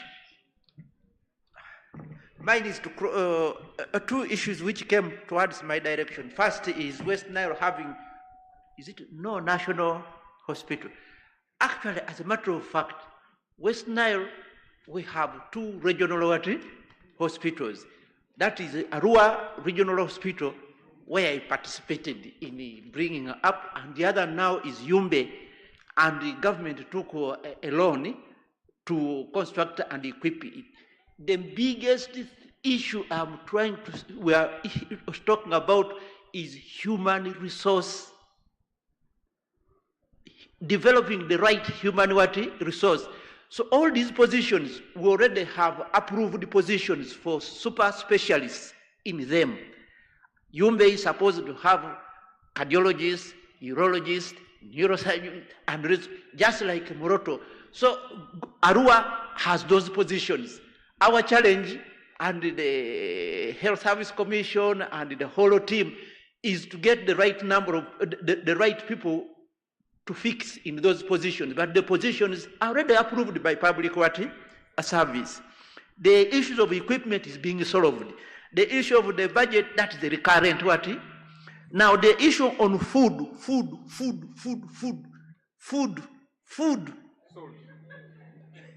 It goes with salt. And most of our people are feeding on all those things nobody is controlling. One time we attempted to document this. You know, the amount of salt, for example, in just sausages is 300% of what is recommended of a normal a person. Now, when you go on the street, the amount of salt, nobody is controlling. You look at the thing sold like, say, popcorn. Nobody measures. Somebody just picks the amount of salt, in the party. And nobody is controlling. So the issue is we need this regulatory. We have been working with the National Bureau of Standards and rest of the things. We have to work with Mercury, we have to work with all these things, but regulation, many of these places are open at night. During the day, you see no market. During the night, they are selling all forms of of food. Maybe even the regulators should become nocturnal. The public health regulations, please, let us move. But there is data coming around, and we have to work with Makerere University to document and to give the Ugandans the right measures in relation to the international standards. But we have to control the oil, we have to control the salt, we have to, just like we have to control alcohol and the issues of of cigarettes. And then there are other animals on the street called the leaf. Is it you leave Rolex? To me, the way I look at Rolex, the issue is it is a quick fix. All over the world, there is kill me quick. This is quick food, and the quick food is for the poor. The big people go for a buffet where you have a choice. You get it? But the issue of quick, now, if you eat the right food, whether it is a Rolex, then you put vegetables, then you put fruits, then you put almond, and you do physical exercise, you will have controlled input and output. But if you eat 5 Rolex and you eat these are other things, and at the other side of expense, you are not doing exercise. Oh, everything you are seated looking on the computer. We are now going digital. You cannot even run around to check on your workers. You cannot go to fetch water. You cannot go to slash your compound. Everything is digital. Soon, even all the life will be digital. It is a problem to us. It is a problem to us. You are not controlling input. It is on top, while expense in terms of physical exercise is on the low side. Education, people must intentionally exercise. And let me say this finally. I had an opportunity one time to talk to Bush Jr. He was born in money. He was born in executive power. They are controlling international but the man is that size. While the commoners, you go on the streets of the US, the black Americans who have just confronted good food and kill me quick are all expanding and all dying of cardiac arrest. While the people who have the money and the knowledge are living up to 100 years. So the issue is mindset change. Mindset change. People should not convulse and go into tattoos when they have seen the Rolex. No, they should be planning for physical exercise. And KCCA, don't close the places for physical exercise. When we are doing roads, we are saying those roads will be used by the motor people, the cyclists, the motorcycle, the people walking, and all those. It is only in Kampala that it is a danger to walk. Other parts of the world, the rich, you see them walking. And the walkways are very well protected with flowers, with walkways, with nothing. Here, it is dangerous to walk. Thank you very much. We can stay here for the whole day if Dr. O.O. was. And yes, very good points. Dr. Dan, he has saved you the answer on food. He has ably answered. As we grow old, we also don't need a lot of cholesterol because our cells don't need it anymore. So we need to do away with some of the foods, our old habits. Salt is a big problem. He has ably mentioned that. Our last panelist to make a comment is the chair of the DHOs, and strictly 2 minutes, and we stand between lunch. Maybe 1 minute. Okay. Ladies and gentlemen, local governments are gatekeepers for most of these problems that we have highlighted. We can actually make them simple at that level. We only need facilitation to do our work. The health managers have capacity. If you saw the panelists here, 4 of them have been DHOs. The chair, those other 2 there, including myself. That is a measure of capacity. So we can invest there. The issues of absenteeism and so on will be addressed if we are facilitated to do our work. I wouldn't want to say too much because the solution is with us. Thank you. And our PS who has joined us, while you are aware, I committed that we are going to be meeting DHOs virtually every quarter. And because there are so many issues that we are trying to raise, and Dr. Alfred Riwale will spearhead that. So once again, thank you, all of us panelists. Put your hands together, and we thank the panelists. Dr. Mwebesa had requested that you join them and take a group picture, just one minute, and then we can go back and take our seats. Thank you. Group picture for the panelists. Please join me to thank the moderator for doing the job very well. But DHOs, please, the issue of absenteeism, let's not brush it aside because it's a big problem and we need to address it seriously. Thank you.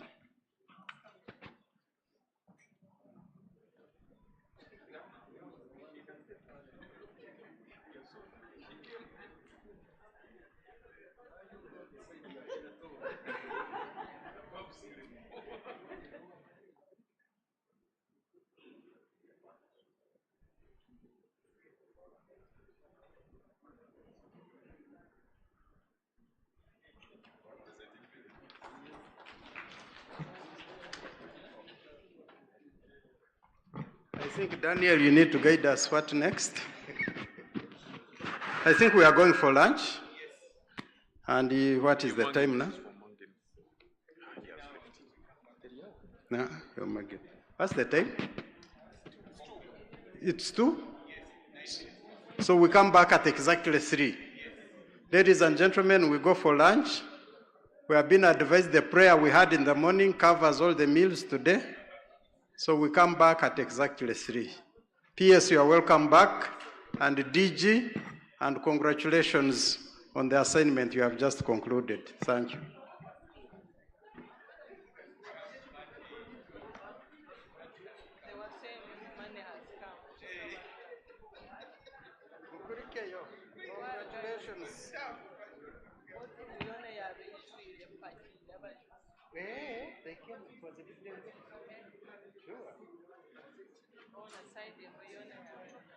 You were in the hall down there on the second floor.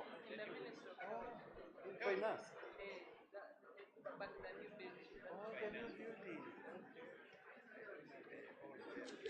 That was good.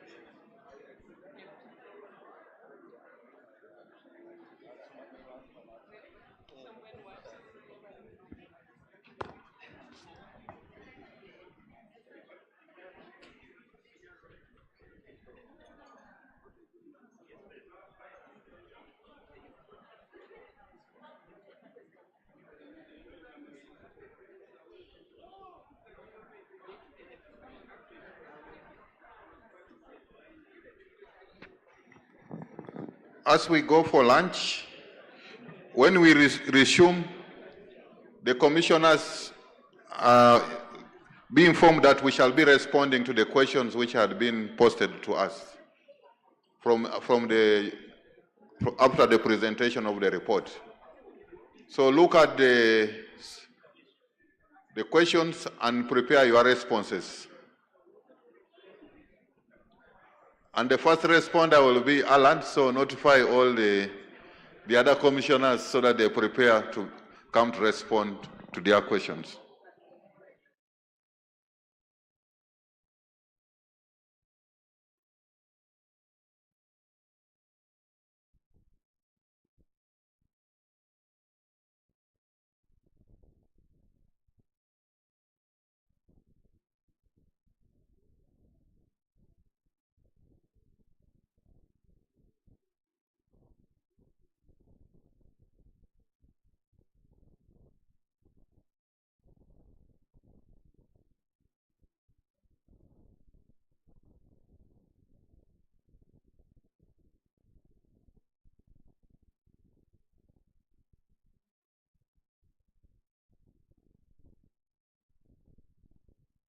Make it very brief, 1 minute, 1.5. Let's just ask the questions and so that we can be able to capture. So Alan, lead your team. You did indicate that you didn't have a question, but there's a question on One Health. So Stavia,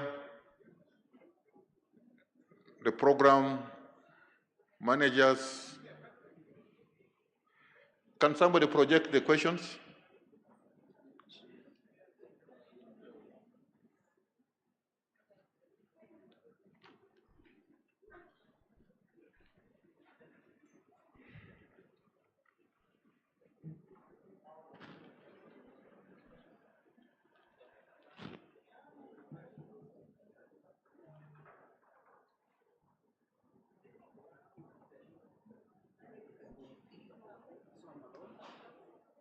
Yes, you are alone, so you are going multitask. Alfred,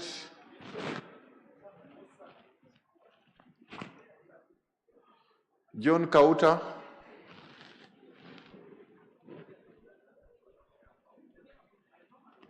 the assistant commissioner. How many chairs do I have? John Kauta, let's come and we start. Can we ask the members who are outside to join in? I was among the last people who served. I don't know whether I ate first and completed. And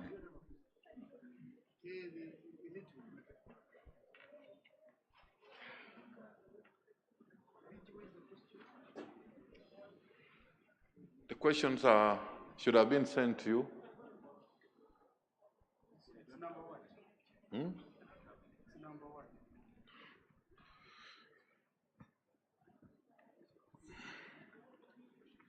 Good afternoon. Members at the doors, can you enter at the entrance? Can you come in so that we can start? So, do we have somebody from Ministry of Gender?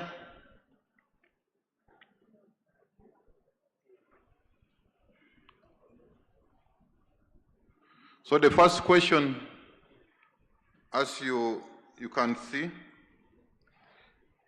is could the high gender-based violence be due to poor mental health in communities?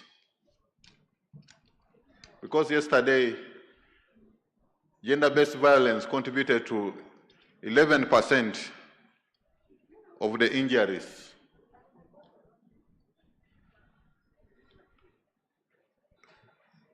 Gender-based violence definitely is multifactorial.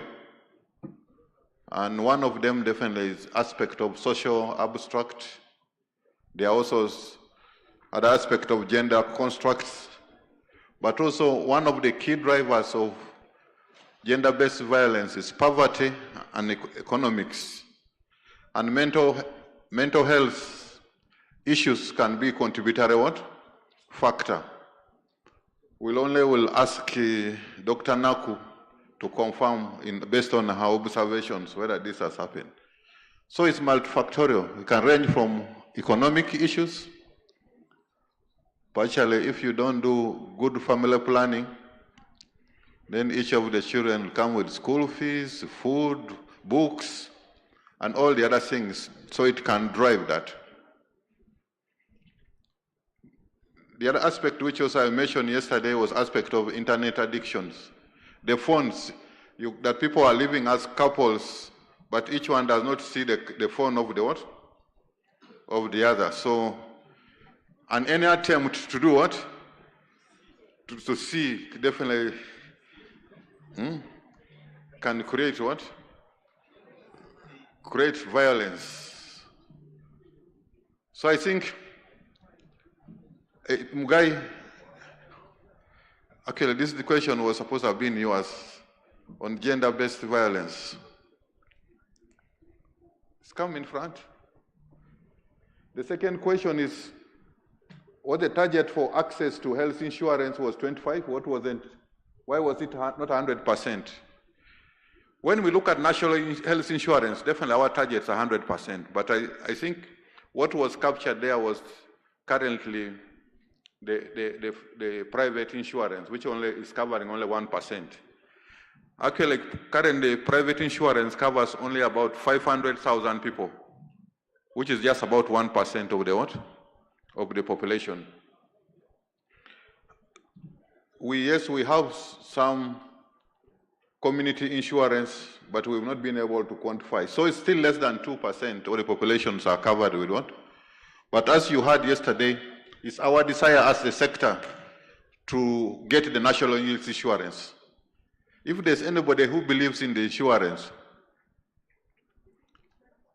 I'm one of them.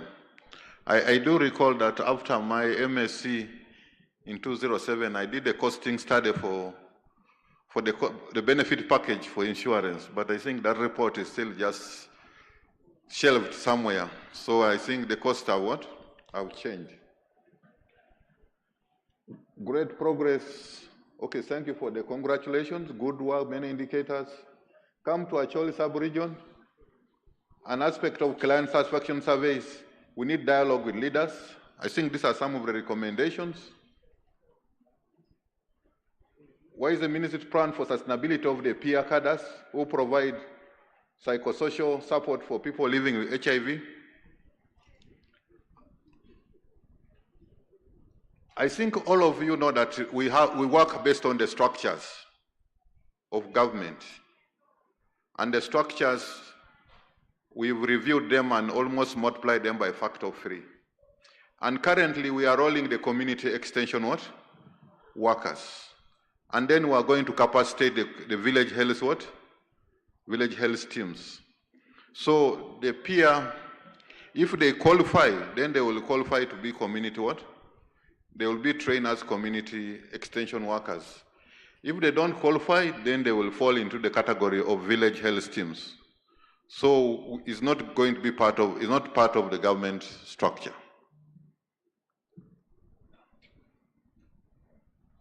I don't know who is marking to say whether the answer is sufficient. But if I'm the presenter himself, then I say that's a correct and a good answer for that question.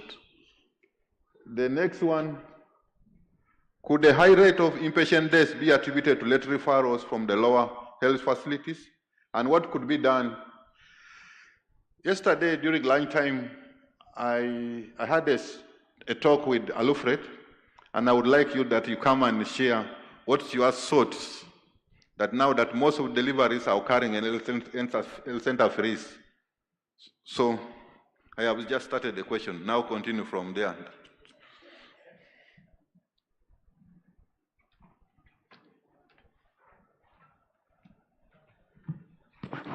So good afternoon, ladies and gentlemen.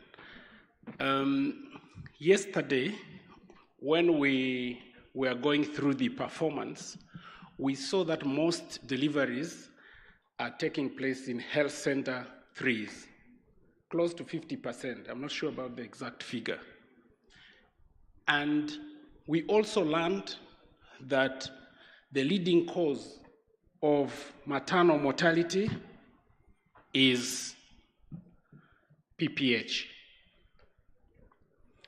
And we also learned that most deaths, maternal deaths, take place in the high-end facilities. Naturally, these would be results of referral. So the problem starts in Health Center 3, is referred to Health Center 4, 5, and the death takes place there. If PPH is the leading cause of mortality, and we do the solution to PPH, largely, the most definitive treatment intervention is blood transfusion. The question, I think, for us would be, is it fair that health center 3s cannot provide blood transfusion where the PPHs are likely to occur the most? Is this an issue for policy consideration, the logistics, the cadre, the skills? Is this question bringing an issue of task shifting? This, for me, was the emerging issue out of that presentation. And I know the traditional training is that blood transfusion is surgery. It is actually transplant of an organ. And how far can we shift the skills for this intervention? So perhaps what we will need to ask is, where are the most PPHs occurring? And how many are of the PPHs recorded in Health Center 3s to help us? So this is the kind of direction which for me was an interpretation of the results which were presented by Reproductive Health yesterday.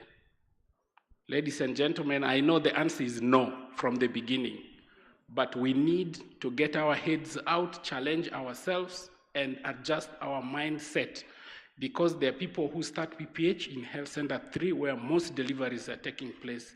Where do they end and how do they end? No simple, clear answers, but as vague as the situation is presented. Thank you.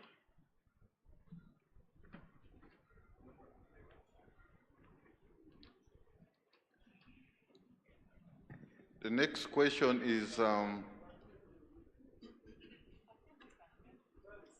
yes? Come again? Can we respond to that? Because he raised a question and we are going to something else.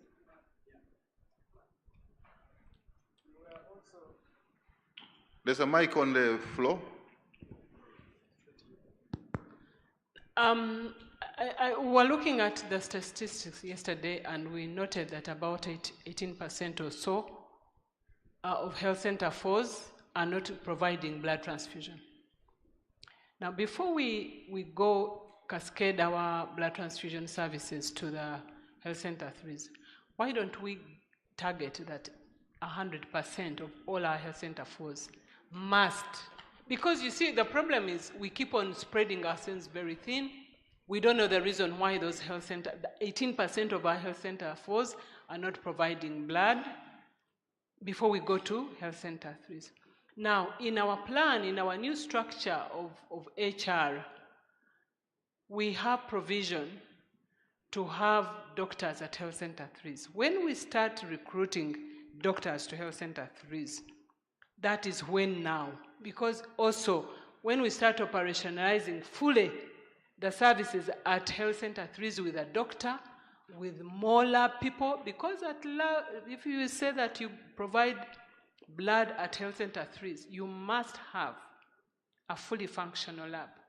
Right now, what we have, the human resource of the lab at health center 3s are really marginal. They will not be able to do all that that we need. So for me, I think that we go stepwise. It is a good thought to think about, but let's first operationalize health center 4s 100%.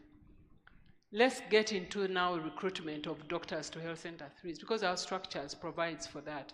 When we get to that level of getting doctors at health center 3s, then we can say, provided we have a doctor at health center 3, because when you have a reaction at health center 3 and you don't have a senior person, it can be devastating. So I think would provide that as a way forward. Thank you. Okay, thank you, PS. So let's work and see how the 45 health center first of which are not doing CSAS, and then those which are not providing blood transfusions. There was a question number 8. I think we jumped it. I think it came from Ajumani. And they are saying that they have recorded a reduction in both inpatient and outpatients due to effective government intervention in IRS and LLIN and malaria vaccination West Nile. However, OPM and Ministry of Local Government is assessing reduction in disease burden negatively. So I think we really need to be able to see what are the yardsticks which are being to assess what. Because if you assessed based on the numbers of patients coming to inpatient, then definitely the district will perform what? Poorly. So I think this is just for us to note that as the outcomes improve, then you expect definitely the output should drop. There was a question on law. Where have we reached? Charles. Yes, please. What I thought we have a representative of Ministry of Local Government here. If you are going to assess a district for all indicators related to a sector, I think the best is to consult or work with the sector and say, when we are assessing the health, on the component of health, what are the best indicators for us to use? And that will address such a problem. Because reducing the number of patients does not mean that you are doing badly. To the contrary, you may be doing better because of the strong preventive services. Okay. OPM and what? And the local government. They need to consult us as the health sector on the indicators related to us. Okay. I'm going now to delegate the next questions. Richard, you can come and read and respond the ones which you can, and then the others you will call. The youngest.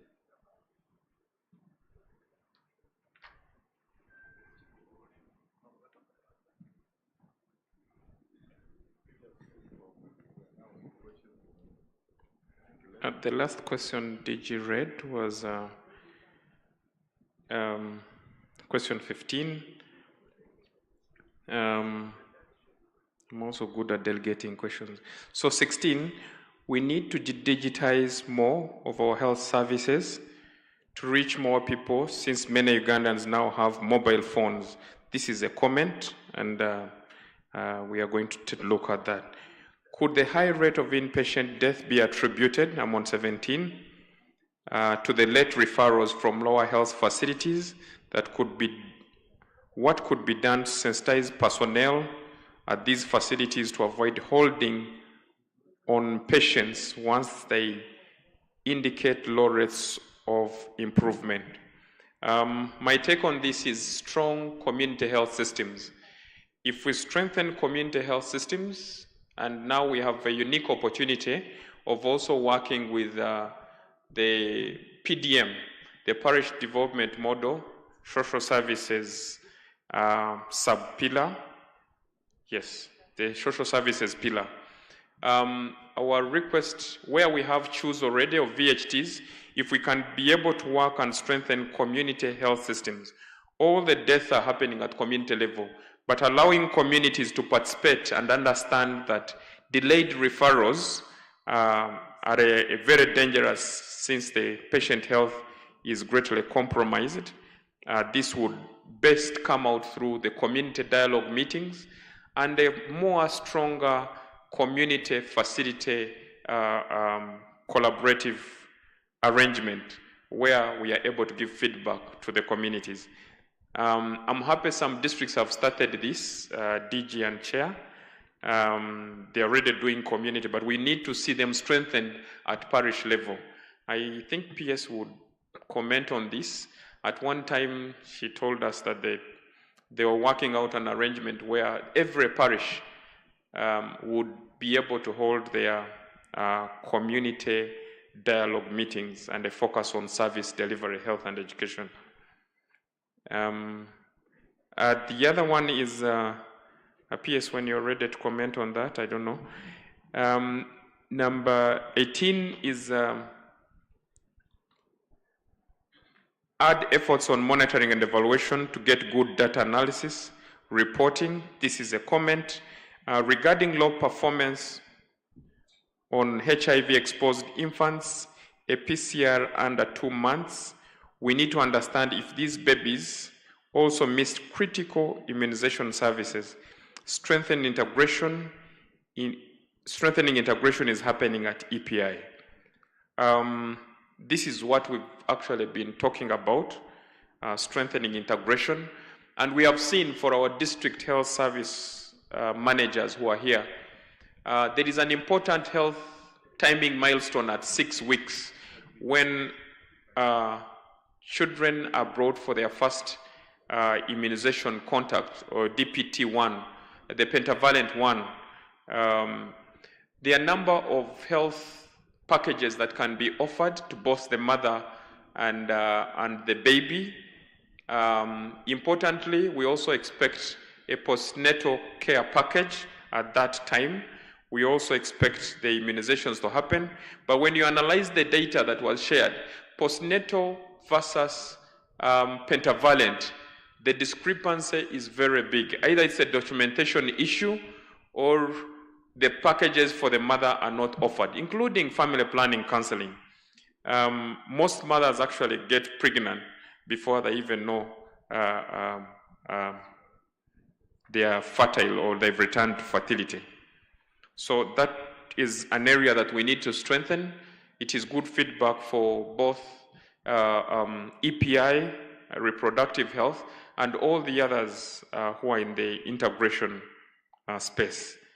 Number 20 is the obesity rate of 30% and the high rates of CVAs and NCDs need serious intervention. I'm happy Dr. O.O., I don't know if he's still with us, he elaborately explained this, and Commissioner Herbert Navasa, if he's here, and NCD Mutunji. Sorry, Chair, I'm calling some people without your permission. But through, you're taking me backwards. Of this, there's a circular that came out to the districts, and maybe it would be an opportunity when we interact with the DHOs at an opportune time during our quarterly meetings to find out how much of the circular is being implemented. That's my take on number 20, but if someone from NCDs is here with us, could add on number 20. Now, okay, Paul Mbaka has changed the numbers. He calls it number 13. Okay, number 14, we need to display health center force that are not doing cesarean sections. I have them here. I have all these things. The health center force that are not doing cesarean sections, I've just shared with you, DG. But colleagues, I want to thank you. We've made a very tremendous progress together. Just from June this year, just a space of 3 months, we've been able to have a number of facilities, health center force, begin functionalizing their theaters and being able to offer full packages of CMOC services, that is blood transfusion services, safe anesthesia, cesarean sections, and this has improved. From June this year, just June, Rukunjiri Health Center 4, thank you very much, had never done a cesarean section, now it's a full package. We want to appreciate you. Rujeyo Health Center 4, Kanungu, thank you very much. The newest being Kalachi Health Center 4, thank you very much. Nyabirongo in Kasese, thank you very much. Madiope in Lamu. The problem we have, colleagues in the districts, some districts begin operating or they begin functionalizing, fully functionalizing their health center force, but within no time, they again get a system breakdown. Either the doctor, in Madiope, there was even witchcraft. I think Dr. Laro remembers. They bewitched the doctor. Dr. Laro, you remember. Yeah, I'm not saying my own thing. Dr. Laro knows these stories. But, the theater closed for the last 6 months. Madiope has not been working. So it's one of those health facilities what we need to refunctionalize. I have seen the cow of Chisoro. Cow of Chisoro is here. Busanza Health Center for has everything. Busanza, unfortunately, we lost the DHO 1 month ago, but the cow has already put in another acting DHO. We had wanted to give Busanza as a Christmas gift, but I think we are slightly behind schedule. But if cow is here, cow, that's our target. Busanza is still not, has everything. We bought all the theater equipment, but still not functional. We have Karita in Amdat, Karita Health Center for in Amdat, has very serious power issues. The rest of the equipment, everything is there. There's even a doctor. The others, those are the only, and then Maracha, Deputy Chair of DHOs. Maracha, we need to see Maracha Health Center for work. PS and DG, the other health center force are transitioning. They are still having infrastructure gaps. An example is Butebo in Chankwanzi, Kamuchira in Kabale, we are constructing theater. Nadungeti in Moroto, we are finalizing a few things to have you operational. Iridi in Napak, theater is under construction. Toroma in Katakwi, there is no theater, but it's a health center for. Mpungu in Kanungu, no theater, it's a health center for. Namalu in Nakapiripirit, theater construction is underway. Amugo in Alebtong, the theater is available, but has never been used. We constructed a theater and has never been used. Bisozi in Kamwenge is a health center for with no theater. Kachumbala in Bukedia, theater is about to be completed. Nabiaiso in Kwania, theater is incomplete and abandoned. Bukuya in Kasanda, theater construction is underway, almost complete. In Bodo in Arua, they have the theater, but they have no post-operative ward, so they can't work. So these are the issues that we've already highlighted. And in our coming year, we want to answer this question by being very intentional to see that we optimize, we make sure that these facilities, the missing gaps are being fixed, and we definitely call the support of the local governments to make sure that these facilities are functional. Thank you, Chair.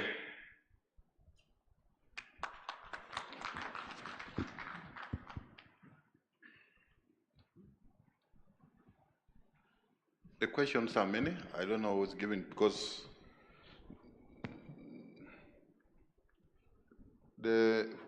from the analysis, the districts in Teso region have lagged behind in MCH indicators, among others, because of lack of partners. I don't know whether the partners are the ones who are going to work. So, but I remember last year, DG Teso performed very well in terms of the health indicators, yet they didn't have partners. Actually, we were wondering, we wanted to learn from them. So now if they are saying the opposite, then maybe they let their guards down, because it is very possible that you can actually perform even with no partners. Because I know at that time, last year, they performed very, very well. Their indicators were impressive, and they didn't have the partners. So I think that can't be the reason. We think that they should not put their guards down. They continue as they were working. Okay, thank you, PS. The other evidence which I want to share with the members here, that there was a study which looked at the effect of maternity care, improvement, fertility decline, and contraceptive use on global maternal mortality reduction, looking at from 2000 to 2023, results from a decomposition study analysis, and it clearly showed that 4 of every 10 deaths which are averted is because of aspect improvement in contraceptive use. So we would also want that, whereas we would want to do the upscale things, we also need to be able to look at the foundations of safe motherhood. That why can't we be able to roll out immediate postpartum family planning, just like we did for PMTCT. The next question is, how do we recognize improvement in disease prevention access services to the sick people? I think I've spoken that. What opportunity exists in assessing performance in the entire program for the NDP4?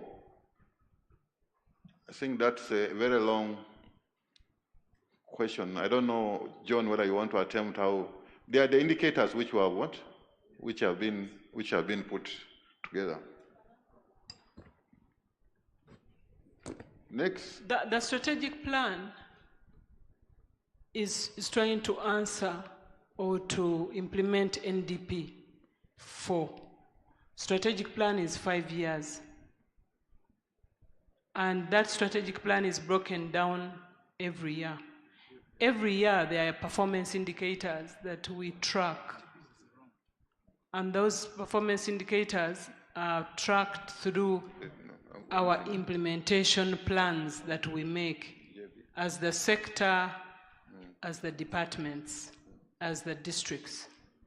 And then those indicators are tracked and the data captured and sent through the DHIS2, which at the end of each quarter we analyze and we continue tracking the progress to see what we set, the targets we set, we on target or we have exceeded or we are not performing, and then we plan in the subsequent year to make sure that where we did not perform well, then those are the areas that we must focus on and make sure that our work plan is around those areas that we did not do better. Thank you very much. I hope I've answered. Okay, thank you, PS. I want to invite the commissioner in charge of emergency medical services to come and answer question 25. And as he's coming, let me ask him back to answer question 26. Thank you very much, DG. Yeah, so question 26 is mainly about how we share investments between the local government and the central government. Of course, the Ministry of Health continues to both budget, but also when we engage with our partners, we request them to invest in the digitization process. The challenge that we've been having is that particularly in the local government budgets and the facility budgets, the component, any component to do with digitization is completely left out. And that was the spirit with which the letter that the PS wrote requesting that the health facilities also budget for digitization. So it is not that we are abandoning, if you look at all the budgets that we have, the component for infrastructure for the health facilities is still included, but what we need is that your own budgets as health facilities must also include this component. Thank you. Can I speak in addition to that? There are simple things at facility level that a facility can do. If a cable, just a cable, you know we have rats. Yeah? Don't we have rats? We have rats.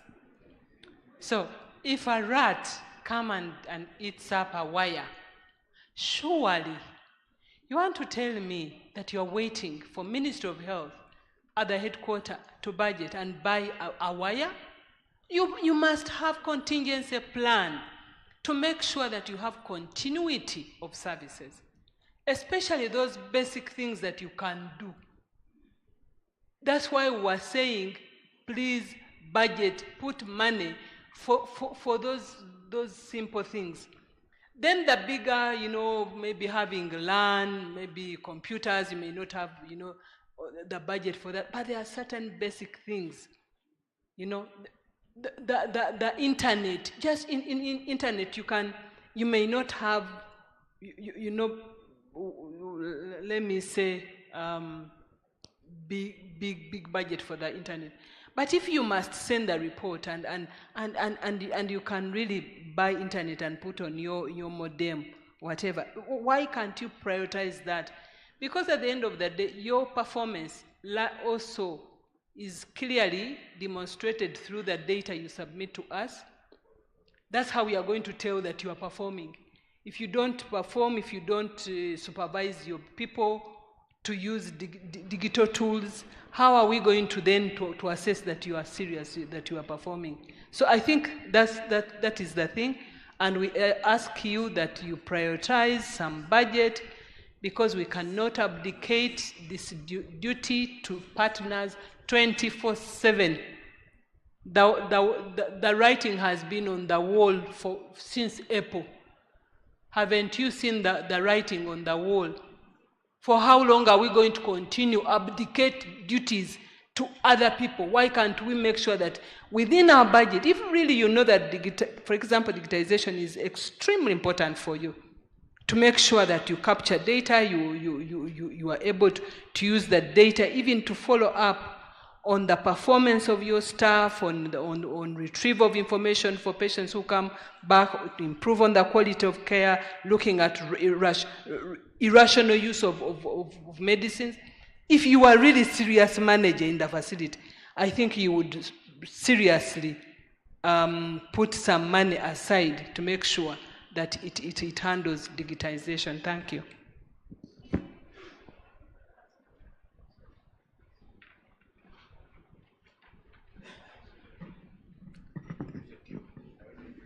Thank you, Chair.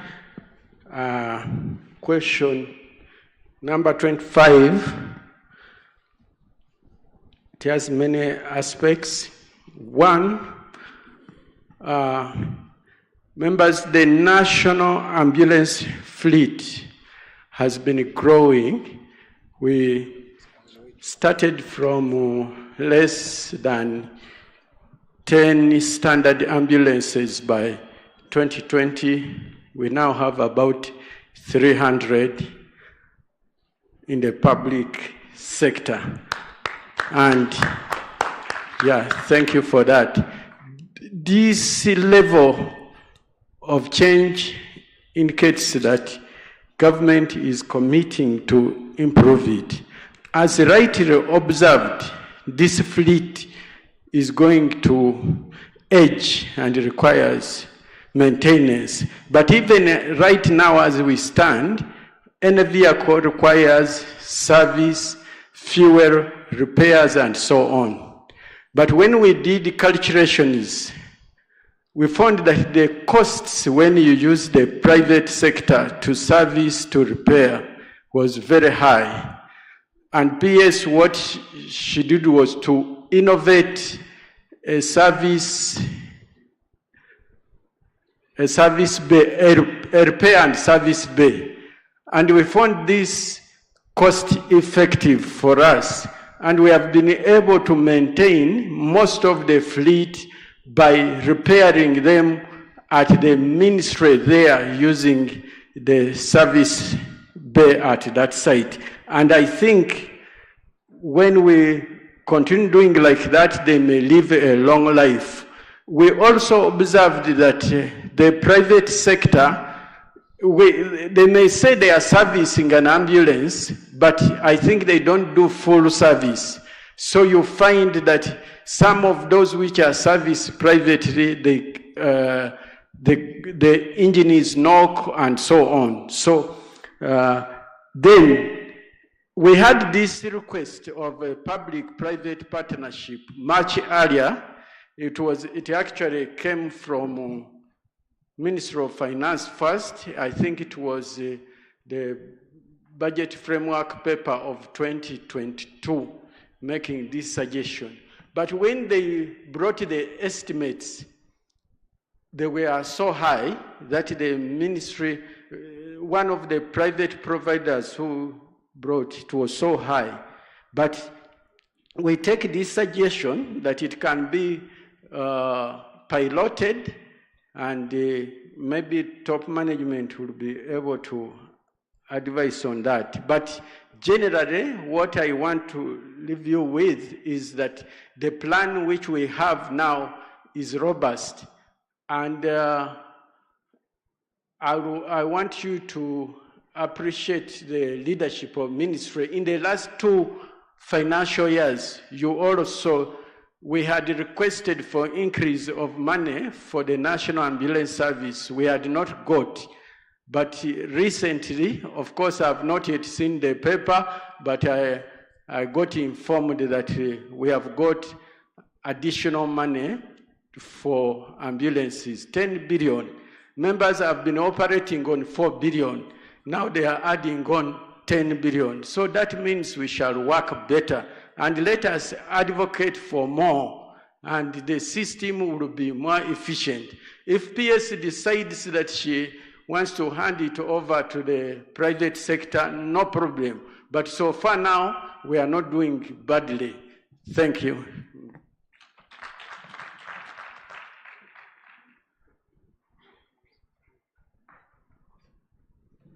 Members, I know the discussions are good, the presentation, but I want to bring this session to an end. I want to open it for 10 minutes so that we can have at least listen to the voices of the people in the house. But as we do that, I want somebody to help me with the mic. I think there is one comment, consideration, which I think we need to consider, which Dr. Mugai wants to speak to. So let's have the mic. Let me see the hands. Just 1, 2, 3, 4. Thank you very much. Those are 4. We shall take those ones. They can represent. You know, Uganda is a country of democracy. We represent all the other people. So as he speaks, just get the mic to the first person, and let's keep it short. Mine is brief, DG. I just wanted to bring an issue to our attention, which we already know that there are health center tools that are conducting deliveries, and most prevalently they are in northern Uganda, but they are all over the country, and they contribute 8% of our total deliveries of the 1.6 million babies. So the key policy issues here is that they receive drug packages of health center tools that do not have reproductive health commodities. And the DHOs have been innovative at trying to redistribute, but I know sometimes it's very hard to redistribute. One of the most other plausible suggestions is that if we could endorse a transitional package, they do not need actually the complete package of a health center 3, but the fact that they are conducting antenatal care services, they are conducting deliveries, they do not, a package of a health center 2, which we all know does not serve their best interest, including immunization, I think. I saw Jim around. But if we are to ensure that they continue, because we don't have money to transition them all of a sudden, but we know the numbers are around 280, we could, in the meantime, think of a transitional package in terms of commodities that would facilitate them to continue delivering the services they are giving as we think of mobilizing resources, transition them to their rightful infrastructure. Thank you, DG. Okay, thank you. Obuku is my name. Congratulations to the ministry and the team. As you know, I'm campaigning. So when I move around, I was very impressed to see that even in Oyam, where we are UPC, the health center 3s have been upgraded very well. So Diana, please, next time you see Muse, tell him Obuku said that he was impressed by the health center 3s. Now, my suggestion to the ministry is the role of research. Many of you have been responding from your thoughts, but I thought this is an opportunity to actually perhaps work with the DHI and M&E to identify where you don't have answers. And you develop research priorities and send them to, I saw Professor Wanyenze here, School of Public Health. They are master students who can, in a year, by the next JRM, actually give you a well thought out answer. One of the research questions I identified was that one about Wakiso. There is an internal contradiction. You are saying Wakiso is not doing very well when it comes to deliveries in facilities. But Wakiso is an urban area. That result is unbelievable. You are also saying the cities are doing well, which are urban areas, meaning Wakiso should then do well. So why is Wakiso not doing well? Is it a reporting problem? That the private facilities are not reporting? You don't know the answer, but you can think you know the answer. So I'm taking this back to you to do research. This is the second time I'm hearing it in subsequent what? JRMs. Let's have a serious answer to that question, because Wakiso is very well populated. Thank you very much. So back to you, DHI, and your team. Thank you.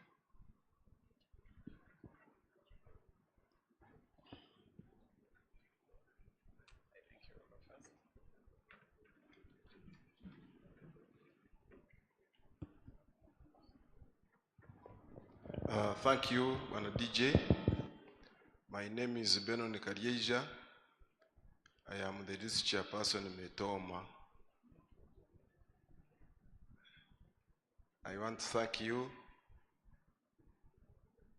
when you represented the minister on the launch of the construction of this hospital. And my argument at that time was the wage bill for the health workers. So through you, I want to thank you, to our PS Diana, who sent us the money. We are almost finishing recruitment of staff. So I want to appreciate. Without appreciation, I would be on the wrong side. Mr. DJ, my issue is on preventive. DG.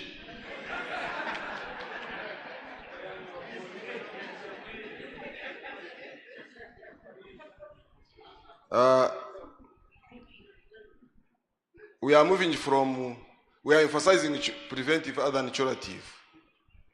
And here, we're emphasizing the issue of integration and bring on board implementing partners so as to enhance service delivery. But here in the country, we have a sector which is consuming a lot of our drugs and attention when a casualty is brought to the health unit. This is the Ministry of Works and Transport, where we have a lot of accidents, which of us all we are prone to. Therefore, I would request that if we want to enhance better service delivery in health, this ministry should be brought on board to help us and work with it so that we can reduce, we enhance safety education so that we can reduce road carnage and save our lives when we are on these roads. So that is my submission, which I wanted that we take it up, not only to have other people coming to help us, but internally our ministries, which are relevant, that can save us to move. I beg to submit.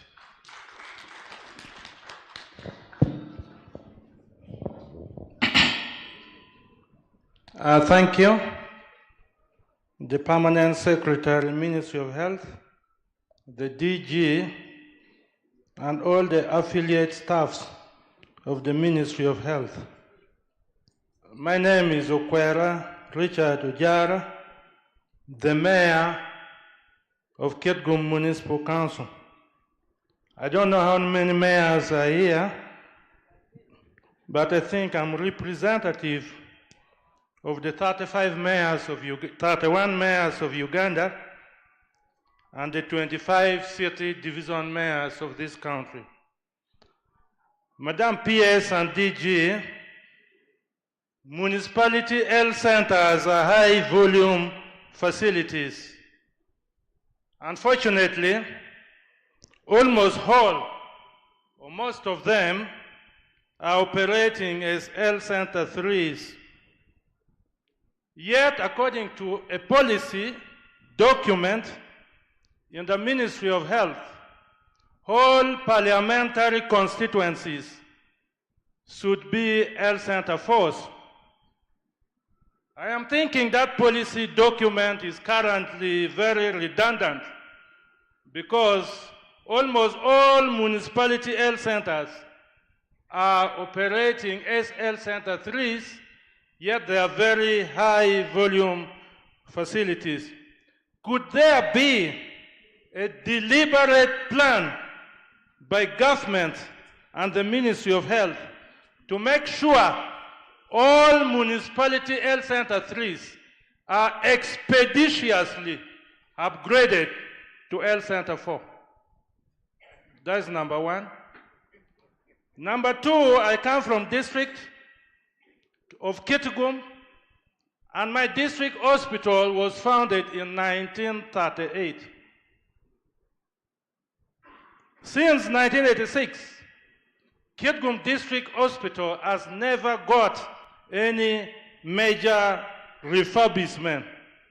Accordingly, therefore, Madam PS, it is one of the most dilapidated medical facilities south of Sahara and north of River Limpopo.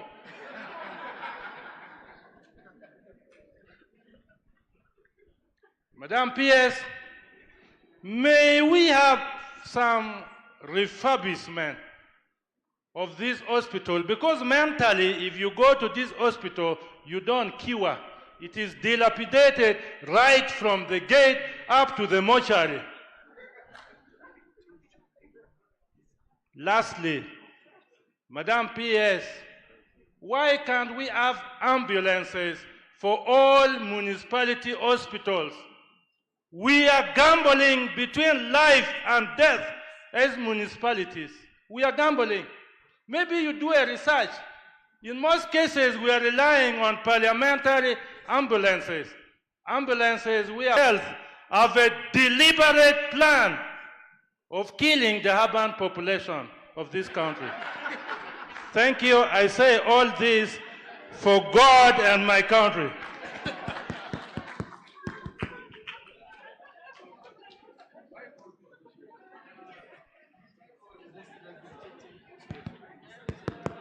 The last question. Thank you, Bwana-DG, and thank you, Chair. James Justice Elima is my name, the Director, Masaka Regional Referral Hospital. I have two areas of concern. One is throughout the JRM presentation, we never heard about land security.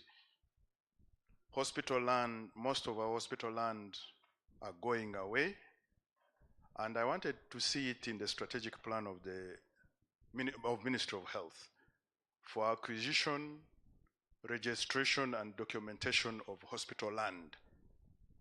Yes, you will say that we are autonomous, that we should fence our land and protect our land.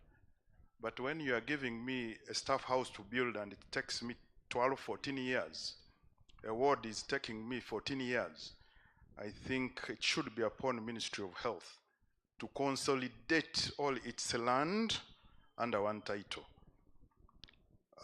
For Masaka, we have 49 acres. We have quite a big land.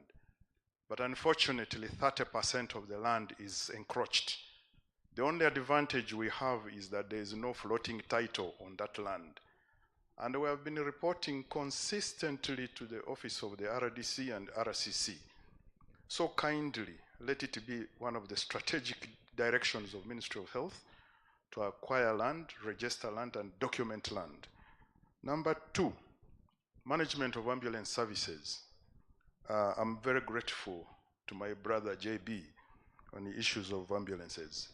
However, ambulance type C is a problem in the entire country. I think we need to map out type C ambulances, whether it's for land, whether it is for water and air. However, the cost of type C ambulance between Masaka and Kampala is 1.2 million shillings. That's quite a lot of money. And we have only 2 of them. One is private and one is for the facility. So kindly, when we are redistributing new ambulances, let's try and move into type C ambulances, and let's geographically distribute these type C ambulances. Thank you very much.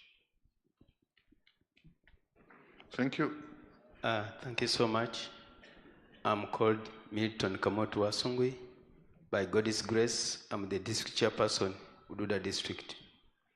I want to thank the PS and the officials from the Ministry of Health for the interventions in providing ambulances to the district of Bududa, and also giving us two health center force in the district. In February this year, Bududa District was gazetted as one of those districts which are hard to reach. And therefore, it qualified to benefit from hard to reach allowance to improve health service delivery in the district. Unfortunately, up to date, none of our health workers or others workers in the district has received any coin from the hard to reach allowance.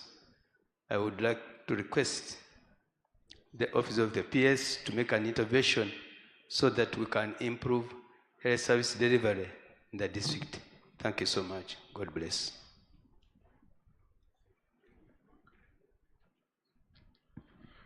Colleagues, I know the discussions can go on and on. You have to bring it to an end. And I will first request Dr. John Baptist to respond to the multi-sectoral approach with the Ministry of Works, and also respond to the Type C ambulance, the cost implications, and the plan of government in terms of distribution. Thank you so much, Chair. In terms of road traffic injuries, the Ministry of Works and Transport chairs what we call the Road Safety Committee, and the Ministry of Health is part of that committee.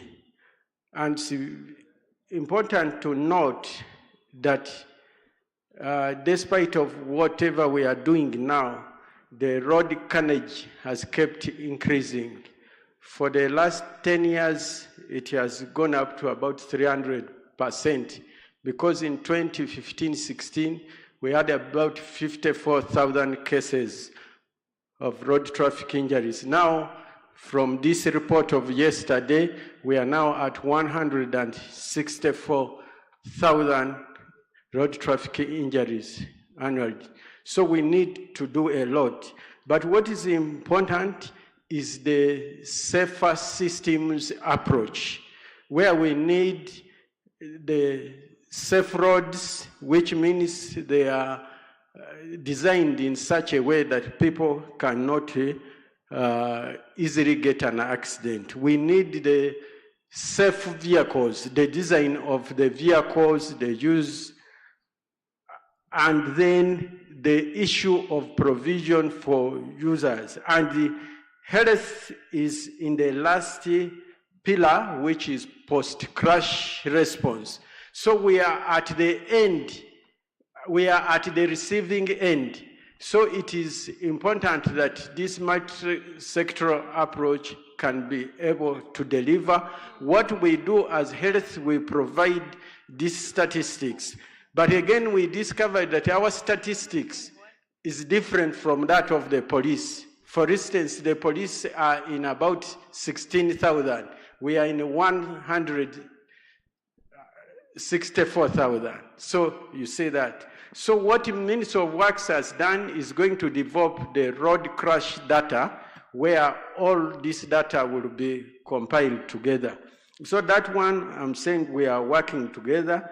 Then the second issue of municipalities, you have made that appeal to the PS, but PS she's the one who favors, I think, municipalities most. In most of the distributions, she's always assessing, have we covered almost all these areas of municipalities, except, as we said, we are distributing these ambulances piecemeal. Whatever we get, we distribute, and there is no segregation that some people in municipalities should be left to die or what. No, the distribution is based on the need and also on the available resources.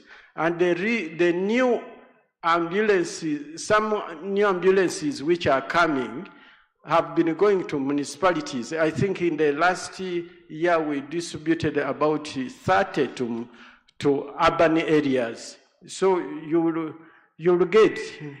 Then about type C, thank you, Dr. Lima, for bringing up this. Type C, the type C are mobile intensive care units. So they are very expensive ambulances. Our plan is to have at least one for each regional referral hospital and one type B for each regional referral hospital. The same for the national referral hospitals. And we noted that to have a standard type B ambulance, we need to provide it costs almost three times to that one of a type B. We have now increased, I think we have distributed 11, and in next year, God willing, if we succeed in the new project, we are going to get an additional 12 again, which we are going to distribute fairly. But in terms of cost, I think we can't reduce that one. I'm going to discuss with the transport officers to see if this is something, because fuel costs are difficult to deal with. Thank you. Thank you, JB. Let's appreciate JB. That might actually translate to allocation of an ambulance. Don't you worry. We have two questions. Dr. Buku, aspect of research. Yes, true, we want to understand what happened to Wakiso, because really it's in our neighborhood. I think it's posted because of data. You see, if you don't give us the data, it's the same like you have not done what? So that translates that you have not done the work. So one, that you do the work, but also do what? Do report. But it will be a good question. And I'm sure that you will probably, as you do still your political work, you can also do this as part of the research, and then we can be able to do it. So we can be able to work on that. On the aspect of land security, I think this cannot be captured in the strategic plan of the ministry, but it can capture in the strategic plan of the hospital. Actually, it's be part of it, and then working with what? With the district. What the ministry can do is now to come to support, but it should be part of your strategic plan. The last two questions, I've sought the indulgence of the PS, and she has agreed to respond to them on the aspect of the high-volume municipality facilities and also of Kitgum Hospital. And then afterwards, we shall close this session, and then we have the next session, which we're supposed to have had. Okay, so let me begin with, first of all, I want to appreciate those that gave positive comments,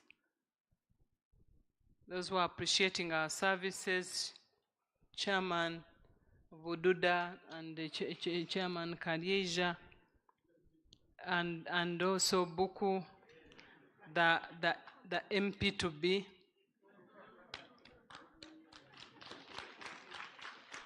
The issue of, let me begin with Kitugum. It is quite an interesting narrative. You know, as Ministry of Health, we don't really segregate. We provide services everywhere equally. Kitugum Hospital has received some money to start renovation. The money is not enough to do everything, but we provided, I think, up to 1 billion. And I am yet to go to Kitugum to see what that money did. Having said that, Kitugum is on the list of the facilities that we are supposed to overhaul. Today, when I had gone to Ministry of Finance to discuss, after we signed our agreement with the US government, I had opportunity to meet PSST to follow up on the request that we had made on the renovation of the hospitals. Kitugum is not the only one. I think, Chairman, one of these days I need to invite you so that you escort me and we go and visit some facilities. And then you see that it is not targeted to only Kitugum, that, you know, those are the facilities that are, you know, forgotten and municipalities want to finish and kill the population of the municipalities. They don't know that we can't do that. So it is because the resource envelope that we always get is never sufficient. Is never sufficient to cover the whole country. But Kitugum is number 4 on my list of the hospitals that I am targeting to renovate as soon as I get the money. So we have not forgotten you. We have you in mind, and we treasure your leadership, your concerns. Your concerns are our concerns. But just bear with us. It is just a matter of time. Rome was not built in one day. Let me talk about the municipalities and the facilities. What we noted is that in most cases, those facilities, those municipalities, they tend to have big facilities. They have hospitals. Now, for us, our main concern is the access to care. If I have a hospital, let me say municipality in Kitugum, does it have a municipality? Okay. Okay, let me talk about Kitugum. If Kitugum, in the municipality where the high population is, we have also a general hospital. But because of this nomenclature of having a health center for per, I rather first take that money and go to the places that have nothing. So where we have little resources, we look at access as number 1. Can patients get where to get treated within the facility, within that? So it's not about geographical, and we've tried to explain to the public, but I don't know, especially the political class. You take it like wholesome, that if it is a district hospital, even when a district has 100,000 people, even when the district is like a sub-county. But because the definition of a district and a district hospital, so we are moving away from that. We are looking at accessibility. Where is the facility nearer to the people? If I get sick around here, does anyone here have a place where they can go? Yes. So regardless of the nomenclature, that's why even in some places, like for example, let me give an example, AMDAT. AMDAT does not have a hospital. It does not have a hospital of government. But government gives money to AMDAT hospital, which is a PNFP, and it runs the services on behalf of government. Now, instead of duplicating and bringing another hospital next because we want to juxtapose this one because nomenclature, government must have a hospital in this district. We are saying, let us not split little resources.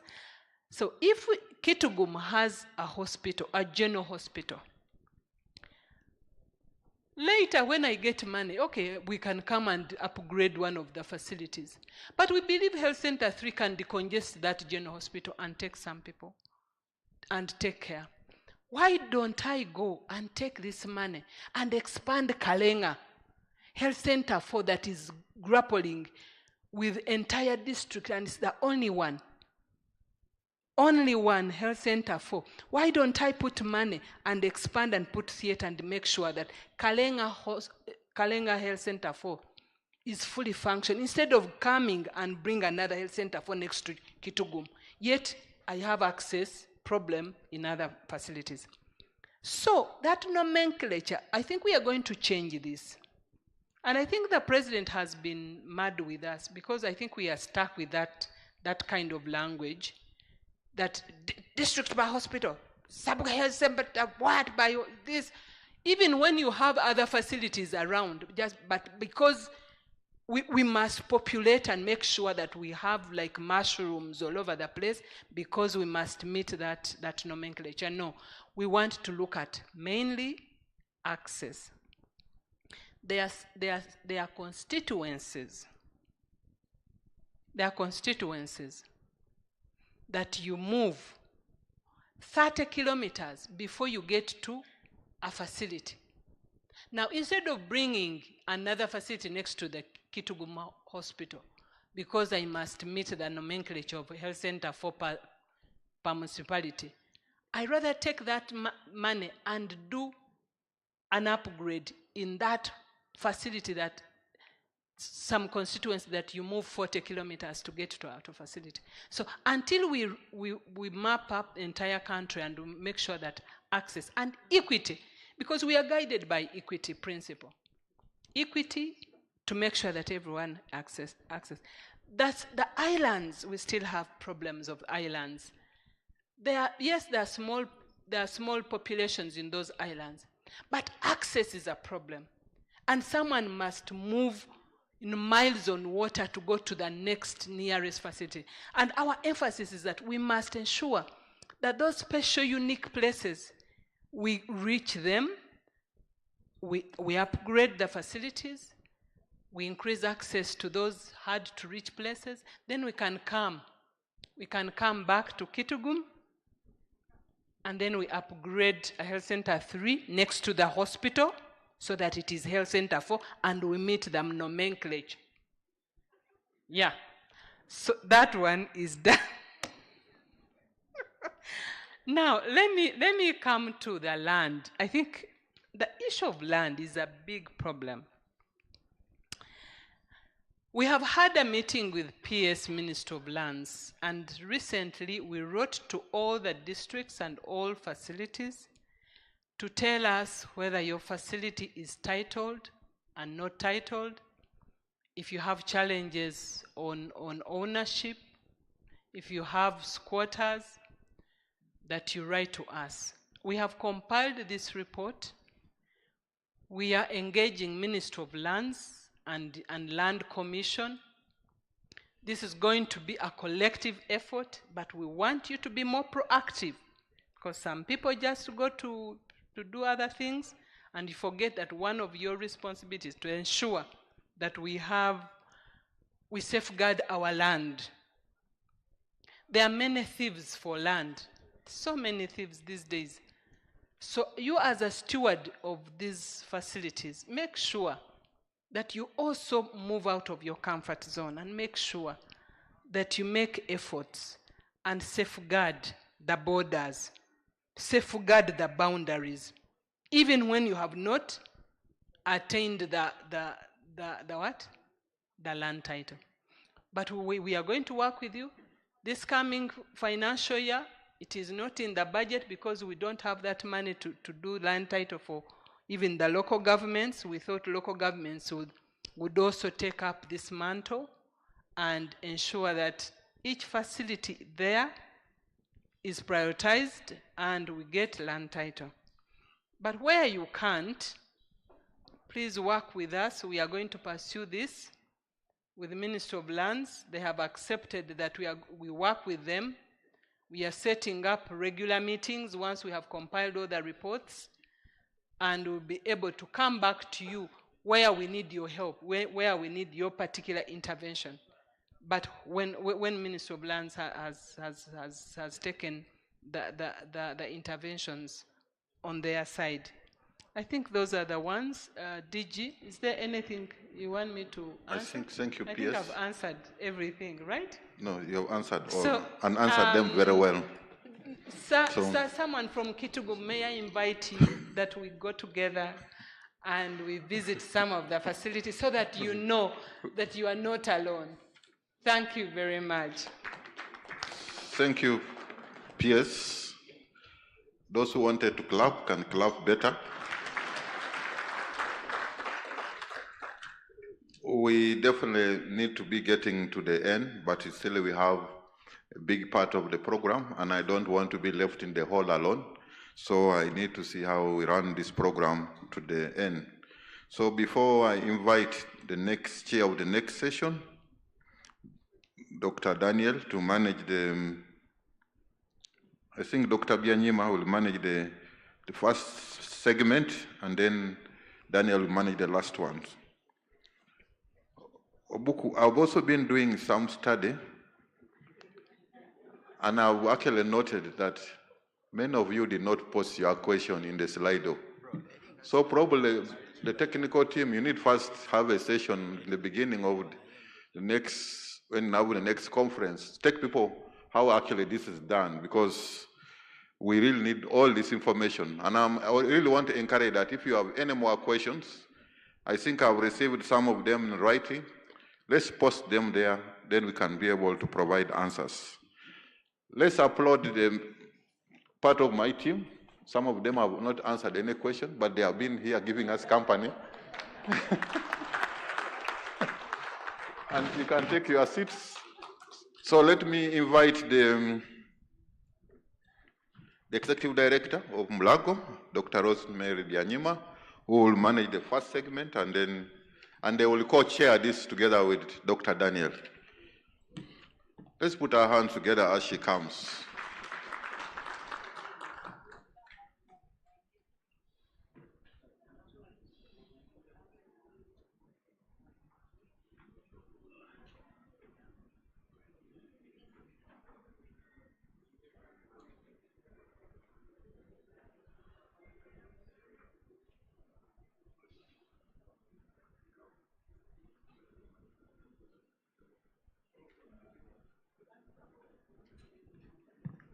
Thank you very much, DG or DJ.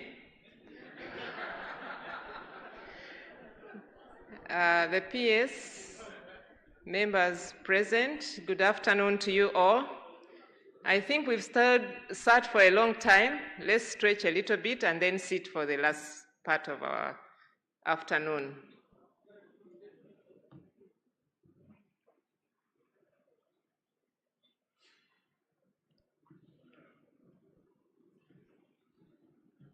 Thank you. You can take your seats.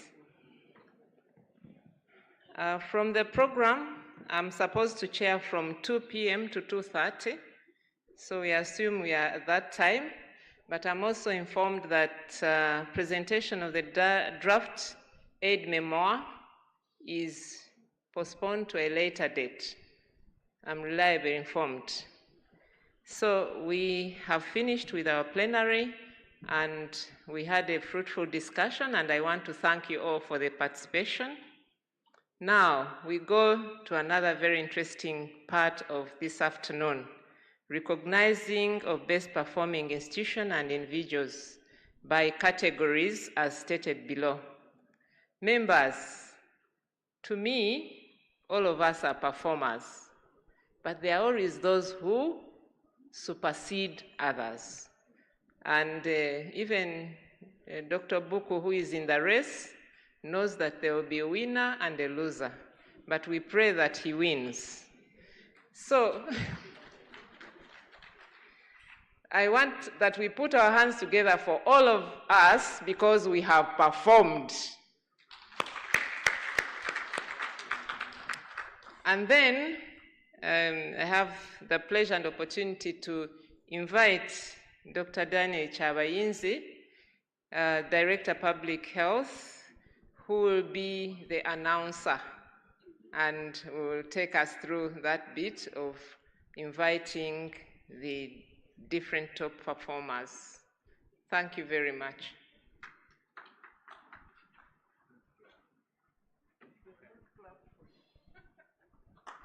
So you don't want to clap for Dr. Byanyima? Just to inform you, she's very, very popular in my family. All my elderly parents know her. So you better clap for her again. You are all candidates. The announcements. First of all, we have top performers, local government. These are the categories. And we shall prepare the certificates, and the director and the PS will come and hand over these certificates. Number 1, Chiruhura, local government health service delivery. Please come to the podium. PS, we invite you to be able to help us hand over. Director General and Dr. Byanyima, escort the PS. You are all performers. Number 2, can we first have, please, when you perform a show off, plus your whole team, come here. Yes? Local government. Okay. Okay. Yes. Category local government. Oh, come here, show off. Go up. Please walk with some swagger. My Gen Zs should show how we walk. Even you would have put the little one. Okay. Number 2.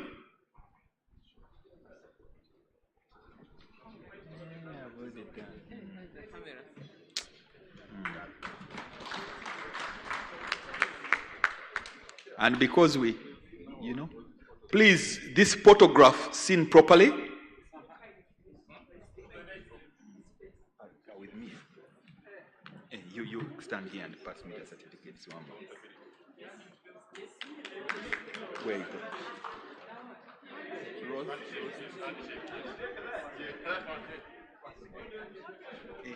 Thank you. Okay, you wait. Okay. Now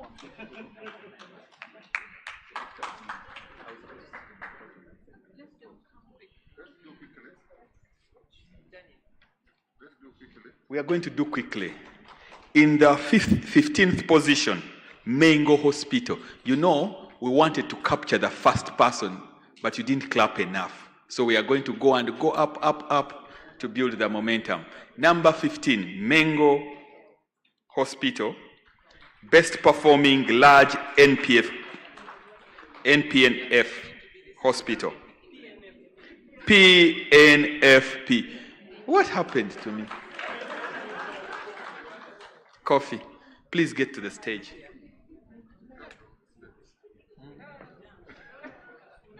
Okay.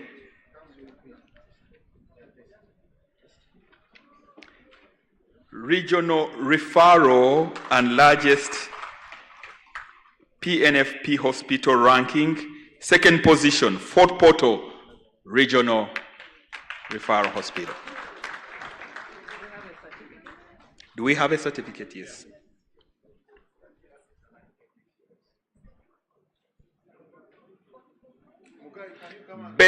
Next. Mugahi, come and represent our region. Hey, okay, this one is. Hey, but you. Minister. Come and represent our kingdom.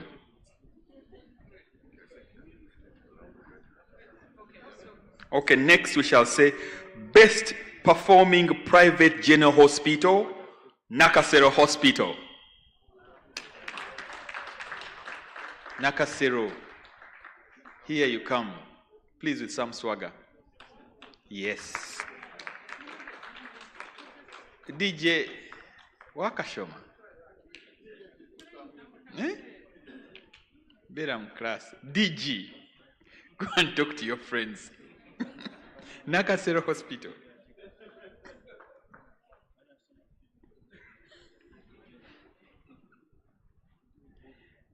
The next is best performing PNFP General Hospital, Lugazi School Hospital.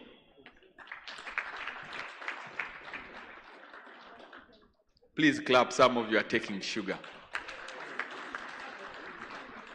And Dr. Mangino will have to give you some lectures. Clap, School is Lugazi Sugar Works Corporation, isn't it? Yes, come. Some people didn't know.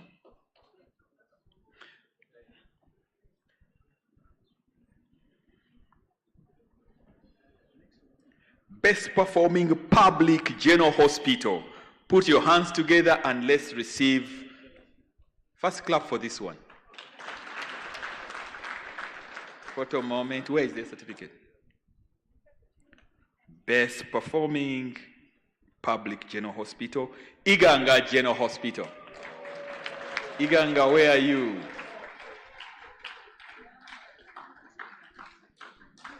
Are you clapping? Soon we shall post you there. Well done, Iganga.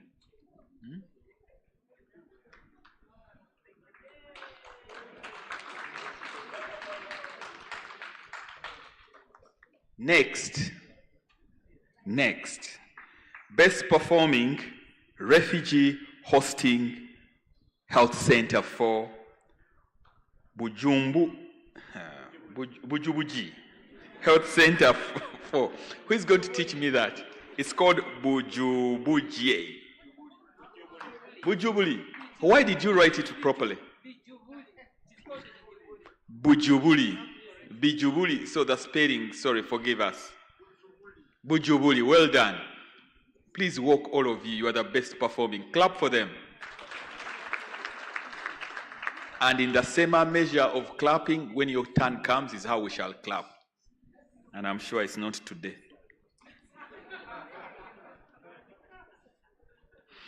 Best performing private health center for. They're still taking their picture. You can start clapping in advance. Sebi Medical Health Center 4. Sebi, are they here? Sebi, come for your award. Well done, Health Center 4. Which district? Wachiso.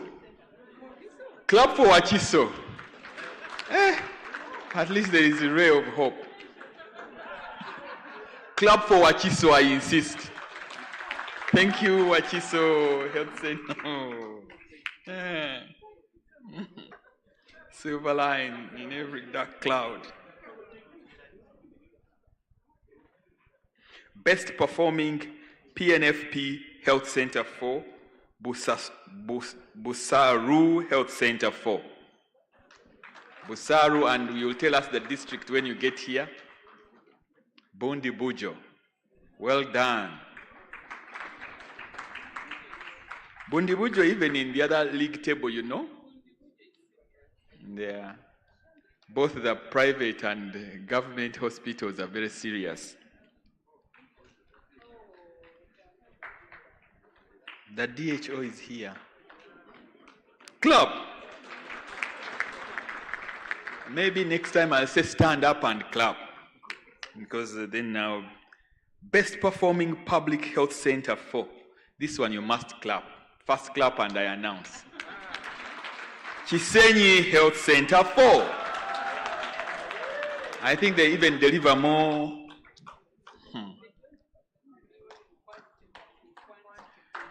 Quantity, clap as though you are going to see there are 1,000 deliveries a month. Clap for Dr. Zarang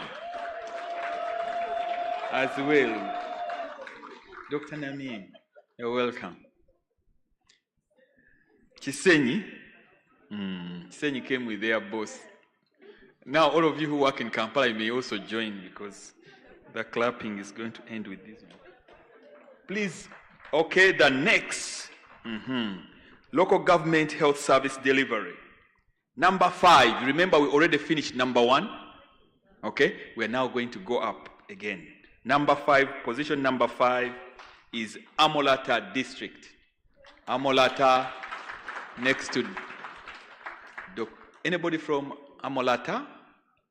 The fishing district? Nobody? Not even their neighbor, Dokolo?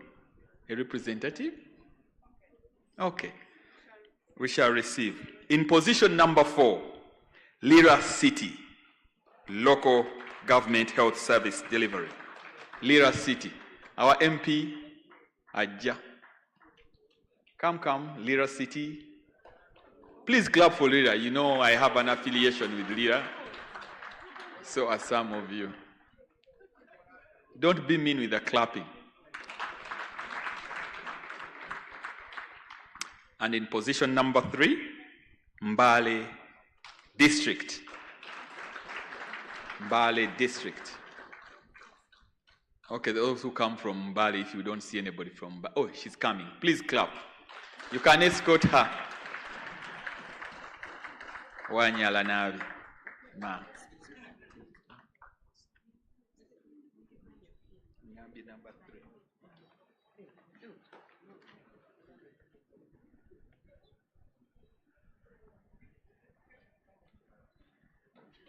If you know how to rule it.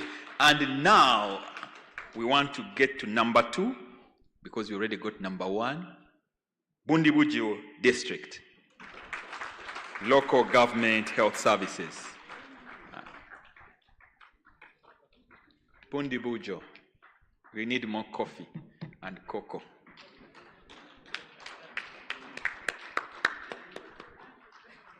You can even first go round. Clap. Yeah. Well done. So all of you who need the presentations, the link is there. They're all loaded.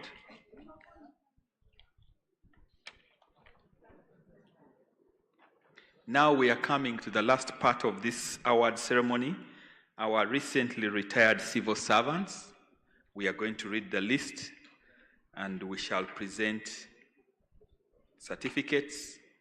We are just going to read them to acknowledge, and then we shall allow 2 of them to come up and receive. Narwala Sam, Oburu Michael, you are here. Oburu Michael, please come up for a handshake at least. Seru Moses, Mukasa John Silva, Dr. Banya Ogwang Francis, Nambalirwa Aida, Mbabazi Juliet, Dr. Ogwang David, Mwanika Robina,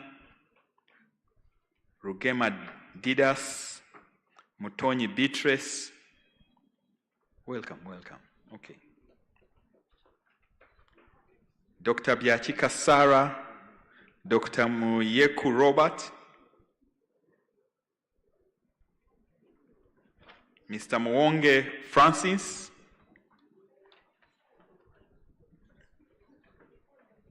I think the last one is here, Mr. Sebagala Edith, or Miss Sebagala Edith. I think my glucose level have just dipped.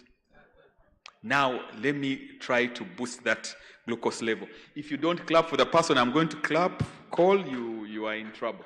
Let's clap for Edith until she gets here. Well done. Please clap.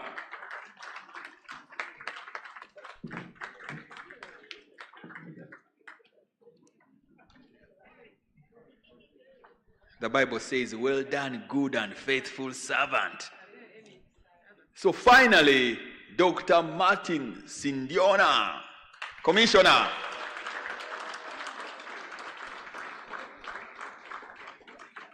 Health Services, Standards, Compliance, Patient Protection Department. Let's rise up and say, well done, Martin. And it's going to be accompanied with cat caking. Bring the cake here. Those who are clapping, I'm seeing you. Yes. the department decided to do something different to honor. So the people in my department, do you see what you will do for me? Very shortly, I'll be next. Please allow Martin to enjoy the moment. And we said, well done, good and faithful servant. You've been good in managing small amounts. Now he's going to manage farms, what? Not pateo. But we come and cut the cake. And that almost concludes the ceremony part. And after Martin gets here, all those who are here and they have retired, please come and join. Have retired this year. There are those who retired the other years, or who are yet to retire. Those who have, please come and let's join.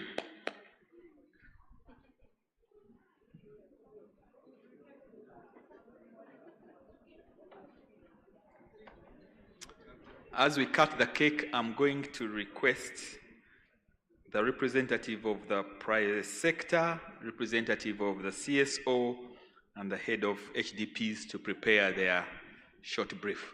Okay, who is giving us a count? It was so many years. Maybe we just count from 3.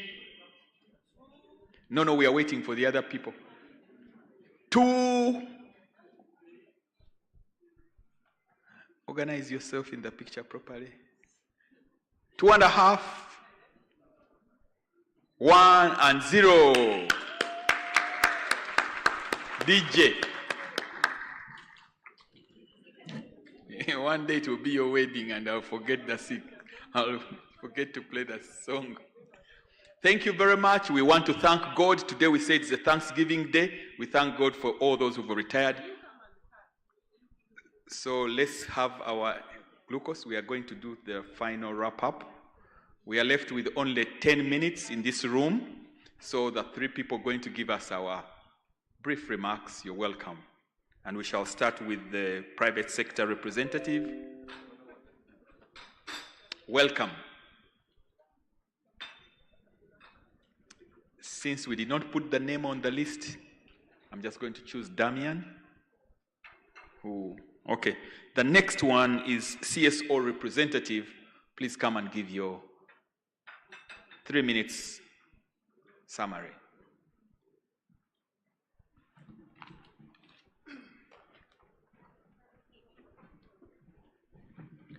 Thank you so much, Dr. Daniel. Today, the civil society is represented by an unusual face, but this resonates with the progress that has been made in including communities and recipients of care in planning, implementation, and monitoring health services. I'm Dr. Mia Yunus. I work with the TASO, and I'm representing the broader civil society. When we are not designing programs as office bearers, we are recipients of care. So all of us who are sitting here, I want to recruit you to the civil society cause. Madam PS, allow me read the joint statement by the civil society through this 31st JRM. Madam PS, distinguished government officials, development partners, fellow civil society representatives, and all stakeholders present. On behalf of the broader civil society movement, I would like to express our sincere appreciation for the opportunity to participate in this GRM. This gathering has once again reaffirmed the value of partnership, the value of dialogue, and shared responsibility in advancing universal health coverage through resilience, efficient, and integrated health systems. We commend the Ministry of Health for its continued leadership during a period marked by complex transition, financial challenges.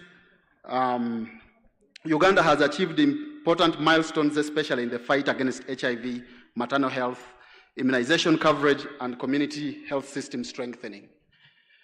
As civil society, we deeply resonate with the priorities and recommendations laid out in our opening statement, but also the progress of the JRM.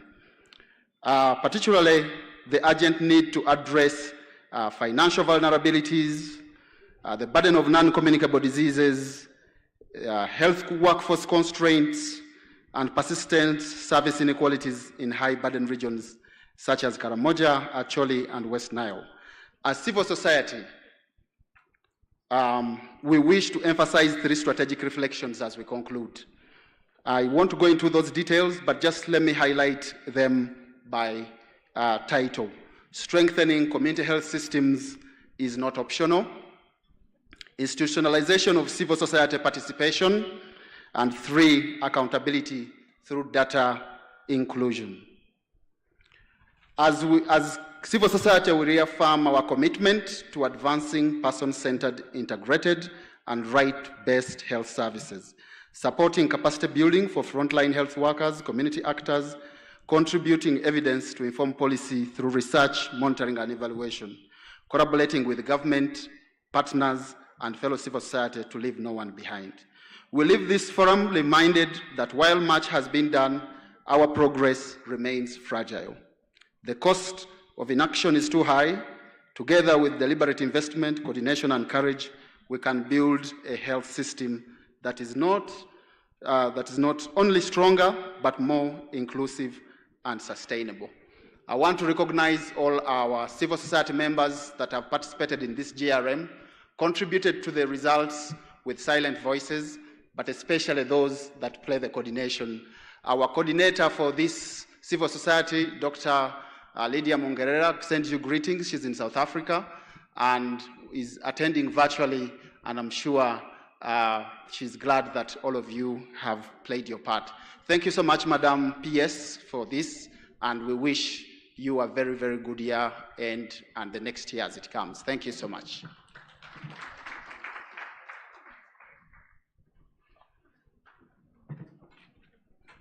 Thank you, Dr. Mia. Now, finally, thank you for using that 2 minutes. Now somebody's going to use 3. You're welcome, Julianne. Thank you very much, Mr. Chair. I'm standing here on behalf of Sweden, who are the co-chairs and the incoming chairs of the Health Development Partners Group. They send their apologies, Madam PS.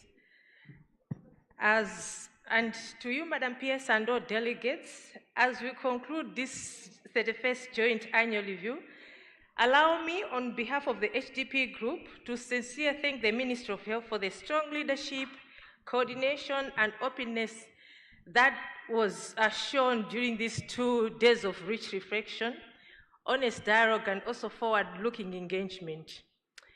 Over the course of the GRM, we reviewed the performance of 2024 and 2025, which really reflected on both the strength and vulnerabilities of service delivery. And we also examined the health financing landscape under domestic and external pressures.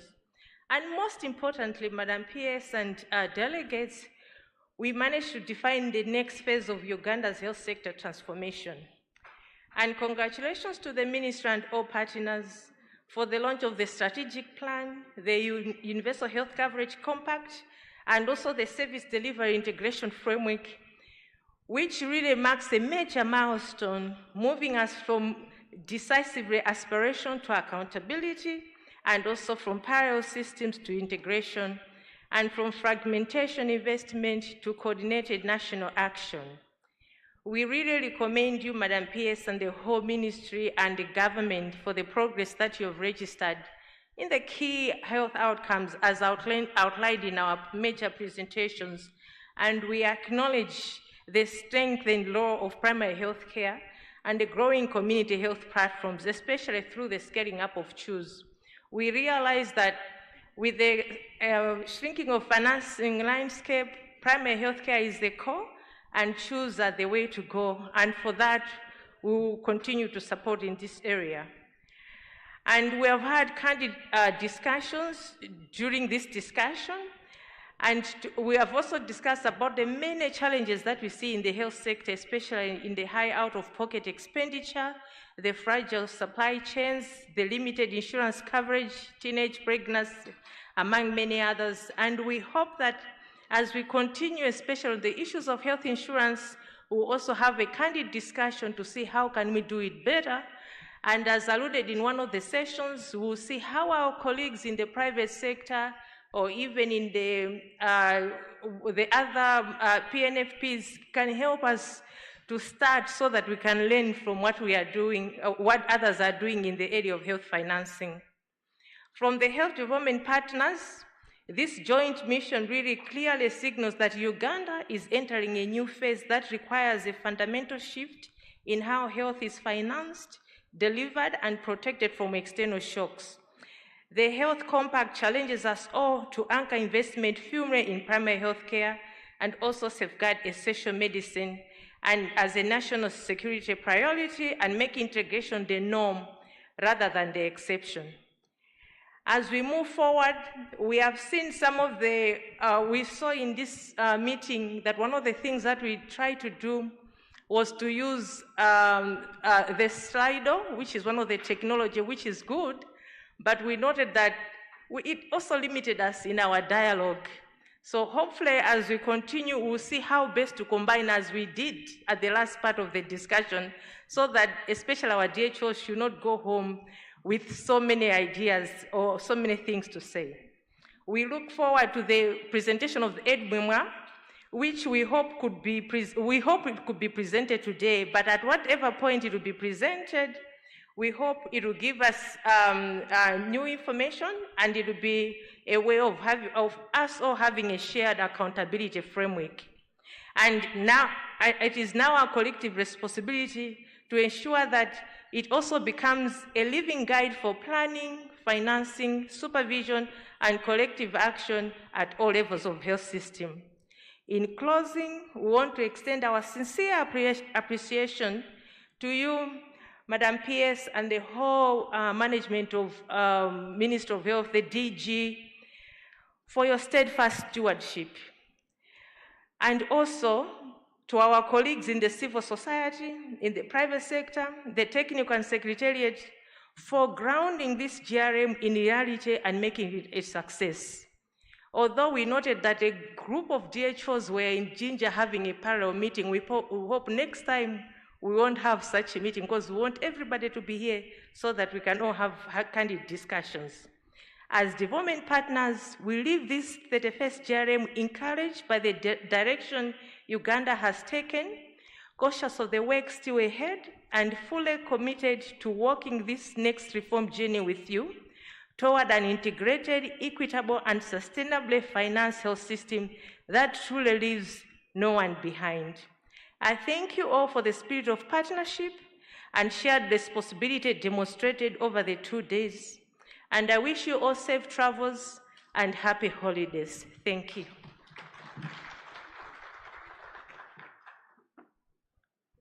Thank you, and that concludes that. Please let's clap for her as she goes down. That concludes this session.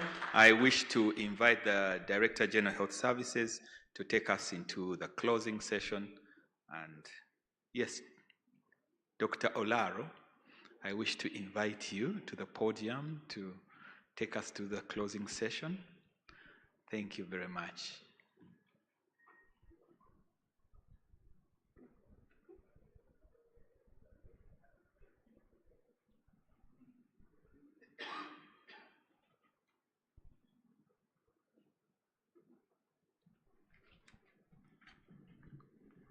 Good evening.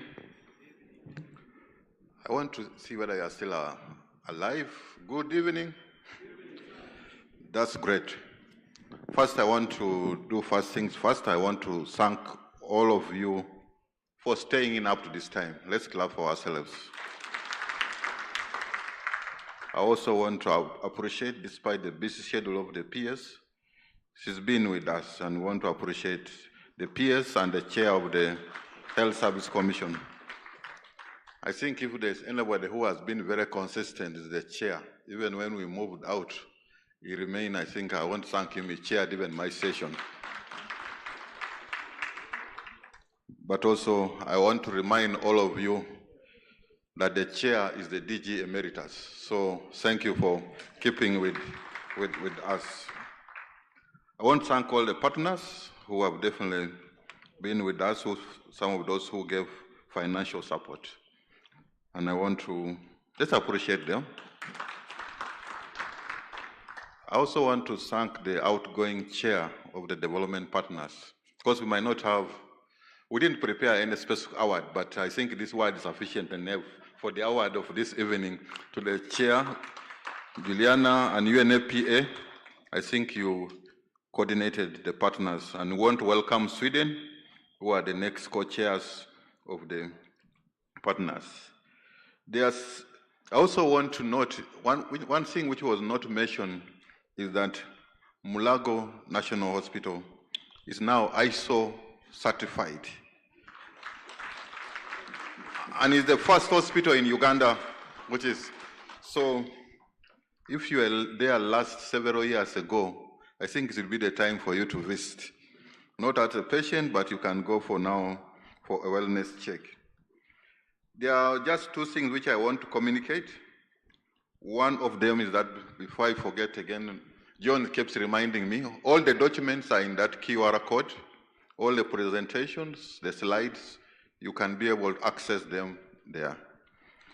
We shall continue to compile the questions and be able to see what are the things we can be able to move forward. The aid memoir, the draft will be shared by the end of this week. So, and then we shall present it in the first HIPAC. So the Secretariat, take note of that, we need to be able to do that. I also want to remind the partners portal is still on. Let's be able to scan it, and then we can be able to improve. As a ministry, we shall continue to look at the framework for assessment of performance so that we can continue to include other parameters other than just the volume of the work. We need to look at aspect of quality, but also all the other aspects which we need to be able to include. With those very few remarks, I want now to invite our guest of honor to officially make her remarks and officially close the 31st Joint Review Mission. Just clap for her.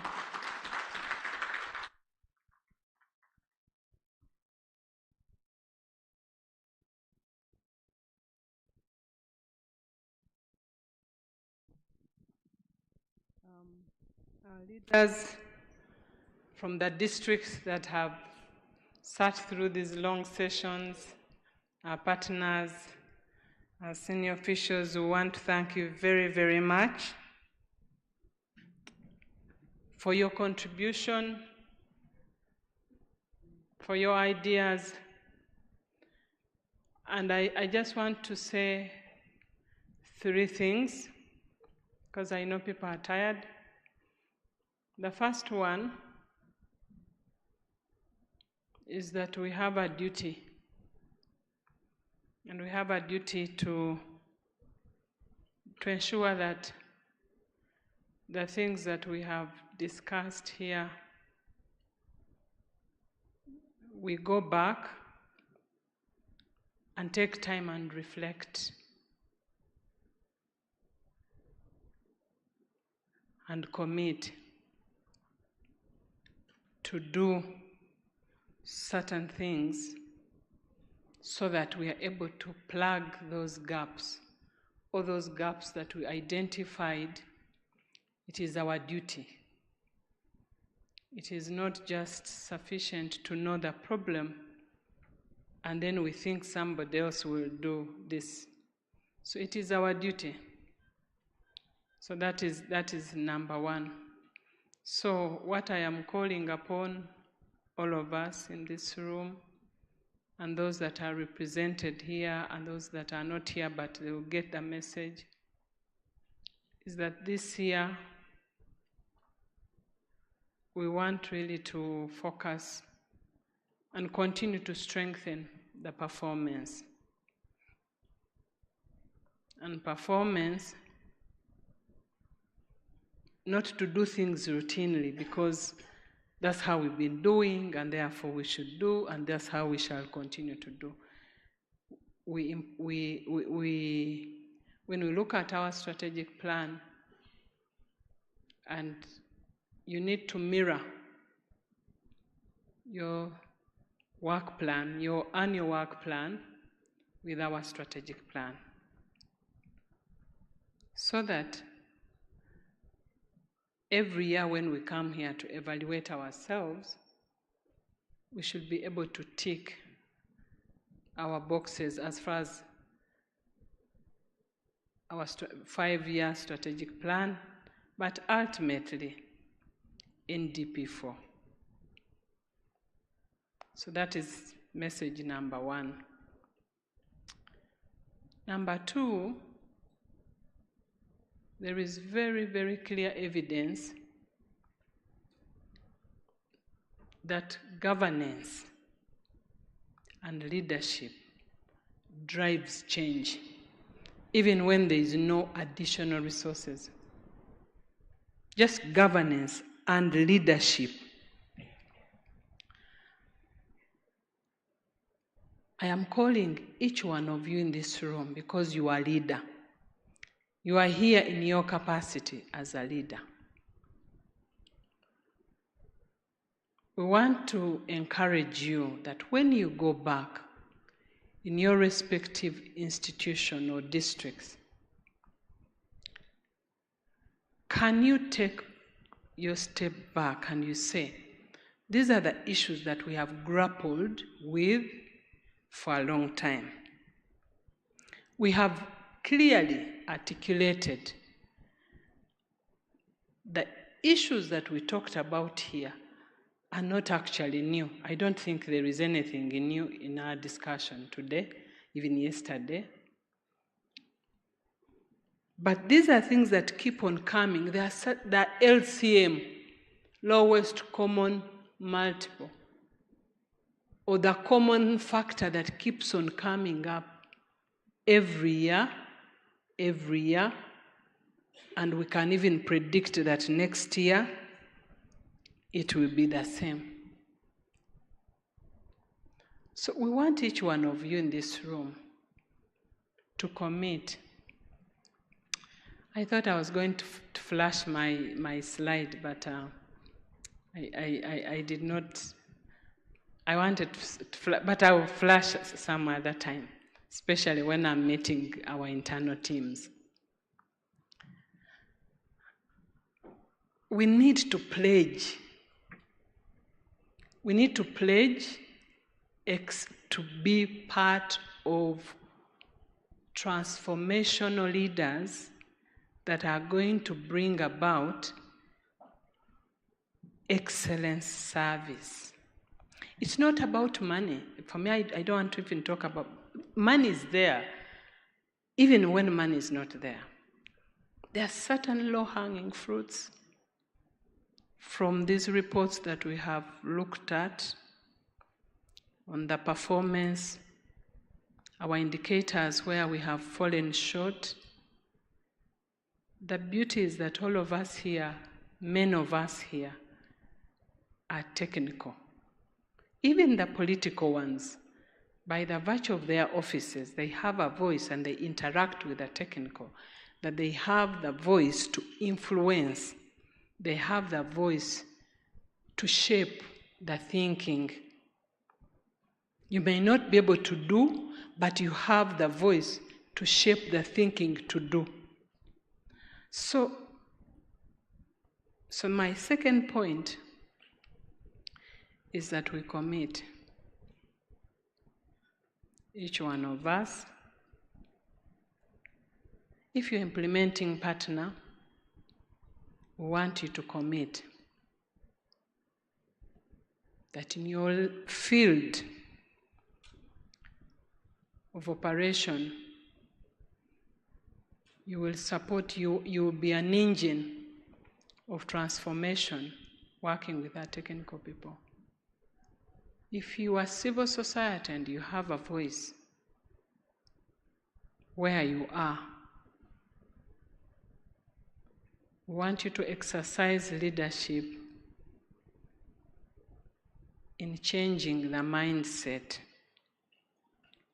and start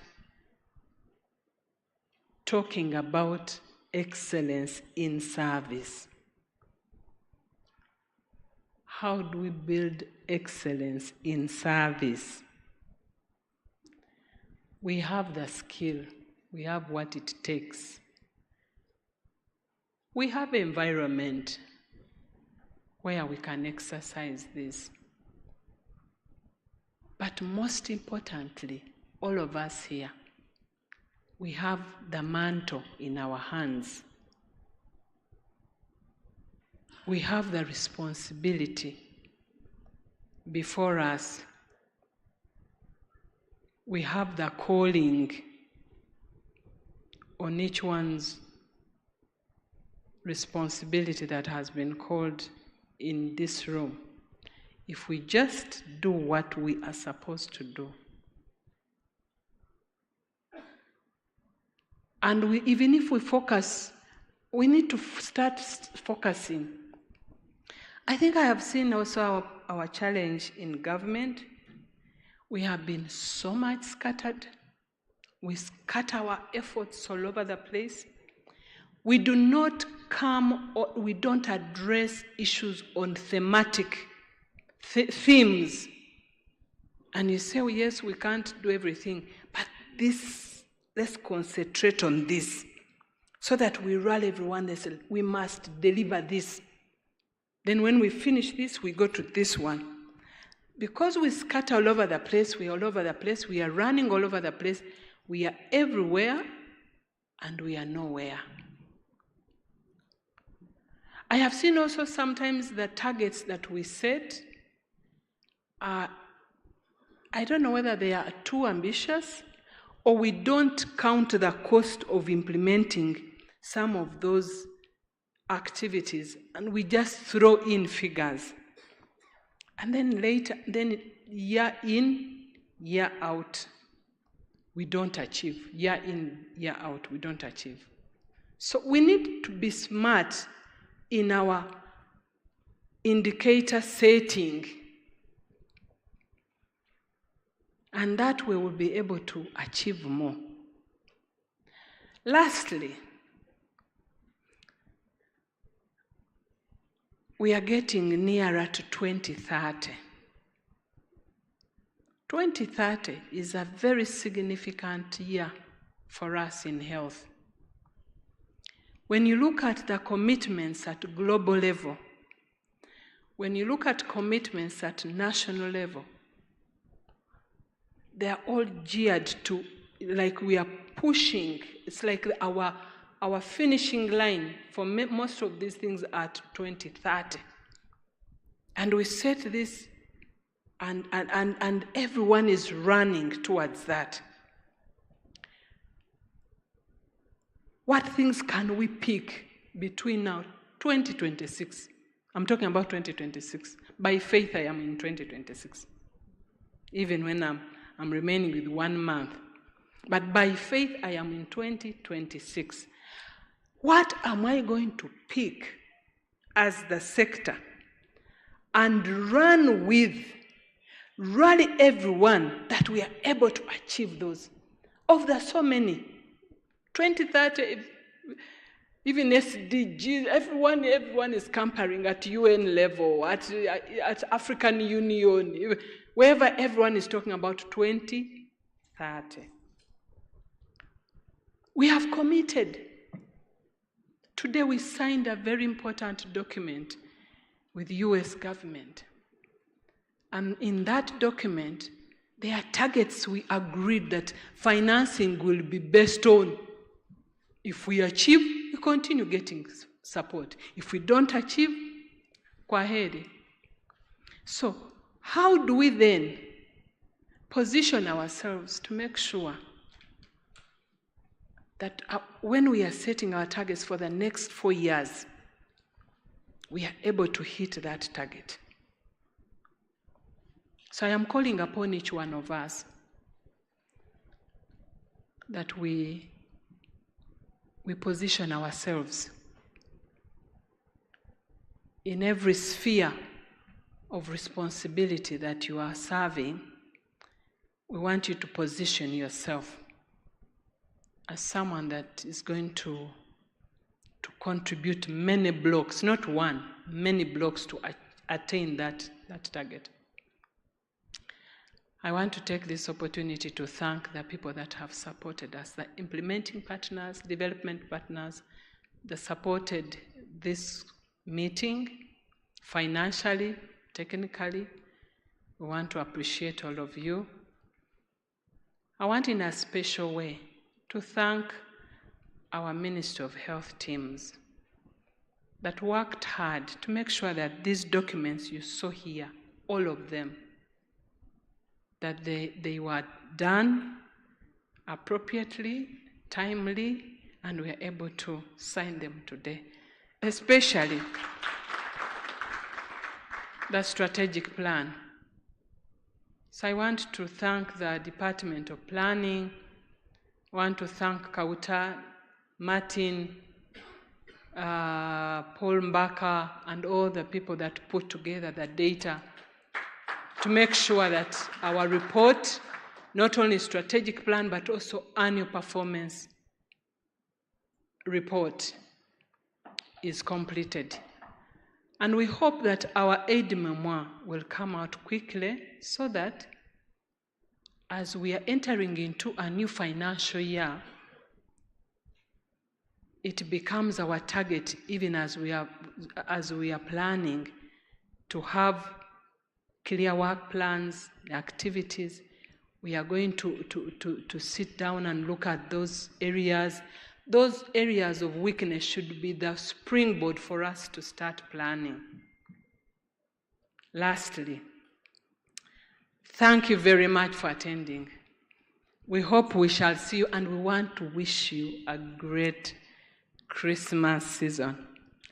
Do not indulge very much. We have non-communicable diseases with us. Those of you who have high cholesterol, I know that there's so much meat out there. Don't overindulge. Alcohol, don't overindulge. We wish you Merry Christmas and Happy New Year. Thank you very much.